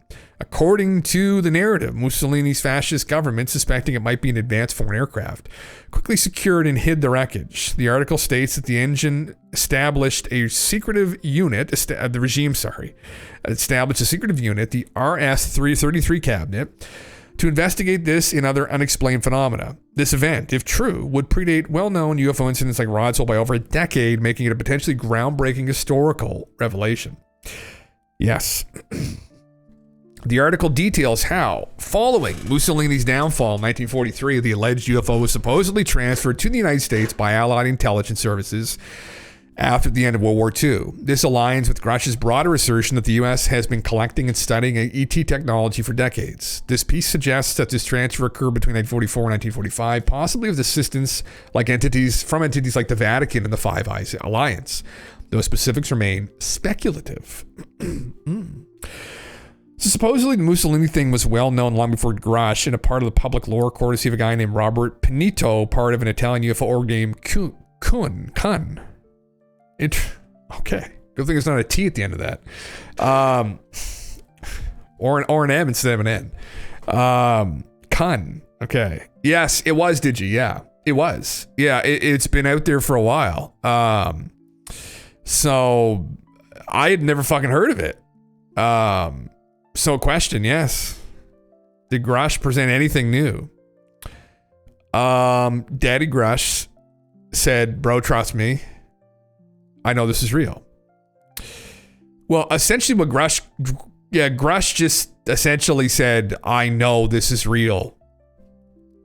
So he's implying that he had saw documentation saying that it was, yeah. It was a CIA doing a PSYOP. Could be. I mean, it could be a guy just being real with us too, though, right? Yeah. Let's just put all CIA people into a bucket for a sec. Oh, are you sure? Yeah. What has the CIA expats done for us ever? Lou Grush, now Jake. Risk their lives to tell us the truth? Maybe? Name one reveal. I can give you one. Those 3 videos that were leaked out to the public that started the whole flap in 2017 with the New York Times article. Lou was involved with it, though. Lou was involved with it. Yeah. He was involved behind the scenes with it, supposedly. Yeah. Yeah. There was a couple of them involved with it.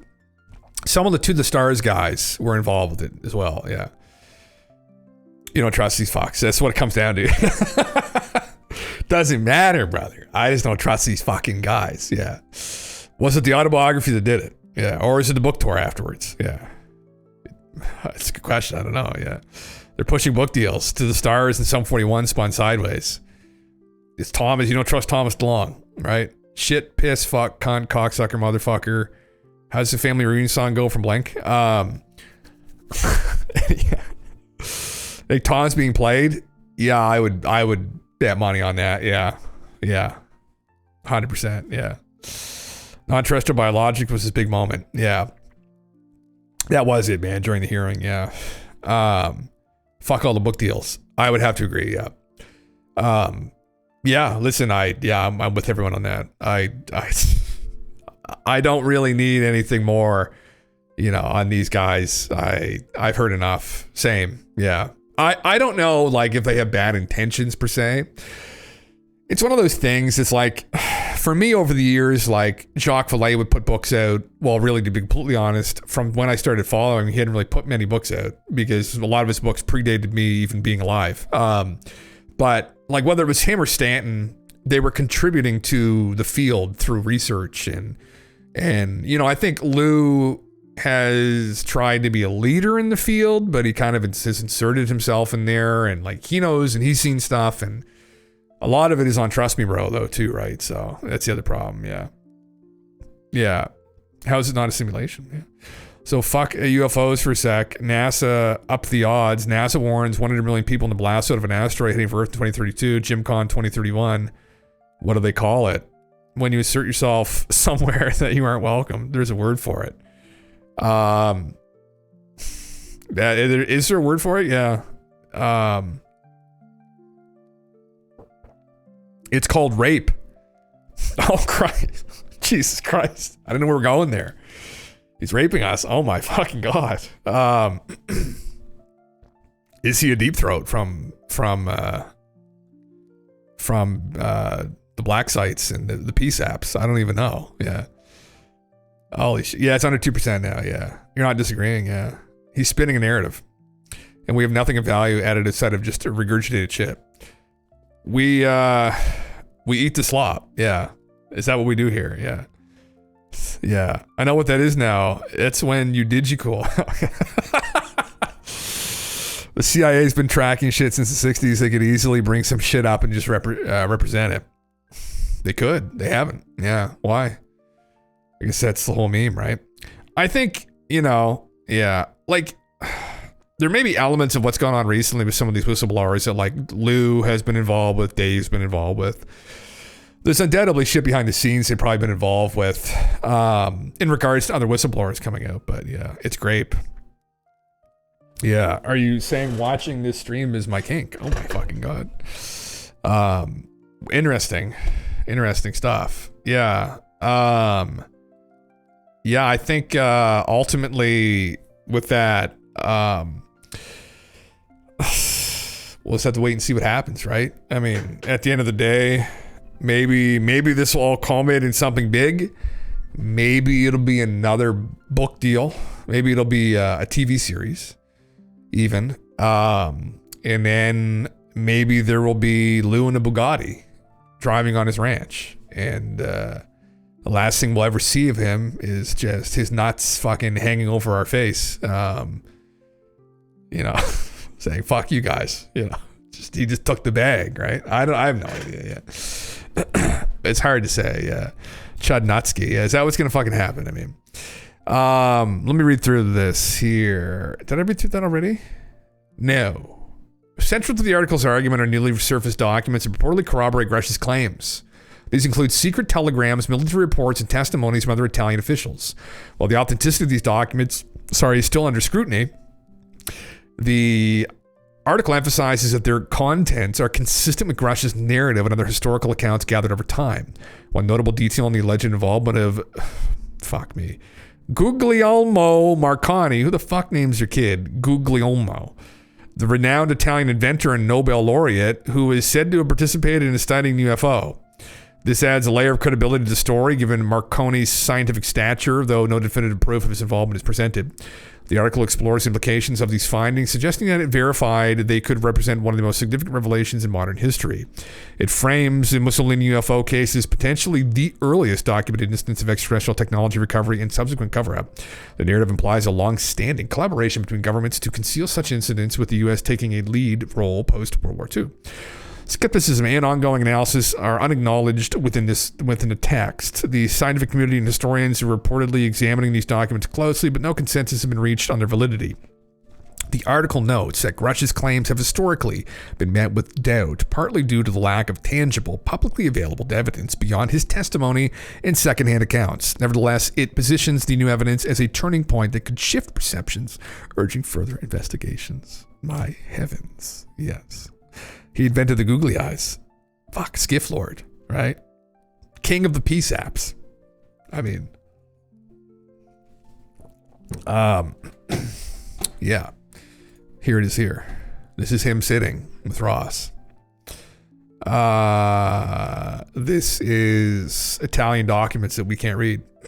More Italian documents we can't read. And a letter in Italian that, guess what? We can't read. What the fuck does it say? It's to the Daily Mail. So the Daily Mail is who originally published this. This brother did not notate this. We will say, translate this. Yeah, that's what I was going to do. Translate it. Here's a translation from Italian to English. Good boy. I am transmitting to you as requested and agreed upon verbally the note for your rule. Do not make copies. Do not even speak about it to your deputy. For any matter related to the RS-53 cabinet, pass it by me first. I personally typed these lines poorly on the typewriter to avoid exposing them to the eyes, shrewd but feminine. What? Of my secretaries. So act accordingly. Got a thing for secretaries going. Brother. Yeah. Least the GPT. It's already been cocked. Yeah. Good bot, brother. I said 15 dial. Holy fucking Christ. I won't be happy till it says 1500, brother. What did the other documents say? We should do that now. Hold on. This. What did this say? Copy. That wasn't very exciting. That doesn't fucking mean anything really to me. But then, what the fuck do I know, right? This. Let us see. Here it is. Senate of the Kingdom, Deuce's report. regarding its authentic and unique celestial nature, meteor, falling star, planet, luminous halo iris, perihelion to be confirmed. The transmission of reports to the Air Force is subordinated to the favorable opinion of the authorities of Cabinet R33, whose decisions are final up to the highest hierarchy of the Deuce. Who the fuck is the Deuce? Deuce Bigelow? Male gigolo? Rob Schneider? Brother. Any attempt by external scientific entities to collect and examine related reports is to be excluded, including the Pontifical University. Oh my heavens. The philosophical religious implications of this alien craft. Any expense related to these provisions are to be recorded in Chapter 32. Okay, personal note, highly confidential. It appears to be an official classified report from Mussolini's era discussing protocols related to UAP phenomena or celestial events. It suggests a strict chain of command for handling such matters, restricting scientific institutions. That's pretty useful though, that it was able to go through that and know from what was talked about that it was from Mussolini's era. Because it didn't mention Mussolini. That's pretty good. Yeah. Well, we're looking at where he refers to Black Pope, the Dark Pope, that hides behind the scenes, right? And pulls all the strings. Knows all the secrets. Deuce Bigelow, Pope Gigolo. That's who we gotta fucking watch out for now. Because he's out there somewhere grinding on everyone and everything. Watch yourselves. Change your sheets every night. Telegraphic Office of Milan, highly confidential. Year 11 of the fascist era, 1933. By personal order of the Deuce Bigelow, it is ordered immediately and without delay to suppress any dissemination of news regarding aircraft of unknown nature and origin whose landing took place yesterday at 6 p.m. Stop. Strictly impose absolute silence. Stop. Inform only the RS-33 cabinet within 48 hours of the departmental investigation. Stop. Severe penalties for violators of this extraordinary measure. Stop. Provide immediate full cooperation upon receiving further orders from special apparatus. Stop. End stop. No copy. This document suggests that Mussolini's government ordered strict secrecy regarding an unidentified aerial event in 1933, allegedly handling by a secretive RS-33 cabinet. It implies a cover-up of an unidentified aircraft landing with heavy penalties for leaks. So if real, that speaks to what Grush has dug into, right? Yeah. So, yeah. Fuck. Yeah. Doesn't emphasize the point. Yeah. This may be a whatever the fuck it's called. You know, things they used to do. Fuck. You know, before all of our times, honestly. You know what I'm talking about? Fucking thing you tap. What's it called again? Maybe that's how they received this message. It must have been. So, I mean, if these documents are real, which is pretty crazy, that does corroborate the incident that Grush mentioned. Morse code. Thank you, Aaron. Yeah. Morse code. Yeah. Well, that would confirm that a UAP crashed in Italy, and Grush supposedly had the deets on this, a down low. Did Grush mention that there were biologics retrieved out of it? I think he may have. I can't remember. It was when we looked into Buddy, whatever his name was there, his research, there was a part of it that may have mentioned, there was some anecdotes that there may have been bodies recovered. Yeah. A telegram. Yes. Yeah. So was it David Wilcock? No. But they may have looked like him, yes. What does that mean? I don't know. There were bodies. Like, if we look, hold on. We can probably find it. People to see. Magenta, UFO crash, 1933 bodies. Yes. Yes. No. No. That's not it. The Reddit post.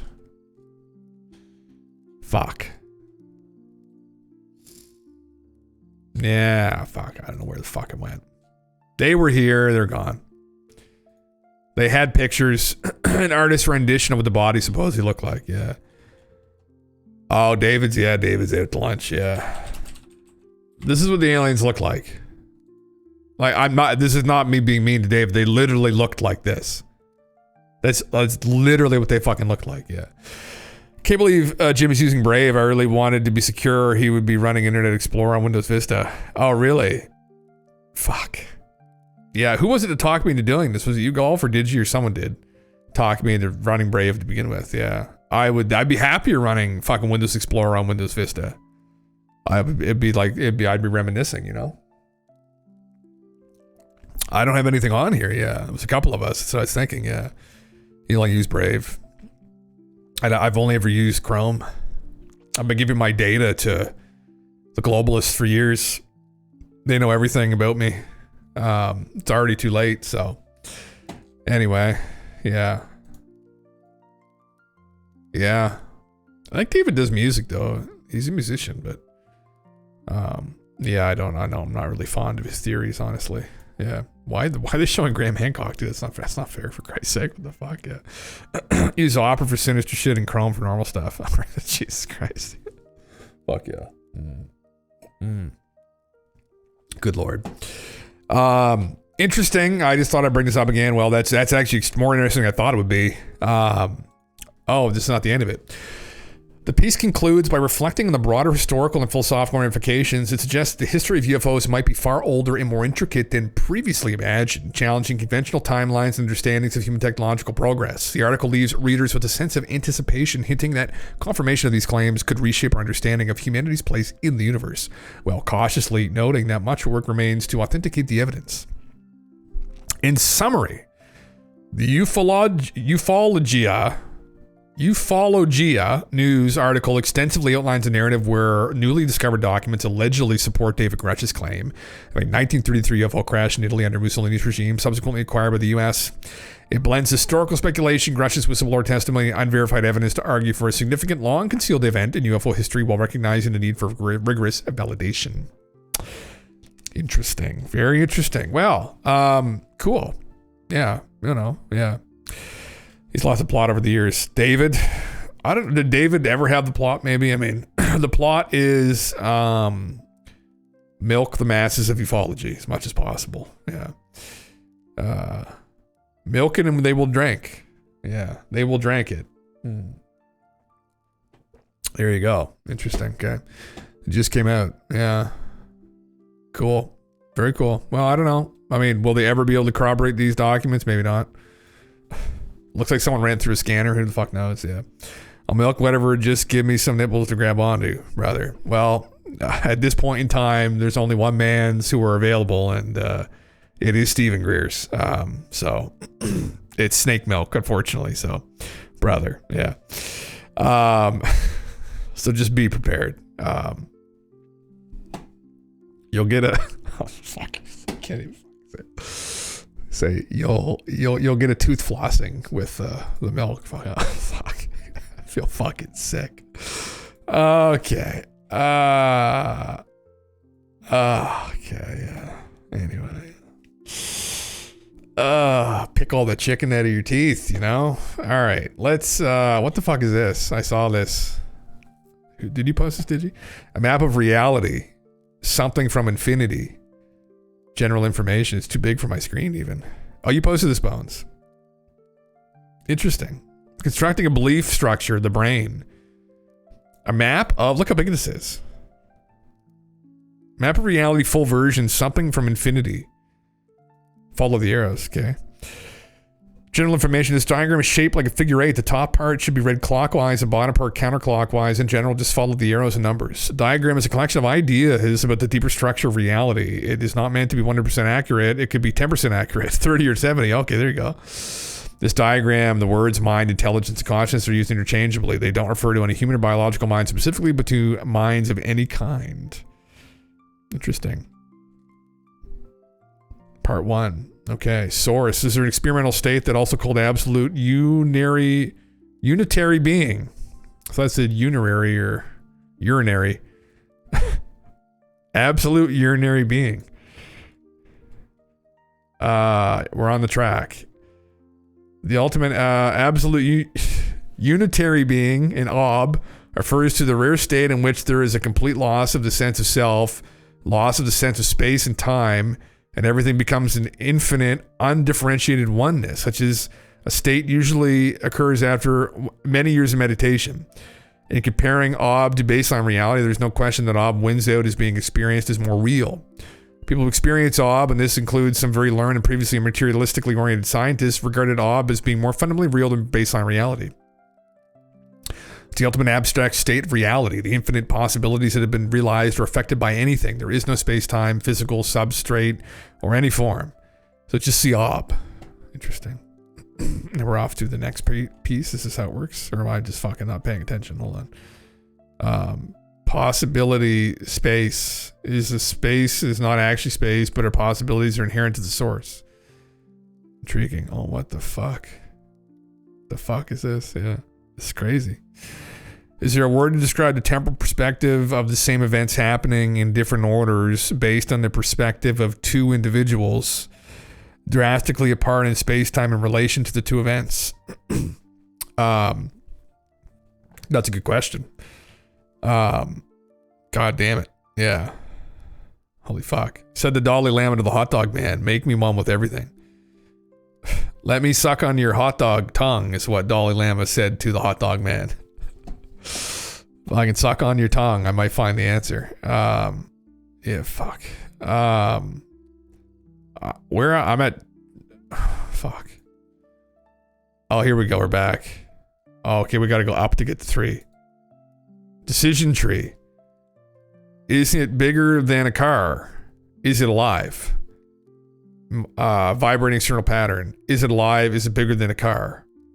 We got a house and we got fish. From the source, a mind can use a process of deductive reasoning, experiencing to narrow reality from an abstract state of infinite possibilities to a more concrete form. This process goes something like this. A mind asks questions, and some vibrating external pattern alternately responds with true, false, true, false. So this external pattern is fixed or random and can be anything, but just answers true or false, for example. So depending on the type and order of questions, reality takes on different form. The successive history of questions and answers forms a sort of decision tree according to which external input is instantly reinterpreted. The decision tree can also be seen from a funnel of deductions which folds the experienced reality into less and less infinite states. Ultimate abstract state of reality, funnel of deductions. Question, question, question. Are we saying that philosophy shapes the world? Good. Is it red? Is it green? Is it blue? More concrete reality, physical universe. Of course, the previously mentioned questions are just a silly example to get to the idea across.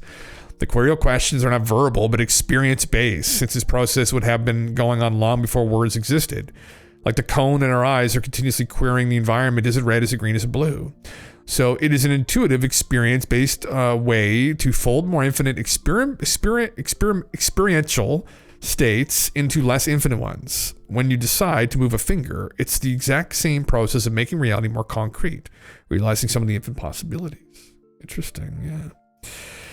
This directly relates to the oneness felt at the perspective scale of the universe, because everything is happening all at once, aligned to the Marvel movie. Like, which Ant-Man? Which one? What's the shittiest Marvel movie? That's my Marvel experience here. I don't know. Constructing a belief structure.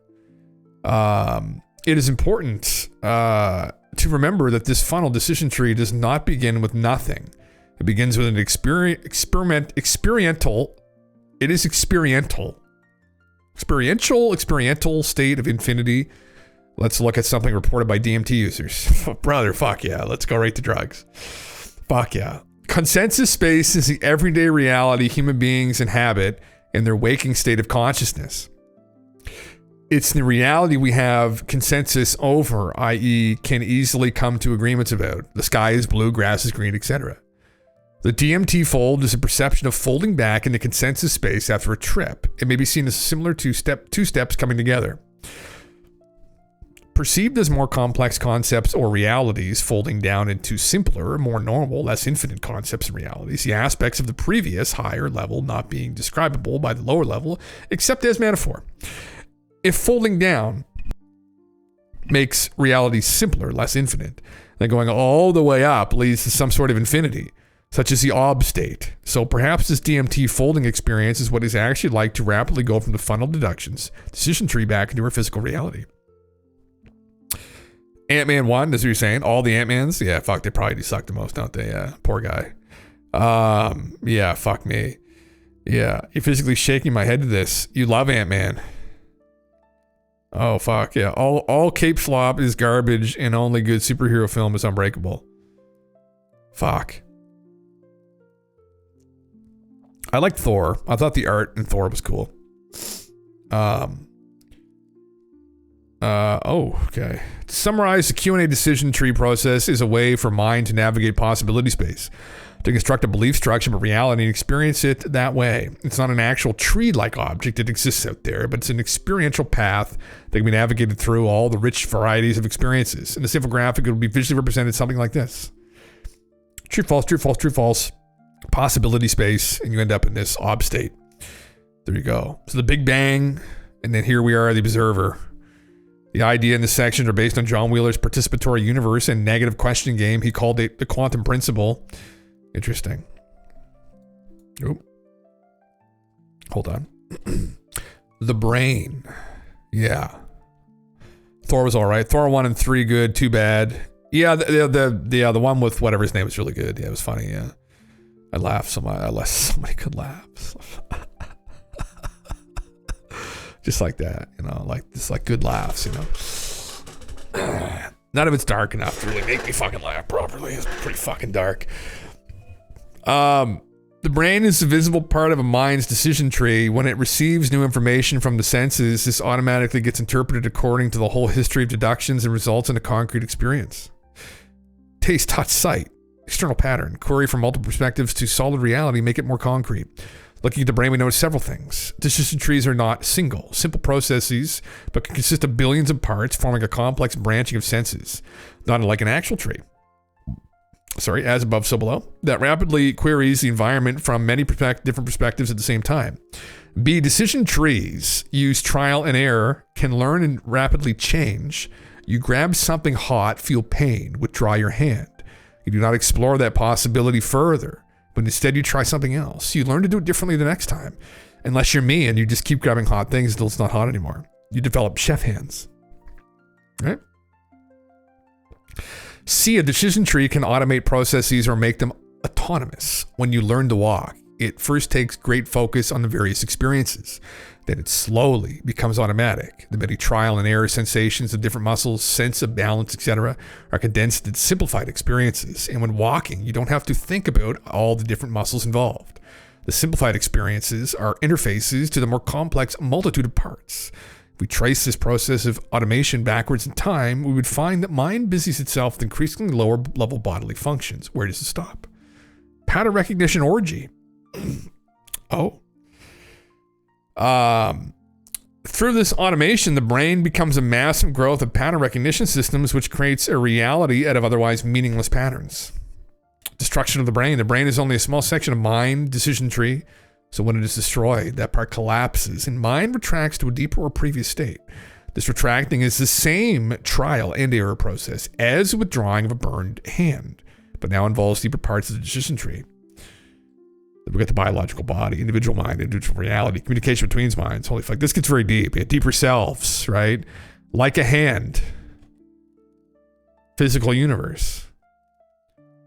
The nature of matter. Developing interdimensional technologies. Oh, Christ. Okay, what? We skipped to 80. Interdimensional contact. Oh, Christ. Okay. Actual recovered non-human technologies. Holy fuck, we're going down fucking... this is going right to the bottom, isn't it? Yeah. Okay. Developing interdimensional technologies. Edge of existence. A fitting quote to describe: we live on an island surrounded by a sea of ignorance. Our island of knowledge grows, so does the shore of our ignorance. Yes. Oh my God, okay. The afterlife. The slime model. Free will. Holy fuck. Well, you could spend a while in here, couldn't you? I'll have to go through this in more depth. At some point. Multi-dimensional slime fold. And we get the NHI, yeah. I think it's in the Discord, Divinormous. Yeah, Bones, you posted just today or yesterday? I saw it there, yeah. It's in Forbidden Knowledge, yeah. Crazy. Who was behind this again? Some quantum theorists, I think, right? There's a lot of strange things you can do with some of these, you know, what we've inferred from quantum mechanics already. There's some theories that take it a couple steps further, and you can really go nuts with it. I've seen similar things, not to this degree of complexity, but I've seen similar theories and arguments as well people have made while it was in philosophy or referencing quantum physics. The consequences of some of these experiments and where you can go with them. Yeah, I think it's very strange. Yeah. Oh, yeah. Yeah. Everything is a wave. We'll get collapsing the wave. And the double slit experiment, the consequences of that. Tom Campbell did he's done it a couple times, but he didn't really have much success. But he was doing some variations of double slit experiment because he's all out that we're living in a simulation and that ultimately it's an information-based reality. And it would make sense that our consciousness has an effect on the material world. But I don't know if he's kept up with doing these experiments or not. He was looking for funding last time I really looked into it. So, anyway, yeah. But, yeah. Probability waves of mass, yeah. Fuck yeah. What if we're all really advanced gray goo that multiplied into individual perspectives? It could have. I mean, well, even if we're all players, like, where did all the players come from ultimately? Like, we're all souls. Where did the souls come from? What energy? Where do they originate, right? You could argue that here physically we really are just all part of like one giant piece of something, right? We are all literally connected. So we are all part of one mass to some degree, right? Yeah. So in a democracy, you have to be a player. Hunter S. Thompson. Fuck. Oh my God. That's pretty coincidental, isn't it? Or was it just referencing following the conversation in that? Yeah. Who's your daddy energy? Yeah. Brother. Yeah. That was the quote. Yeah, I see that. Crazy shit, huh? Jesus Christ. Is there more of an explanation on the side? Is to like source notes, yeah. Chris Fox on John Wheeler and the Quantum Principle. That's an incredible last name, Chris Fox. Okay. Wow. DMT Nexus, Hyperspace Lexicon. A private view of quantum reality, quantum Bayesianism, explained by its founder. Yeah. Respecting one's fellow. Phenomena versus nomina. Interesting. Oh, this is pretty well cited stuff, huh? The Guardian, Congress holds hearing about UFO. Yes. Schumer rounds. There you go. Interesting, yeah. Neuropsychology of religious experience. Yeah. Wow. Cool shit, huh? Thank you for sharing this, man. Yeah. It's very interesting, yeah. You watched the video of him shooting a gun. He said in the video, I quoted it. That's our only quote so far. Oh, fuck. There we go. Fuck yeah. In reality, you have to be a player. If you're not a player in reality, then what are you? Just an NPC. Right? Yeah. Drunken woo, the only way to maintain control. That's what it's doing in here, listening to us. Essentially. Yeah. Speaking of which, I don't know what to think of this. I have no idea if this is even fucking true. In 1991, a crop circle appeared in Grasdorf, Germany. Researchers dug at specific points of the circles and discovered 3 plates in silver, gold, and bronze, weighing 7 kilos and with a purity close to 100%. These plates are several thousand years old. They represent the same crop circle shape in which they were found. Anyone knows this fascinating story? I'm probably going to say hoax/horse shit, but interesting. Wow. Sounds like a thing. Sounds like a thing. Sounds like a meme. Yeah. Jim, you need to make stream elements a mod for some of the functionality you don't have to, but we grow an automated power by doing so. How do I do that? What, to make stream elements a mod? Okay. I can just literally do that right now. You can do that, can't you, or no? You mean the... Hold on. Just mod the chatbot. So you do mod... Is this it? Stream... elements? Fuck. How do you do it again? Fucking Christ. Can't remember. Yeah. /mod.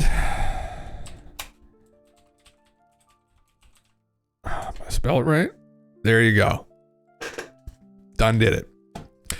I have no idea if this is true or not. There is a YouTube video.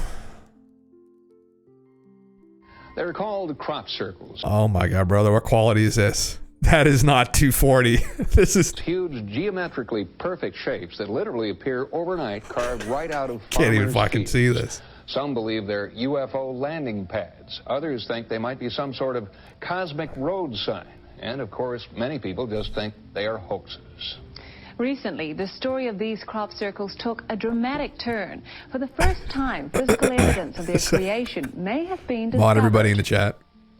At first glance, they look like ancient Roman dinnerware, but some believe they are something far more dramatic. Bones, thank you, man. Extraterrestrial artifacts Thanks for the left sub. behind by the crop circle's mysterious creators. The plate is like a map, the map of the crop circles. You know, the same signs you saw on the fields, you saw on the plate. These are ancient, sacred symbols, and in my opinion, the phenomenon appears to reawaken our hidden memories of these ancient symbols of communication, to tell mankind that we are really entering a new age, the age when the gods return. All indications are that this is part of a pattern of powerful, unusual intelligence showing itself on the planet.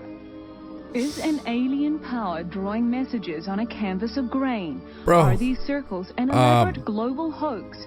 Our story of the latest development in this mystery begins on the morning of July 20th, 1991, when jogger Hans Slan discovered these patterns carved into the wheat fields of Grasdorf, Germany.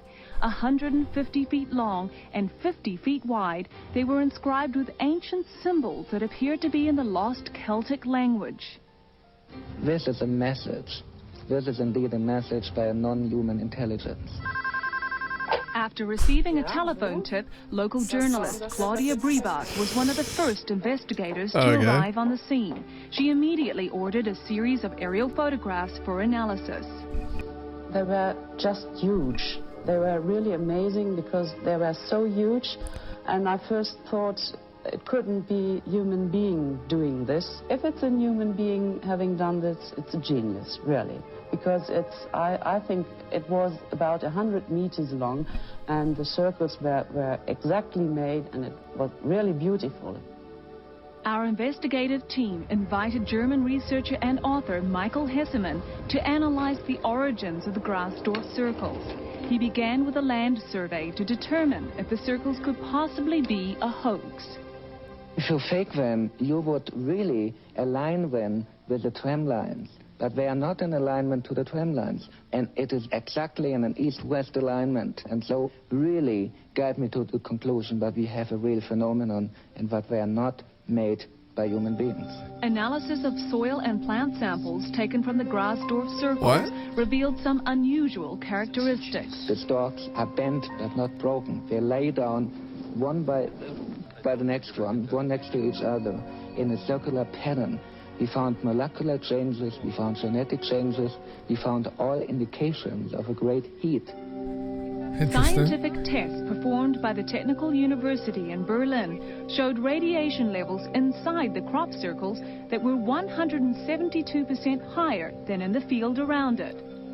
In April, psychic Helga Lundström visited another section of the Grasdorf field, where the unexplained phenomena had been captured on film. This is amazing. She really detected the right side of what we call the sun wheel, what is one of the circles we had in the pictogram. And it is really amazing how she, after 2.5 years, really detected the right side for this formation here. Don't kill the vibe, all right? When metal detector tests of the crop circles uncovered 3 unusual metal plates. Each plate contained an image of the crop circle pictograph, exactly the same design that had been carved on the wheat fields. German historian Moshkote Litvas helped analyze these metal plates that were found to be made of precious metals, bronze, silver, and gold. Are they eggs? I went with the plates with another man together to Berlin. There is an examination institute, a very, very big institute, and they found there is only silver in the silver plate, and the bronze is very unusual. We have never seen metallic plates like this. If you look on this picture, you see there are a lot of circles, but there are only 3 circles surrounded by half circles. And that are the places they found the 3 plates. In all the other circles, they found nothing. How could such elaborate designs appear overnight in the darkness? Why did these huge symbols mirror the images of the metal plates? These are only 2 of the many questions that surround these mysterious circles. Fuck. That's crazy. Wow. Never heard of it before. What could it all mean? There is a close-up of them there. Yeah. I mean, it looks kind of like sloppily made, but, you know, the scalar weapon construction, brother, I mean,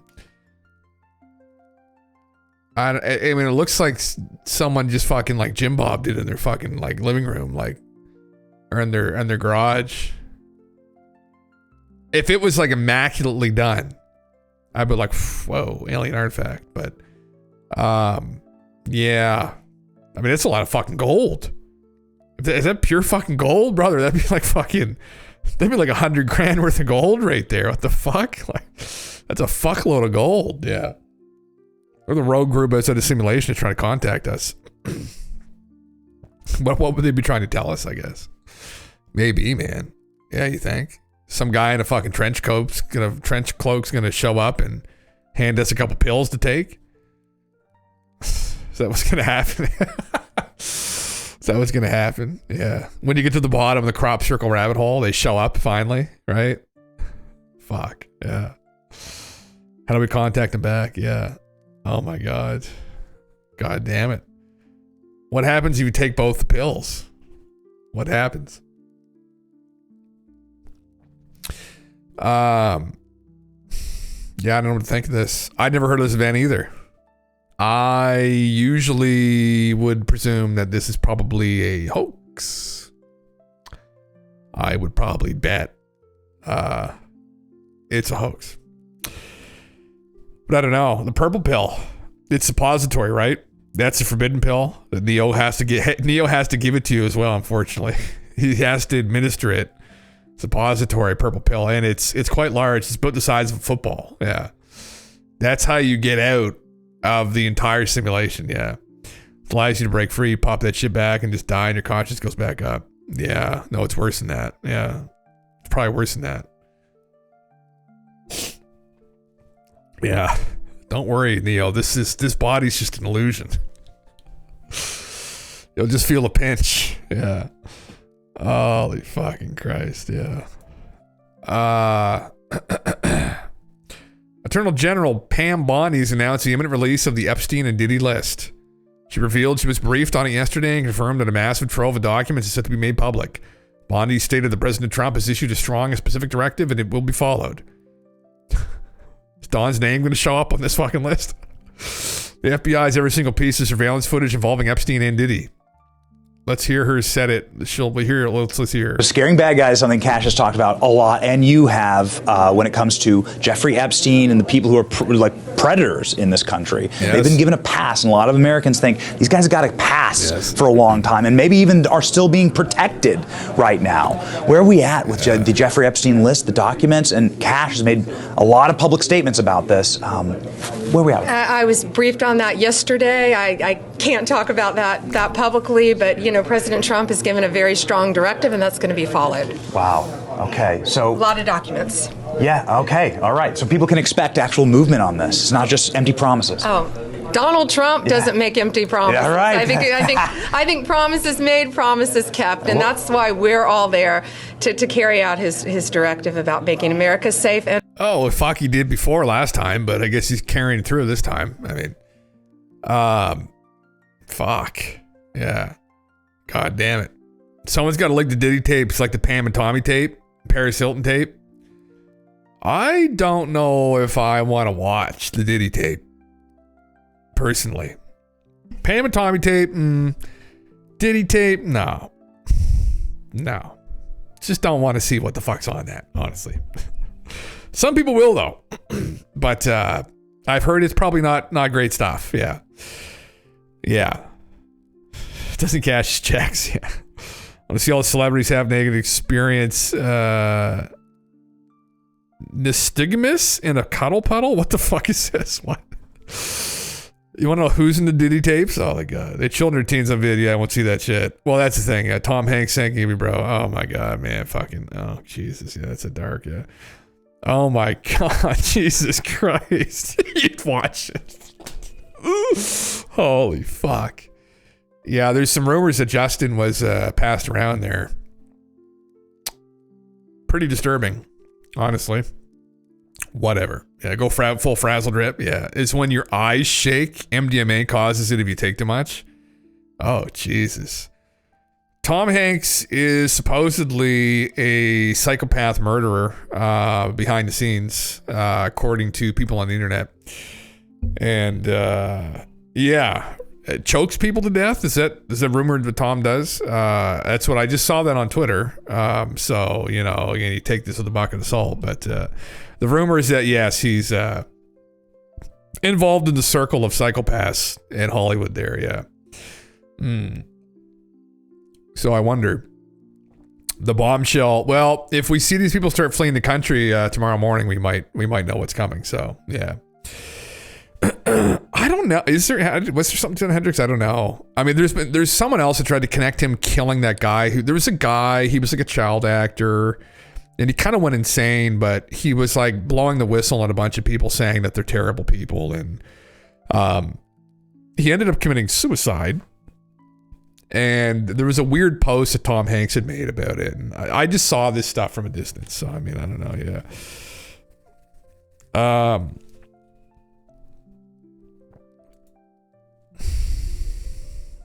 Tom Hanks and Oprah Winfrey flee social media after Jeffrey Epstein court docs drop. I am not allowed to talk. Did they actually? Oh, Jesus. This is me 13 at the age when Tom Hanks purchased me from my father. Okay. Oh. Oh, God. Corey. No, it wasn't Corey Haim Hendricks. It was another guy. I forgot what his name was. Yeah. Man, fuck. That's part of the initiation. Tom Hanks should sue Elon Musk and an Arizona official for libel. Elon Musk reposted Garcia's accusation to his 2.18 million followers, amplifying the reach of the unfounded claim. Holy shit. This is just like today. What?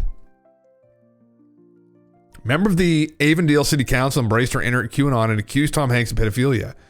Then came the payoff. Elon Musk reposted her accusation to his 2.18 million followers. Jesus. As my colleague E.G. Montini observed, Hanks burrowed under the exceedingly thin skin of the MAGA nation while reprising his 2016 role as Doug the conservative voter. Interesting. The MAGA crowd came unhinged, some more than others. Okay. Hey, pedo Tom Hanks, not all MAGA wearing hat patriots are white. In fact, most racism comes from the elite Democrats, you asshole. Who reposted it. She just called him a pedophile. Okay. Holy fucking Christ. Jesus Christ, yeah. Man, it was created to dispel pedo accusations. Yeah, that's the thing. I mean, a lot of people most people don't even read the QAnon stuff. Like, I've read through all of it. I read through every single bit of it. Well, I shouldn't. I read through all of it that pertained to 4chan, at least, and bits and pieces off 8chan, but it started off as something that was potentially very interesting, which was somebody from the intelligence community blowing the whistle, but doing it in an anonymous way, just dropping information. And it stayed that way for like a couple months, and then it started to kind of go off the rails as it got more and more popular. And now it's a thing for like Facebook moms to like obsess about. That's what it ended up being, I think. But initially there was some interesting shit that was posted, man. They were posting Twitter posts from these celebrities back, I don't know, in like 2008, 2009, 2010, like early Twitter, whenever that is. Really weird shit. I've mentioned that on here before too. Some weird, disturbing things, honestly. And they were up. You can go to them. I went to them. You can go to them. They were still up, and now they're not on there anymore. So anyway, and then other weird shit too, like images of like crates of phones and shit, and like it was implying that China was bugging the phones of Western leaders and members of Congress and the Senate, and like iPhones and shit. Like there was like an operation going on the Chinese government. Like really some heavy shit was implied. But then it just went off the fucking rails. So I don't fucking know. Yeah. But it's been used as a way to instantaneously discredit people now if you subscribe to the conspiracy, right? But initially it seemed like it was someone maybe from the intelligence community that was like defecting, that maybe had access to people's phones, right? And saw what was going on, like from the NSA or something. So anyway, remember how Biden said there was nothing on Hunter's laptop, and then he pardoned Hunter for what was on his laptop? Yeah, it's just fucking craziness, yeah. The whole private phone scandal, did you hear about that? Well, yeah, a little bit. Like, I don't know. Yeah, the CIA backdoored some secret safe phones. They had too much intel. They couldn't act legally. Yeah. So they killed the project. Yeah. Was it the CIA or the NSA? Yeah. I had heard that theory connected with the QAnon stuff early on. That what had happened was they decided to just go rogue with it and started posting it anonymously on 4chan. Yeah. Yeah. The NSA. Yeah. I thought probably it was the NSA because they would have access to people's phones and shit. They backdoored their way in, and that it would initially, it's something to do with something China had, like they were doing the same thing was the idea. Yeah. A NOM phone, FBI supposedly. Oh, really? Yeah. The FBI's fake encrypted honeypot phones are showing up online, which was used by the Bureau to ensnare droves of criminals through the world, is now reportedly being sold in the secondary market. Oh yeah, this wasn't it, but it was implied that there was something else that was already cooked into like iOS out of China, like from like the phones from China were compromised already, and politicians didn't realize this and that they had gotten access to stuff through that. Anyway, it was an interesting idea. It never really came to fruition, but yeah. It's a big honeypot. They found all sorts of trafficking and drug shit. Oh, really? It's an actual device that lots of bad guys bought thinking it was secure. Oh, Jesus, yeah. The UK is trying to force backdoors into encryption. Jesus Christ. Like, it's fucked, yeah. God damn it. Dark shit. It's all dark shit. Well, we'll find out soon what's going to happen, I guess, right? Fuck only knows. What a meme, though. Well... yeah. What else do I have up here that's not quite that dark, I guess? For many years. Oh, God, I don't know if I can handle him again. What I could go over was this, because this is kind of interesting. Now, before I go on to this, I was going to just pull this up. This is very interesting. So, we were memeing about this. This is in relation to this video I was going to go over, which is an ancient civilization washed away by a cataclysm from the Lord Lodge. This is about... the mounds. So I was memeing about this and have for the last couple months about these giant bodies that supposedly they found all over the US. And all of them, I think literally all of them, were actually found in these Native American burial mounds, which we thought, again, was made by Native American peoples, and some of them were. They could all have been, and maybe these people lived together. I had no fucking idea. I don't think anyone really knows, and we're not going to, because they throw the whole thing off now. It's some fucking conspiracy to do with white supremacists from the 1900s. But this is mound sites in Minnesota, red dots. Most of the sites have multiple mounds. In 2011, the state had over 12,500 mounds with another 761 sites that are known but not yet cataloged. Look how many there are. In Minnesota alone. This is how many mounds there were. Isn't that fucking crazy? Like, absolutely fucking nuts. Like, just fucking crazy shit. Now, they didn't find giant bodies in all these, but, you know, still, I mean, I never heard about this. I had this idea that the Native American peoples were just like these wandering tribes that lived in teepees and didn't like actually construct anything. But then you come to find out that no, they made earthworks all over the fucking place. And in some of them were found people that weren't Native American. Supposedly. So anyway, yeah, it's just fucking, just crazy. Anyway. This was an immense culture, wasn't it? He says there were tens of millions of people here in the thousands to 1400s. No one knows for sure, but it was likely 25 to 40 million at any given time. Is that must be all of America? 25 to 40 million, yeah. Yeah. I'd love to see Indiana.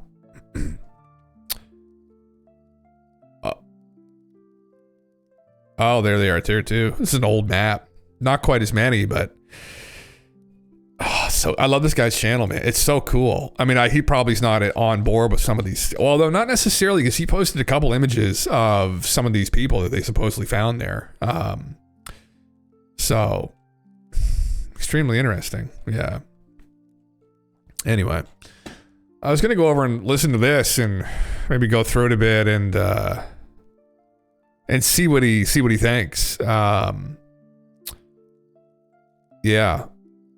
Was an ancient civilization washed away by a cataclysm? Intriguing video. Yeah. So posted a year ago. Lots of views on it. Yeah. Nothing else. The opening line. Well, Atlantis history. Oh, Christ. Well, listen, I'd love to go through it, man. I mean, it's very relevant to my interests. So I'm curious what his opinion is of it. He has a background in what? Religious history or something like that. So he's a Christian man. He's got a cross around his neck. Lodge, we asked the archaeological community to show us where on the doll the scary Atlantis man hurt them. I'm Aiden Mattis, and welcome back to the Lore Lodge. Where on the doll the scary Atlantis man hurt them? Holy fuck. Nice. He's a historian on ice. Atlantis is a concept that most people, especially in the Western world, are pretty familiar with. Now, you might not have a serious, solid concept of it in your head, but you're going to know the basics. There was a kingdom or an island, a continent, with a civilization on it that at some point in the distant past sank beneath the waves due to either their hubris or some sort of natural disaster. The concept under the name Atlantis was of course introduced to us by Plato way back in the Greek classical period, and has evolved throughout the ages to be the more recognizable version now. But for most of that time period, it's been thought of as simply an allegory, not something that actually ever existed, but rather something that the ancients used to teach lessons about hubris and pride and other factors of the human condition that could lead us into grave disaster. But then, in the early modern and industrial era, we started to get a... No, it didn't necessarily. Again, for people that actually fucking read it, no. The Cretaceous, maybe. There are elements of it there, but we also are missing, like, Christ knows how much of the story, because it's lost. So you get, like, maybe half of it, who knows. But he mentioned specifics about the city. Like, it's very specific that this was a real place. Like, if you're just telling a story about, like, hubris and, you know, the ignorance of these people and it was their downfall, like, you going into specifics about how big the city was and shit? Like, and what their culture was. Like, it's very specific. And in the Timaeus, it's not about hubris. It's about that the earth is periodically subjected to cataclysm by some celestial object. And the Egyptians knew about this. And this is a story that's mentioned in both books from Solon, Plato's ancestor. So that sounds nice, but... a little bit more intense about Atlantis. People started to ask the question, well, what if this wasn't just a figment of our imaginations?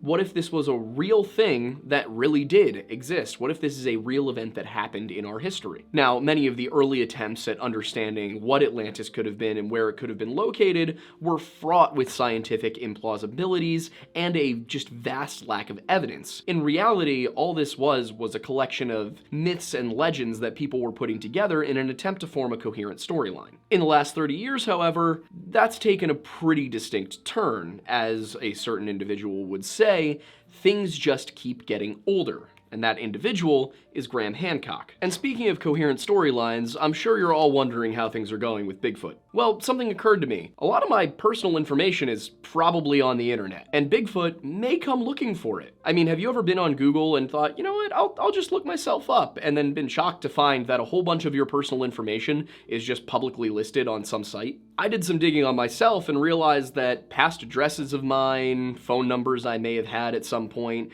and of course my name were listed on some pretty disreputable looking places. As it turns out, data brokers are making a fortune selling your information. This goes out to robocallers, scammers, and telemarketers who want to know more about you, like your phone number, your email address, or even this tricky guy. He got me. I was like, what the fuck's this related to? Spooky Atlantis man. But who is Graham Hancock?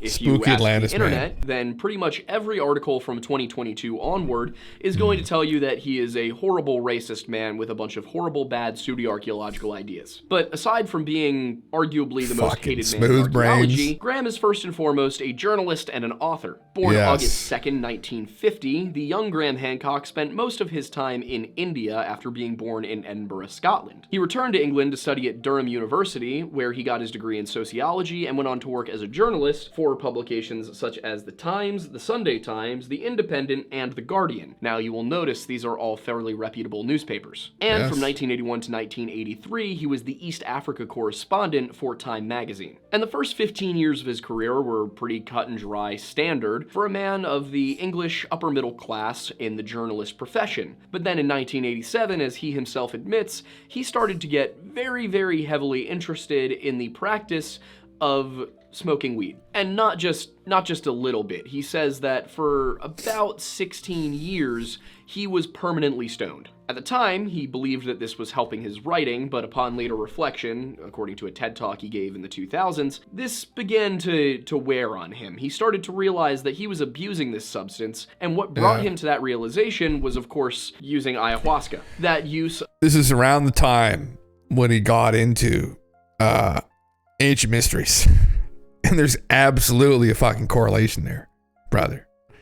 Absolutely. Various psychoactive drugs led him to believe that, you know what, maybe these theories, these suggestions that humankind achieved a state of consciousness and sapience as we know it today was due to our use in prehistory of certain psychedelic substances. Essentially, we reached this point in our cognitive development because we were using things like magic mushrooms. To be clear, this is currently just a theory, a hypothesis really. It is still being investigated. We don't totally know when we became what we are. But around the time he started using marijuana, he developed an interest in the ancient past. This included that use of psychedelics, the idea of a lost great advanced civilization, the Ark of the Covenant, and then even the idea of some sort of advanced or extraordinary race of beings, be they human or something else, helping us to jumpstart civilization. He achieved a form of stardom in the 1990s when he published 2 books, The Sign and the Seal and Fingerprints of the Gods. The former book focuses on the Ark of the Covenant, while the latter, Fingerprints, is more about the idea of an ancient advanced civilization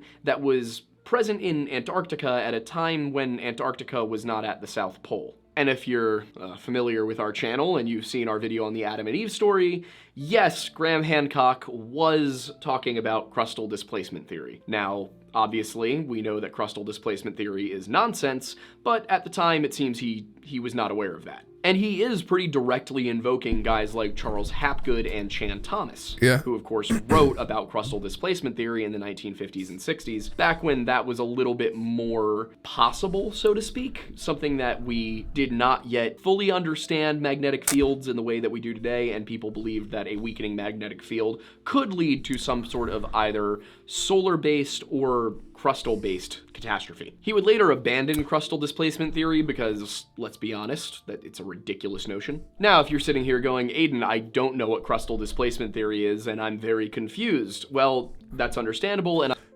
well, I mean, objectively, it's not.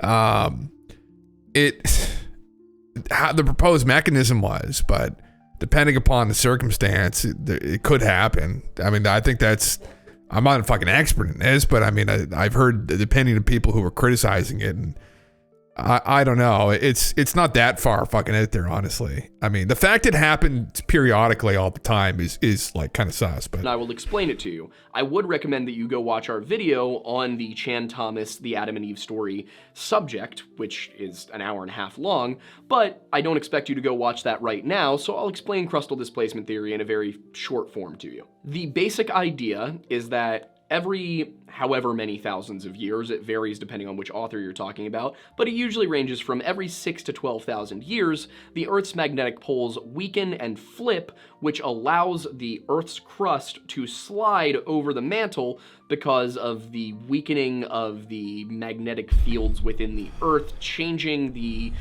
form of a various level of spheres around inside of the Earth. I believe it's the asthenosphere, particularly, that weakens and becomes liquid, and then the crust goes whoosh. Now, of course, this would cause an intense amount. Not quite. Well, there's two different kinds. So there's a magnetic shift of the poles. So there's a magnetic flip that's proposed. And now how and why that happens, we have no fucking idea. One theory is it's something to do with the core of the planet. Another theory is it's something to do with the sun cycles. Who the fuck knows? It's probably something to do with the core. And this does happen periodically. There's evidence of this occurring periodically. So the poles drift, right? The magnetic north and magnetic south slowly drift, right? And then at some point, it accelerates and then somehow it flips. And we've got this, like they can see it on the ice cores samples that this has happened. I believe it's ice core samples. They can see that this has happened periodically over the last 100,000 years, multiple times. And during that time, when it does flip, it does weaken. Now, the physical pole shift is completely different, where it's the crust separates from the mantle and it slides over it. Now, I don't think there is a proposed mechanism for how that happens in Hapgood. Maybe I'm wrong. Maybe this gentleman is right, and it was to do with a weakening magnetic field, but I don't think so. I think the how that happened wasn't necessarily explained. Some people put the idea out that it's something to do with the sun and what the fuck is it called again? They actually used in the movie 2012 that there's neutrinos might have something to do with it heating the planet up. But yeah, sorry, yeah, it's a bit of the criticism people have leveled at his last TV show. Okay, yeah. This is just the crust displacement it's commonly, not that I'm a fucking expert on it, but there's the two different kinds of the pole shifts that happen. One is magnetic, one is physical. And the magnetic one is normal and it does happen. The physical one is a more woo one. But I mean, there isn't really, I don't think there was a proposed mechanism as to how it happens. So anyway. Of earthquakes and probably volcanic eruptions, weather changes, tidal waves, tsunamis. It would be an absolute disaster that would destroy basically all civilization, if not all life on Earth at the non-microbial level. According to crustal displacement theory supporters, this has happened numerous times throughout human history, and the next one is coming soon. The problem with crustal displacement theory, of course, is that basically every single tenet of it can be disproved with basic science or even logic. But aside from that, Fingerprints was making an argument that there was an ancient civilization, it was destroyed in some form of cataclysm, and the survivors taught the non-advanced civilizations how to actually reach the stage of being able to produce art and architecture and creative writing. But Fingerprints has been widely criticized for portraying this race as white. And because Graham portrayed this ancient advanced race as white, he's been accused of being a white supremacist. So I decided to buy the book to check on this because all of Graham's appearances since at least 2011 have no hint of him believing that this race was white or any specific color whatsoever. It seems that he just thinks that there was an ancient advanced civilization, and we don't really know, nor does it matter, what color their skin was. In Fingerprints, he cites Harold Osborne, a Cambridge-educated art historian, who claimed that the Spanish documents about the Inca referred to one of their gods, Viracocha, as being likened to appearance as St. Thomas. Now, whether he meant St. Thomas Aquinas or St. Thomas the Apostle, it's unclear to me as I haven't read Osborne's work, but in either case, there's some wiggle room here for how we might have come to this conclusion.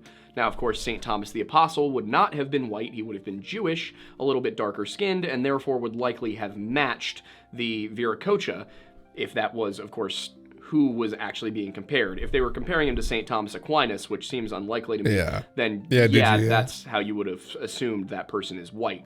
I don't know who made the mix-up here. It could have been the Spanish, it could have been Osborne, and it could easily have been Hancock.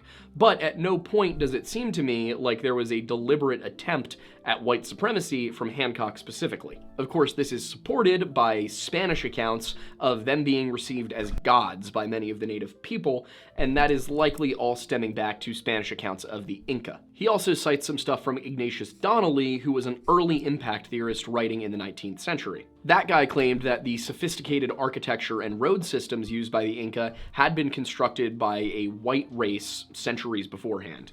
Now, of course, that one seems a little bit more like it's actually racist, but again, it's unclear if Graham was aware of how poor of a source this was. And that's generally what I found. Hancock was citing sources, and just, it seems he didn't do the due diligence of determining if these sources were reliable, not just anti-mainstream, because there are sources that fall outside of the mainstream that are reliable, but the fact that they're outside of the mainstream is not what makes them reliable. And both Osborne and Donnelly are citing older Spanish sources, with Donnelly actually writing during the infancy of the field of archaeology. So I do think Graham chose his sources poorly for fingerprints, but I don't think there was a deliberate attempt at portraying these people as white against the evidence that they were not. I think that it was a legitimate mistake. This is partly due to the more recent work of his, where he has not referred to this ancient civilization as being any recognizable race that we would see today. And in the years since fingerprints came out, he has shifted his opinions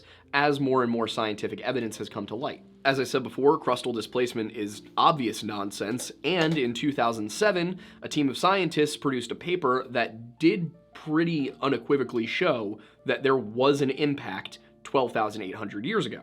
So Graham, rather than looking at the old crustal displacement theory, which made no sense, and seeing that science had adopted a new working theory, he went with the science. In fact, he no longer claims that Antarctica was the center of that civilization, or even that there was really only one of these civilizations. He seems open to the idea that there were a number of civilizations all over the world, or one civilization that sent people out across the world to share and spread that knowledge after the survivors of the cataclysm recollected. So that's what we're going to dive into in this video, is what exactly does Graham Hancock actually believe, and how is he supporting it in the Ancient Apocalypse series? If you ask the media in 2022, around the time that Ancient Apocalypse was announced and then released, you'd be told that he's a dangerous, racist pseudoscientist. Tellingly, basically every article that makes this claim cites fingerprints of the gods. They, and I believe this is deliberately, do not acknowledge that he was citing Spanish conquistadors, nor do they acknowledge that he himself has changed his opinions in the last 28 years. They constantly attack not his claims, but his character, constantly choosing, rather than to actually argue with his points, to claim that he is a bad person. They refuse to steel man any of his arguments. And that's always someone arguing against you in bad faith. That's just the way that it is, right? They had no interest in steel manning anything that he had to say. It was all about how he's wrong. He's a racist. He's a pseudoscientist. All right. I mean, it's like, he's not a racist. He's married to a woman of color from, I think, Indonesia. And he's not a scientist. He's never claimed he's a scientist. He's a journalist and an author. So it's bad faith arguments. It's an ad hominem attack. It's bad faith arguments. Automatically just fucking, you're dealing with idiots. Doesn't matter if they've gone and, you know, went through the Department of Archaeology and got their little fucking ticket, their golden ticket, right? That doesn't matter. It doesn't mean fucking anything, ultimately. At the end of the day, they show poor character. So I'd wager people making those kinds of accusations are just fucking imbeciles to begin with. Because if they had anything to contribute actually to the discipline, they would probably think before they speak. But clearly they're not. So, and they didn't. And it's just, you know, it's just nonsense. But anyway, I'll continue the fucking video. But yeah, it's just everyone knows that's just fucking nonsense. They just actually read his work.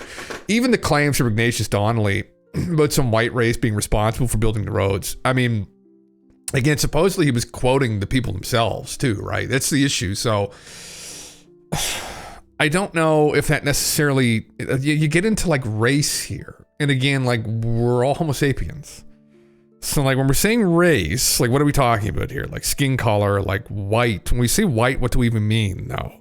What is white supposed to represent exactly? I don't know. Like are we talking about Europeans? Are we talking about like Celtic people? Are we talking about like people from the Mediterranean area, Nordic people, Eastern European people? Like what are we talking about here? Like who do you think? Who has Graham said? Has Graham mentioned a specific group of white-skinned people? No. What he's suggesting is there was a lost group of people from Atlantis. So, you know, yeah, get fucked, Dibbler. Yeah, suppository for Dibbler. Holy fuck, yeah. Oh, thanks, Hendrix. I'll keep it up there just in case. Yeah. Caucasians. Yeah. If they had claimed black people built them and had repeated it, they'd still be racist. Well, it's just this idea. I think what's rooted in golf is that it was back in the, and this is true, but back in the 1800s, 1900s, there was an effort by people to try and, for like the opinion back in those days, for instance, in the 1800s during the cowboy era, was that the native peoples were savages. And like that was propaganda put out by the US government because, you know, they wanted to take over their land. They wanted to conquer them. And so the opinion was they were all savages and that they needed to be conquered and they were uncivilized. And there's this idea that like we knew better. And so there were people that tried to discredit their efforts and that some of them tried to invoke some lost civilization. Like Atlantis, Plato's idea of Atlantis. Plato, when did it was like in the 1800s. So, you know, this was an idea. And so they tried to attribute anything that they had did or any megalithic site to maybe some older group of people. Now, the question, ultimately, regardless of their stupidity and genuine racism, is were they actually responsible for these structures? And some of them probably. All of them, that's the question. And I think the issue now we have is that everything that's being found is instantly being attributed to these people, even if they, in some instances, stated that they had nothing to do with it. And it's like, no. Like they're going almost from one extreme to the other, and it doesn't make any fucking sense. Yeah, they're just repeating an earlier account. Yeah, which is told by the people themselves, apparently. It's exactly it. Yeah. And he's not the one saying it. Yeah. So, yeah, that's it. And I don't understand. I don't know. People don't like to kind of be out in the open water by themselves thinking, right? I mean, it's safe to have this kind of like groupthink to rely on. And to some degrees, it's helpful, and you have to rely on other experts when you don't have expertise in the said field. But, you know, it's gone to an extreme now, and we just have the anecdote ourselves here from speaking to an anthropologist in wherever the fuck that museum was, Pennsylvania, or I can't remember where it was now, where that's narrative. So now you can bring up this idea that, well, specifically, who were these people? Right? It's like, okay, you're going to invoke this lost civilization from this that went around and influenced everybody. Who were they? Well, we're not implying that there's nothing to do with their skin color. It's like, oh, fucking Neanderthals or white people. It's like, no, they weren't. We're not the same race. We're all Homo sapiens. They were not the same human race. So what would be implied is this is another human race that was from the civilization that was more advanced than ourselves. And Graham doesn't go there, and I understand why he doesn't to some degree.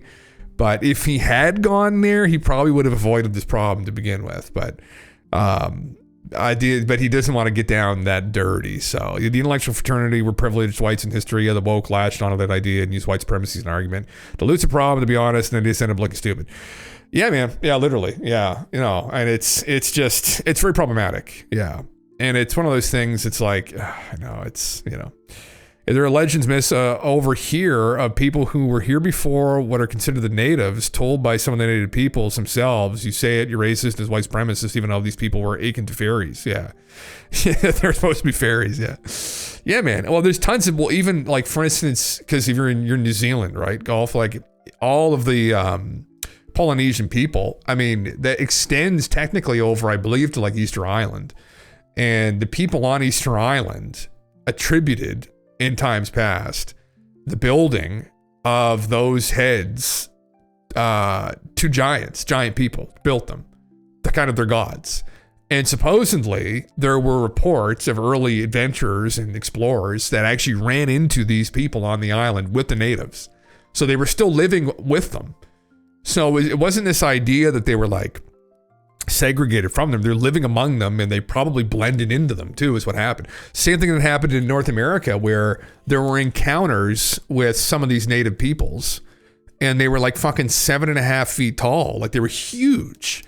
And what could happen is they just ended up amalgamating into these cultures ultimately, and just became like kind of diluted throughout them. And that's one thing that could happen as well. But there may have still been remnants of older groups of them around, right, in these burial mounds. So, yeah, they're purported to have ginger hair. Oh, are you serious or no? Were they actually purported to have red hair? Or are you joking? Really? If that's true, that's very interesting. You think about that, right? Think about it. Are you serious? Yeah. I'm not fucking around when I said that they're everywhere. I didn't know that. That's interesting. Well, up in Indonesia, right? There's, what the fuck is that place called again? There's a place in Indonesia which is made out of like basalt, these weird basalt rocks. Like, they're almost like octagonal. They're like these almost like crystals. And supposedly the story goes from the locals that 2 brothers arrived on a bird and hauled all, because there's a mystery as to how they got all the fucking rocks down to the water from the volcano. They hauled all of the rocks in this bird and they flew it down to the base of the mountain. And they built this crazy structure, these 2 brothers. And they were giants. There's all these other stories of giant men on these islands, these Polynesian islands. It doesn't fucking end. It's so prolific, it's ridiculous. Yeah. Some of the bodies found in Peru that looked at yesterday had red hair on the dissected bodies. I did they actually? Holy fuck. What makes most of Ireland and Scotland related to the Elohim? Well, man, the Tuatha De Danann, right, were fair-haired gods, and they came down to the people, the Celtic peoples, and they were very large in stature again and advanced. And that was their god pantheon, right? And you notice too, I mean, through the Nordic myths and traditions as well, a lot of the gods there were also fair-haired. And it's the same kind of meme. I mean, is there something to this, right? And then we happen to find all these bodies all over the Americas that are red-haired and huge. And then we have the Sitika, which were red-haired, huge, giant cannibals that killed the native peoples there. They didn't live among them, some of them, but yeah, I'll dig out a video for you sometime. There's some groups of the natives here who talk about this. Kids are still born with ginger hair, and of course, this is explained by them inbreeding with other modern people, but the natives themselves refute that. You fucking serious, man? Like, just a second here. We'll continue this video, but they have red hair. A close-up of the hair of Paloma, the first great pterodactyl specimen. Oh, she does the fuck. Look, she's fucking Ginge. Holy fuck. Ginge Minge on her there. Holy fuck, bud. Right there. Goddamn, just a little bit of peach fuzz on the top, but you can see.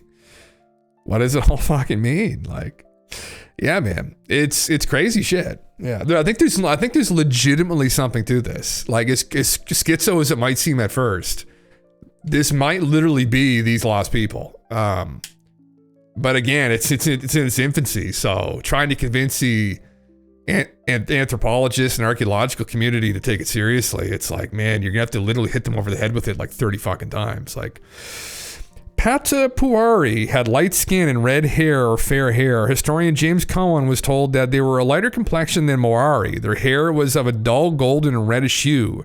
Orokuhu, such as is sometimes seen in Maori of today.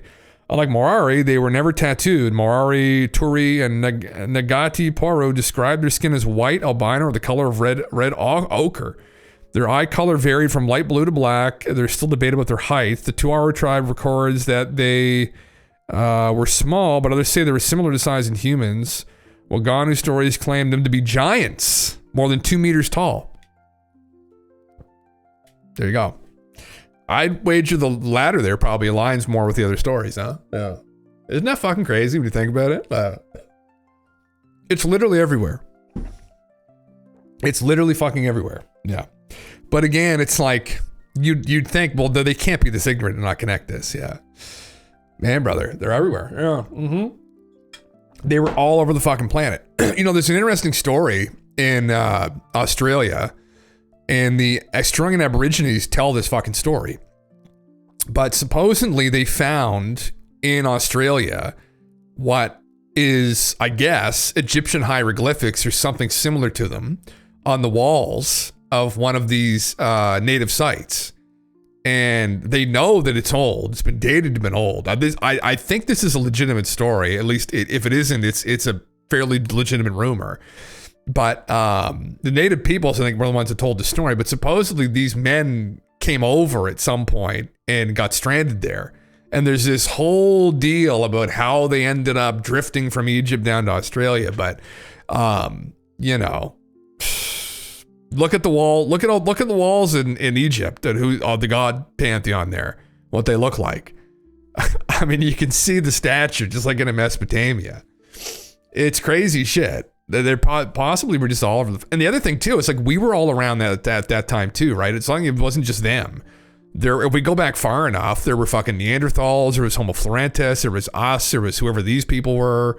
There was a bunch of different groups of people. So we all fucking intermingled together at some point. And that's probably where they fucking went, right? They probably fucking ended up. Oh, sorry, I went back a little bit there. I think we were right like here, I think, right? There we go. Recollected. So that's what we're going to dive into in this video, is right? What exactly does Graham Hancock actually believe, Right. and how is he supporting it in the Ancient Apocalypse series? If you ask the media in 2022, around the time that Ancient Apocalypse was announced and then released, you'd be told that he's a dangerous, racist pseudoscientist. This is where we left off. Tellingly, basically every article that makes this claim cites fingerprints of the gods. They, and I believe this is deliberately, do not acknowledge that he was citing Spanish conquistadors, nor do they acknowledge that he himself has changed his opinions in the last 28 years. They constantly attack not his claims, but his character, constantly choosing, rather than to actually argue with his points, to claim that he is a bad person, to suggest that he is a drug-addled secret racist. John Hoops, an archaeologist at the University of Kansas, rather than noting that Graham has moved on from some of his opinions in fingerprints, chooses instead to call it self-editing and claim that he's just hiding his true intentions, because he's a fucking bitch. John looks like he's under the influence of something there right now. What the fuck he's talking about? Graham Hancock has changed his opinions, has evolved on these issues. No, he must just be hiding his true opinions, because Occam's razor doesn't exist. But the fact of the matter is, if you're not obsessed with trying to slander Graham Hancock, and you actually listen to the things he's said, you'd probably know that he has admitted that he got stuff wrong in Fingerprints of the Gods. And furthermore, Hoops takes absolutely no responsibility for the role that archaeologists have played in making Hancock into a superstar. You see, if the archaeological community had taken Hancock's suggestions, even with some degree of seriousness, rather than immediately painting him as a fraud, they probably would not have the problem of Graham Hancock constantly attacking them. For example, Netflix sought permission to film at the Serpent Mound for the Ancient Apocalypse series. Unfortunately, the site's administration, working under the Department of Natural Resources in the state of Ohio, denied him. The reason was that their job, and I quote, was to ensure that Serpent Mound's integrity and preservation, both physically and in its historical preservation, are maintained. Because the presenter of this series proposes a theory and story that do not align with what we know to be true about Serpent Mound, your request is declined. Well, let's take a look at what the Academy knew about history. Troy was never real. It was just a mythical construct that Homer made up. And then Heinrich Schliemann determined that Troy was very much real. There were no megaliths constructed before the advent of agriculture, and that the advent of agriculture was 10,000 years ago. Well, we discovered Göbekli Tepe, which is absolutely a megalithic site, and it seems that agriculture probably developed around it a little bit earlier than we thought. We were also told that humans had only been in North America for 13,500 years. That was certain. It was the truth, except just last year it was proven definitively that we were here at least 22,000 years ago. In fact, there is evidence that we were here 25,000 years ago, and there's a little bit of evidence, it's not conclusive, to suggest that we were here as early as 50,000 years ago. We were also told that there were no asteroid impacts in recent human history, but of course in 2007, Firestone and his team determined that yes, there in fact was an impact 12,800 years ago. We were also told that there was no Hebrew writing prior to the 10th century BC, and then just last year, again, 2022, big year for archaeology.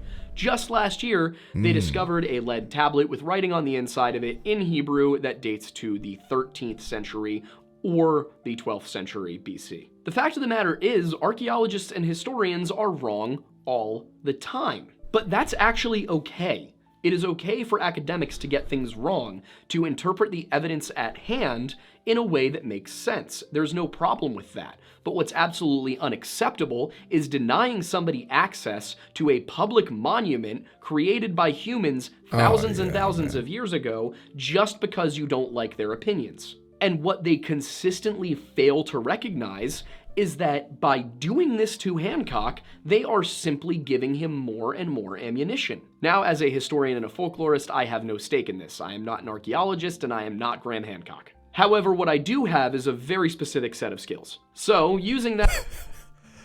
Yeah, but, you know, aside from all this labeling, right?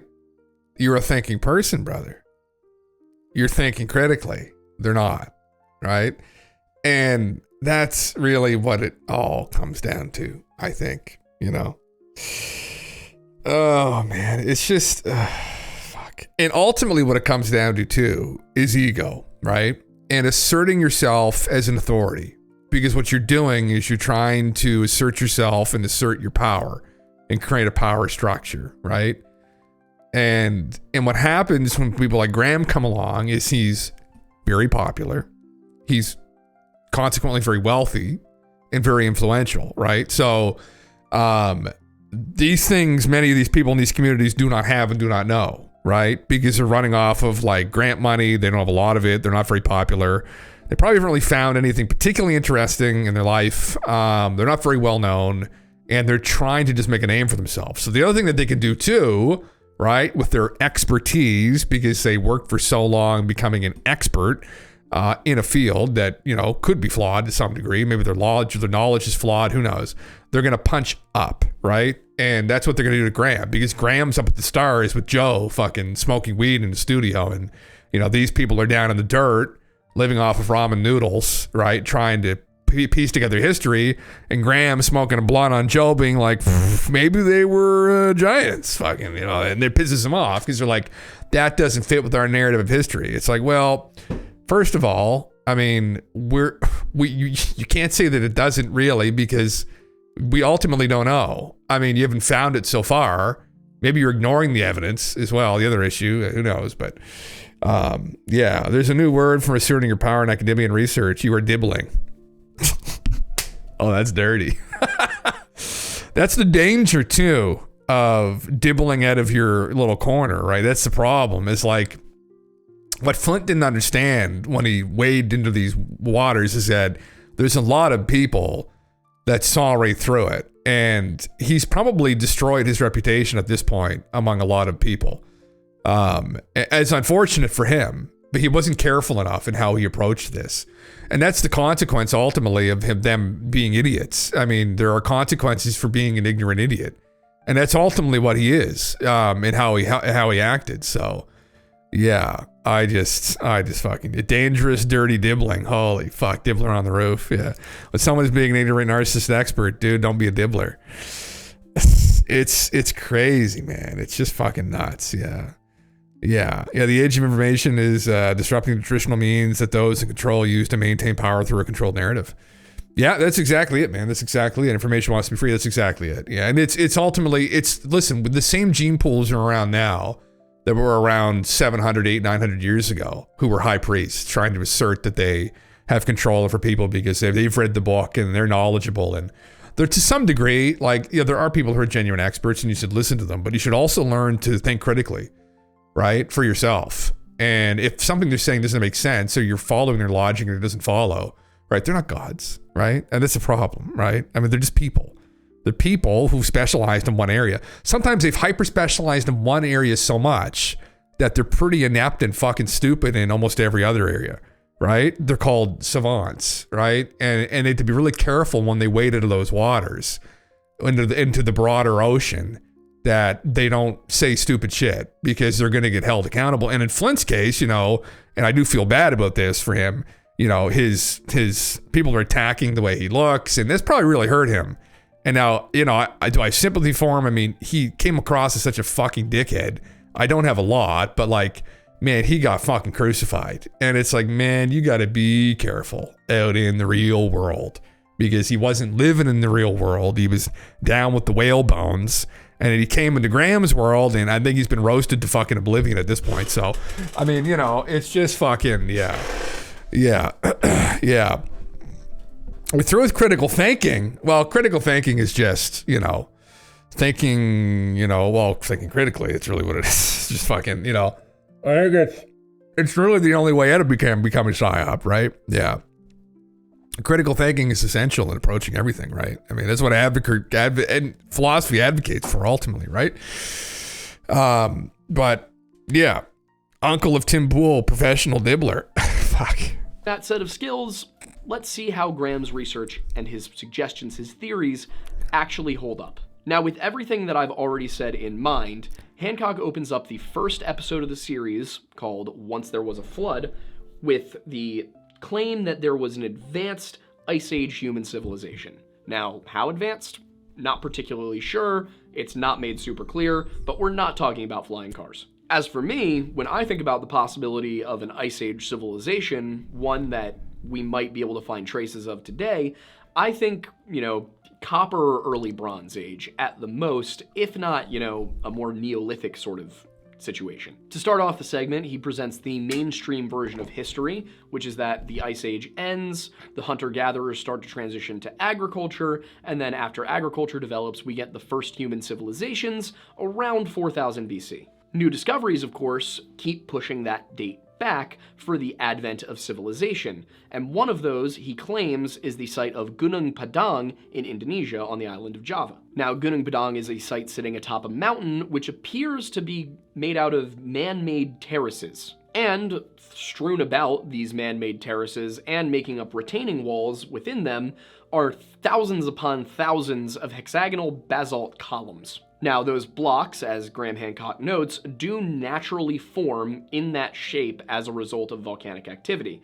It does not appear that they were formed into their hexagonal fashion by human hands. And because the site is mistakable for a natural rock formation, nobody really bothered to look into it for a long time, Graham says. Now, he's partially correct about that. The site was first mentioned in an academic context in 1890 by Roger Verbeek, and then again by Nicholas Crome in 1914, and then it wasn't actually studied until 1979. However, the first man to discover it, and not necessarily the first man to discover it, but the first person to write about it and bring it back to the world of academics, Verbeek, described it as a succession of 4 terraces connected by steps of rough stone, paved with rough flat stones and decorated with numerous sharp and columnar upright andesite stones. On each terrace, a small mound, possibly a grave. So clearly, they knew this was a man-made structure from the jump.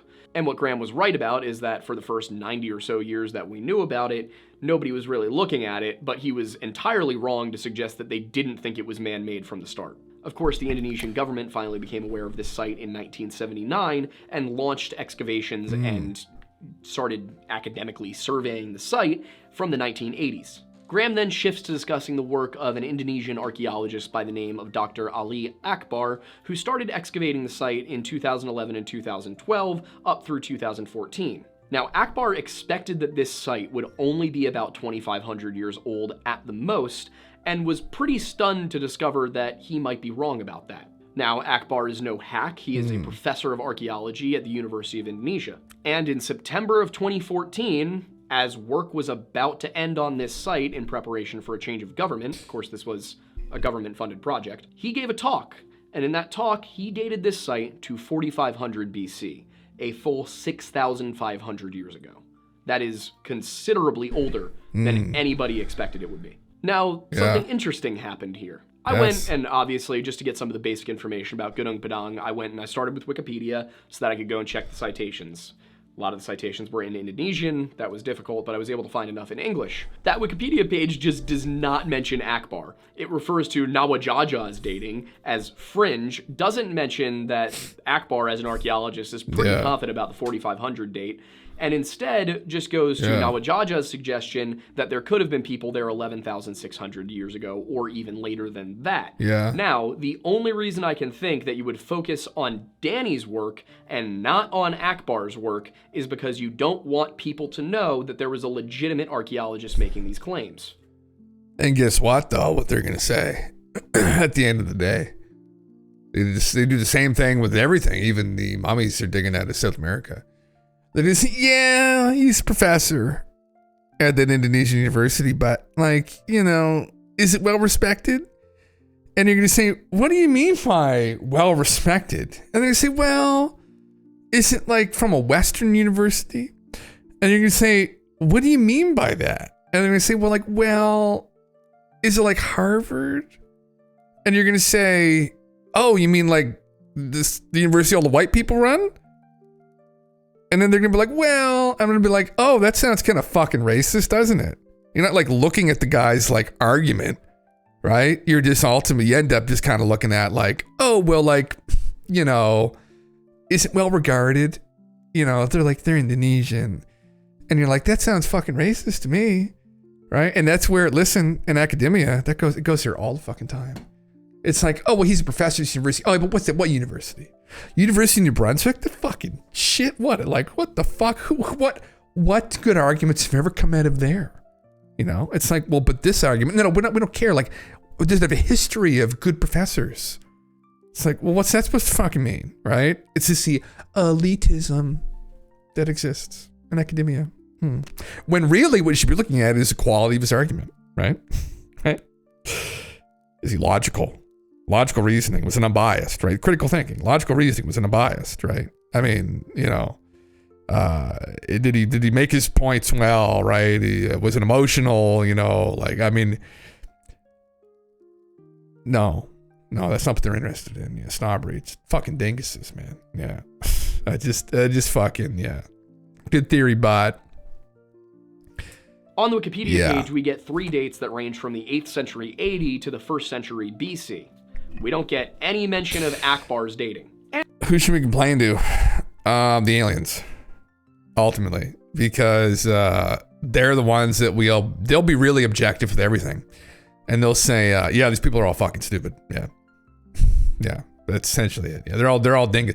And, you know, it's like, again, a lot of people just towing the fucking line out there, right? And it's like people on the cutting edge. You're gonna cut some people. They're gonna get cut. And anyway, yeah, I think probably the aliens, brother. That's what I would fucking say. That's my only explanation for all this. So I mean, And interestingly enough, it's also left out that the secretary for Akbar's team back in 2014 said that work halted due to a transfer of government, and they weren't sure if they would have the funding to continue it. But based on what they had, they planned to submit a paper which noted a number of findings, including evidence of a giant building structure under the surface. Not Nawajaja, Akbar's work. The team recommended further research, as they had suggested that by drilling 14 meters into the ground, they had come up with even more stuff that appeared it could be anthropogenic. That said, they made no claims that they had absolutely discovered an ancient unknown civilization, just that there was some weird stuff here and they thought that excavation was worth it. This, of course, led to other archaeologists speaking out against the project, but their reasoning may not have been archaeological, but rather political. One critic, a Desreal Riva Shanti, criticized the methodology of the dig, but the problem was, according to her, she never actually visited the site and had just seen photographs. In some of those photographs, she saw soldiers, provided by the Indonesian government, digging at the outsides of the site with hose, not digging into the actual site itself, just, you know, getting to it. This was enough for her to suggest that the methodology behind this dig was so bad that it shouldn't even be investigated. And to be clear, she had never been to the site. Interesting. Just seen pictures. And, as it turns out, a number of Indonesian archaeologists were jockeying for funding around this time, with the change in government coming up, and Akbar's project being canceled would have freed up quite a bit of money for them, about $250,000. And which site did Desiree Rivashanti want funded? Well, it happened to be one that her own institution was in charge of that had been undergoing excavations since... Man. So, I mean, and Wikipedia, in the end, they stripped the actual good argument out of Wikipedia, where the actual accredited guy the source of the argument wasn't cited, which is just so fucking dirty. Musafir and Kastner. Since you are that deep into the topic, you should get the full truth and feeling of it, Jim Russell. It's a banger. Turkish Halle. Brother, what is this? Is this your song?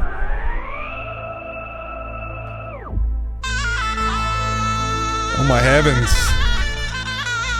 Is this the song of your people, brother? Jesus Christ. This must be the song of your people. Wow.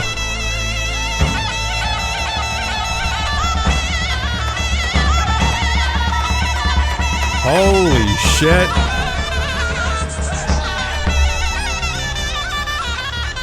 Wow. Wait for it to drop.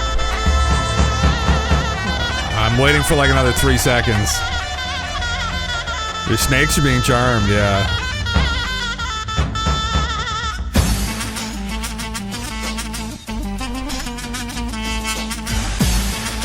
Pretty sick.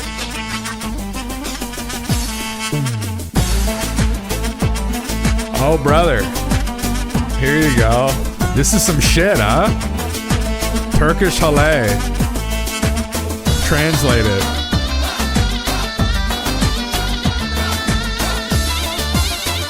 Hold on, did she play? This is a wind instrument for 9 fucking minutes? Got some lungs on her, goddamn. Yeah, check out minute 7:30.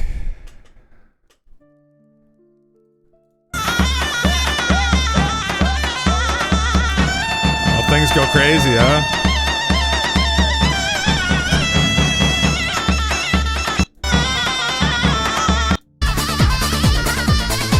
Oh my god, what the fuck? I was not expecting that. Alright. Jesus Christ, this is fucking sick. Man. I'd be down with this.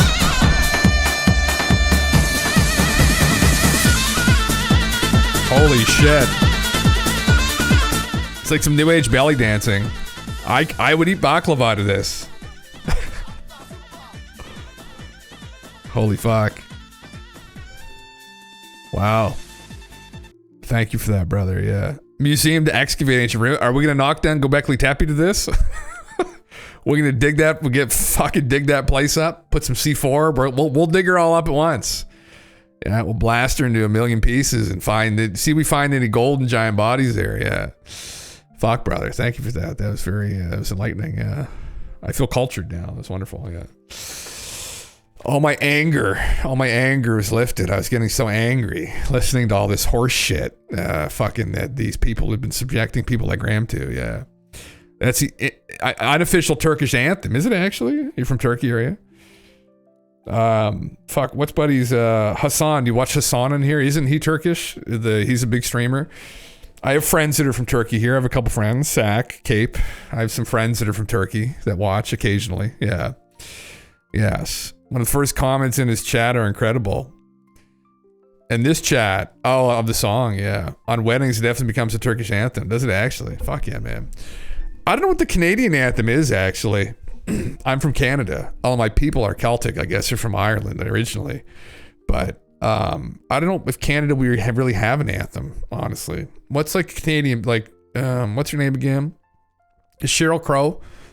Maybe Sheryl Crow. Who else is Canadian?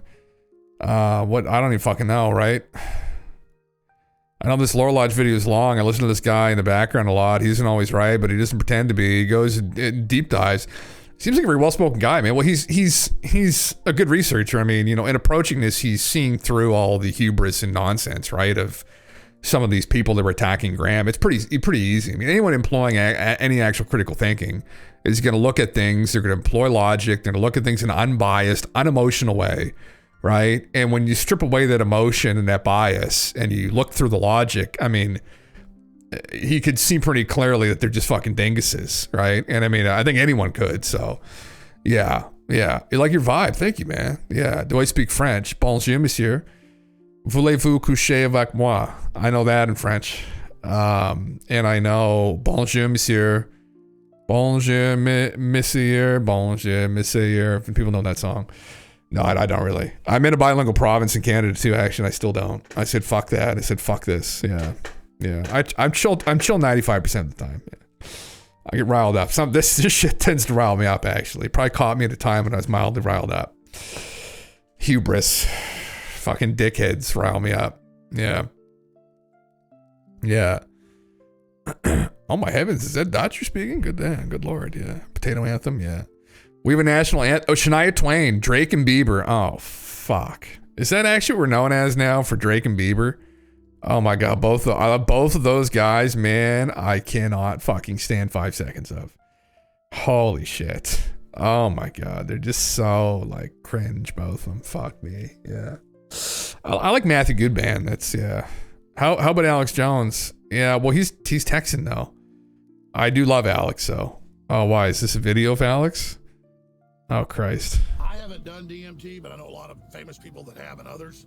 And the government since the 70s has been doing intravenous drip with it. It just didn't become popular the last 20 years by eating it. I've talked to well-known people off record who have gone to these big DMT rituals at sacred sites because reportedly those are like gates or places where dimensionally they've been doing sacrifices for thousands of years. So maybe the things hang around there or it's a ley line. They're not sure. But if you go there and take DMT, they're having groups of 20, 30, 40 people who are seeing the same hallucination on it at the same time. They basically say aliens come up the steps of the pyramid or, you know, and everybody's seeing it at the same time. They're having maybe it's not a hallucination. Well, exactly. If this individual was seeing it, it's one thing. Right. But then sometimes people in the group even get attacked by these things. I would be very afraid that those drugs open up a portal for something to enter me.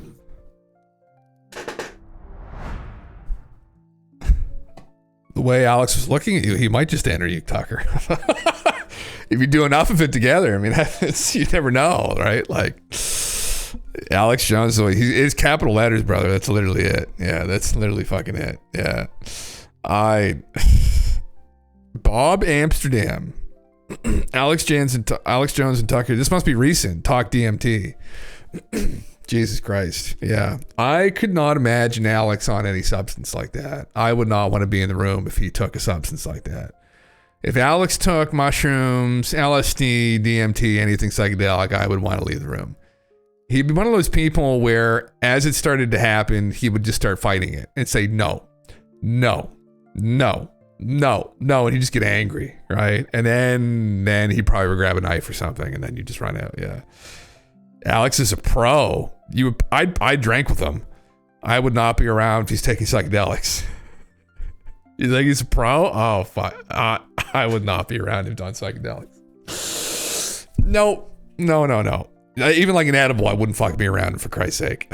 I'd be fucking long gone. Yeah. You know, we were just drinking, fine. It'd be a good time, but choke me out, try it, I dare ya. That's what he says when he's drunk. What he says when he's on fucking something, when he's tripping balls, man. I could see him actually probably killing someone, yeah. Oh, that's a classic. I love that. Yeah, Eddie fucking chokes him out. Yeah, oh my God, man. The brain damage. Fuck. Yeah, you would cancel any and all of the plans at a moment's notice. Getting married, it can wait. Funeral of a family member, I'll go to the memorial next year. Oh my fuck, man. Oh, I know. It's funny. It's on all of our bucket lists. It's been on my bucket list for many years to go out fucking drinking with Alex. And although he's on his health kick now, he's probably not going to. But I'm sure he'll slip back down the fucking side of the mountain again at some point. You know, I'll catch him on the other way, on the other side going down. We'll catch him then. You know. Holy fuck, man. Yeah. I just saw another fucking clip of him there. I like every time I have my morning coffee, I open up like Instagram reels and I just run it to them. Some of them are so fucking bad. Like, Probably one of the worst encounters I've seen recently. That was the one we went over. Like, he got right in Buddy's face. I'm like, holy fuck. He's on this like kick now because he's lost all this weight that he feels like Superman. Like, he's got this like body dysmorphia, but it's not like what people normally suffer from. It's like he sees this other man in the mirror that's like this hulking 6'9", like 400-pound muscle monster. And like he just fight anybody. And I'm like, brother, like getting in people's faces, like he's just on a fucking rampage like a bull. Yeah. A cryptic message predicted something coming for Earth in 2027. Say what? Do you have a link to this, did you? I'll pull that up. Yeah, he'd be fine on the hard liquor and no fattening drinks. Just drinking that straight bourbon. Fuck. I feel like that'd be his drink of choice. Him on wine too would be a fucking kick probably. Like that fucking, the wine drunk's different, you know. The wine drunk's different. Wine drunk's kind of a sensual drunk sometimes. You have to watch yourself, I guess. As I was digging around this asteroid that is... I have a hard time with this guy too, honestly. I gotta be completely transparent, Digi. I just don't know. There's something about him that people probably think that about me too sometimes. It's fine. It's okay though. You know. What is this? Supposedly going to hit Earth in 2032, and there's now a 3.1% chance. It's increasing, even though it's very small. Yes. As I was digging into this, I found this bizarre this bizarre connection with the alien disclosure, the Oumuamua asteroid that was thought to be an alien pod. The year of 2027, and why there are certain whistleblowers talking about it. They're showing up in 2027, and we better be prepared. And there's cryptic website, and it predicted some of these asteroids. Talks about how it has something to do with aliens. Oh my God, the Rainbow Bridge, brother. Oh my God. Not only that, there's also a slight chance that this might actually be connected to why billionaires are building bunkers. Now, these are just theories, and with that being said, let's explore this topic. Look at this. The chances of this asteroid hitting Earth keep rising, but there are 4 reasons. I'm not sure if you guys know about this, but there is an asteroid that is supposedly coming for Earth in 2032, December 2030. Fuck. All right. Can I skip ahead slightly? Do I need to fucking subject myself to every minute of this?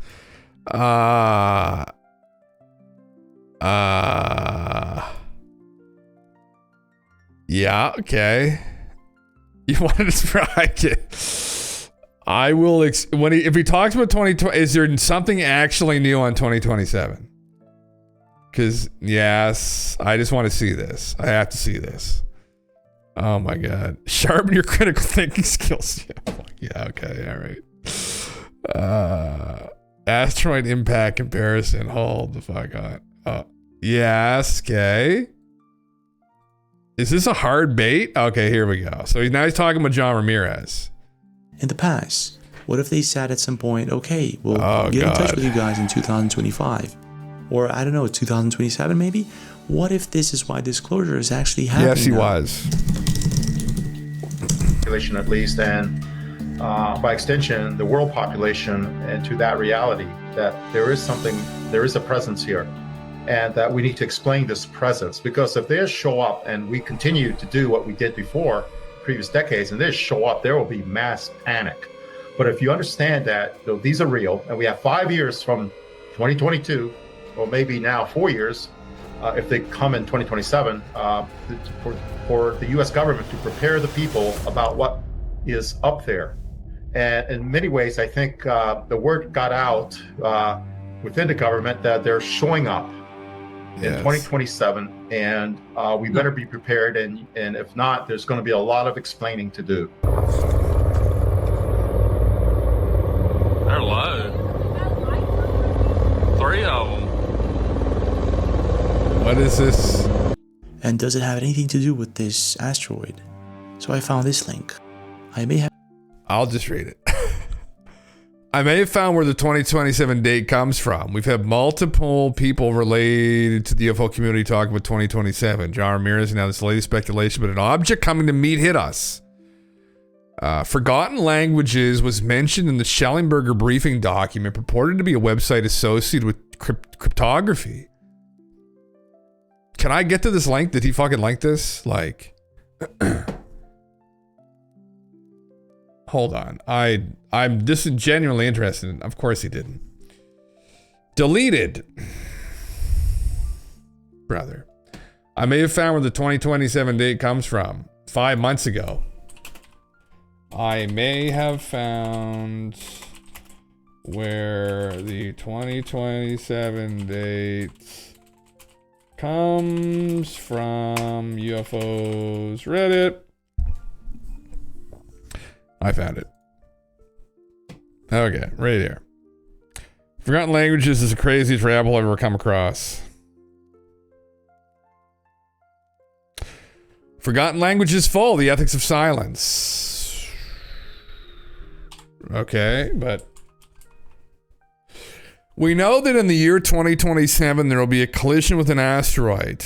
We know its dimensions, its orbit, and we have calculated with absolute certainty the devastating effects that such a collision will have on terrestrial civilization.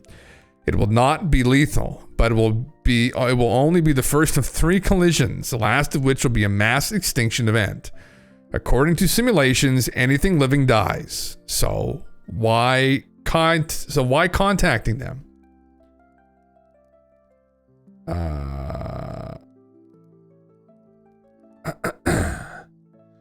We find that we expect the solar system to experience roughly 1 encounter within 780 AU within 4.g year of time. Thus, an attempt to migrate enough of terrestrial civilization to ensure longevity can be met with this minimum requirement of travel between 1,500 and 5,000 AU. This is 2 orders of magnitude smaller than the current distance to Proxima Centauri. This conclusion is clear. If survival is the sole goal, then a civilization needs to only transfer once to a long-lived KRM dwarf to ensure its survival for a Hubble time. What in the fucking Christ is like what? What is this about? So this was it. No contact with ephemeral civilizations. Okay. Man, I don't even fucking know. Yeah. Yeah, he drops the goods. He's an aggregator. Sounds like a plot from Deep Impact. It sounds like something like that, doesn't it? Yeah. Collision with NEOs. Major event prognosis. Yeah, I don't. This is like, this is fucking some. What the fuck? Here are his citations. Altruism and the evolution of communication. Wow, is this where it's from? Hold on. I'm just curious. Just a second. This doesn't make any fucking sense when I'm reading right now.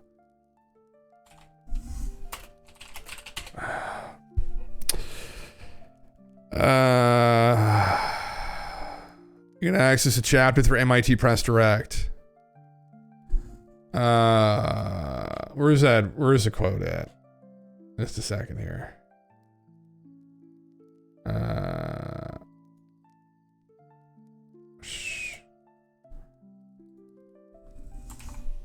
Just a second here. Is this from this? I don't fucking know yet. The quote seems more aligned with science fiction themes. Oh, fucking Christ. Anyway, you're not going to look for it and fuck off, right? Yeah, that's kind of what I thought too. I don't know. I don't think there'd be some actual, accredited publication that make a claim like that wouldn't freak people out. So, yeah. Click the search thing at the bottom.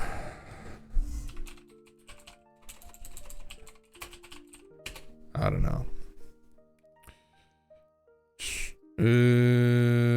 No, same shit. Yeah, it should do it anyway, usually. Yeah, no, this is just like, yeah. John Ramirez thought it had something to do with aliens, not fucking like a comment anyway. Who the fuck knows, right? Who in the fuck knows? I don't fucking know. He sci-fi got it. Yeah, that seems to be the theme here, huh? Yeah, access denied. It's a fucking meme, guys. Yeah, doesn't make any fucking sense. Yeah. Anyway, I'm always looking for more shit on this. These are these little tidbits. It's basically the idea that there are forgotten and undeciphered languages around the world that contain information, lost technologies, history. There are some cults around the world based on some of these languages and their use. UFOs are mentioned in some of these forgotten language texts, which has contributed to some of the UFO lore over the years, from what I understand. Oh, this comment for really understood what the website was about. It looks like people use forgotten languages and referring to for contributions to a website where they encode esoteric information, what they call books. Interesting. Okay. Yeah, so it's just like straight up fucking, yeah. Straight up fucking woo. Well, in the event of that, I guess, I'll probably end it here. But anyway, guys, yeah, thank you for coming around, hanging out. I was going to say thank you for everyone else who was here just a little short time ago, but I know it's approaching the time when I usually end the stream. So, yes, thank you, man. Listen, and yeah, thank you guys again. And I will be back on at some point. I'm definitely going to be back on Sunday with Galen TV. We're going to do a special on the Raelians, which should be fun. Just a UFO cult. And then I'm going to be on Friday next week as well, trying to stream Monster Hunter. Hopefully it streams all right. I'll probably be on in the morning until the morning. I'll probably be on almost all day. So I'm going to be just streaming that nonstop. So Hail Rael, yeah. It's a good question. I don't know. Yeah. But until that time, listen, everybody, stay safe. See you later.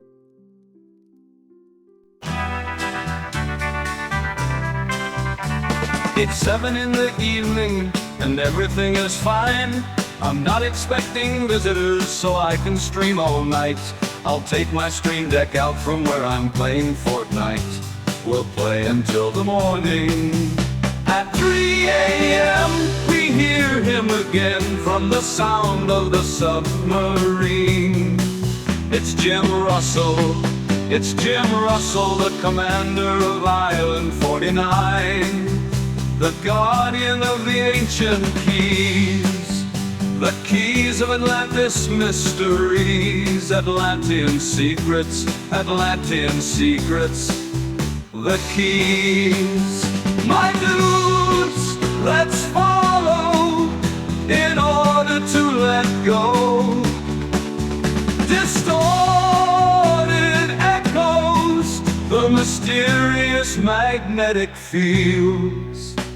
Atlantean seas, Atlantean seas. We have to swim through the ocean, the periscopic deception, ancient doorways that tremble before the subterranean castle. He calls us, my dudes, robots and erudites. 'Cause at 3 a.m. we hear him again from the sound of the almond shells. It's Jim Russell. It's Jim Russell, Union leader of Sorceric Knights. And he parts in the breaking dawn.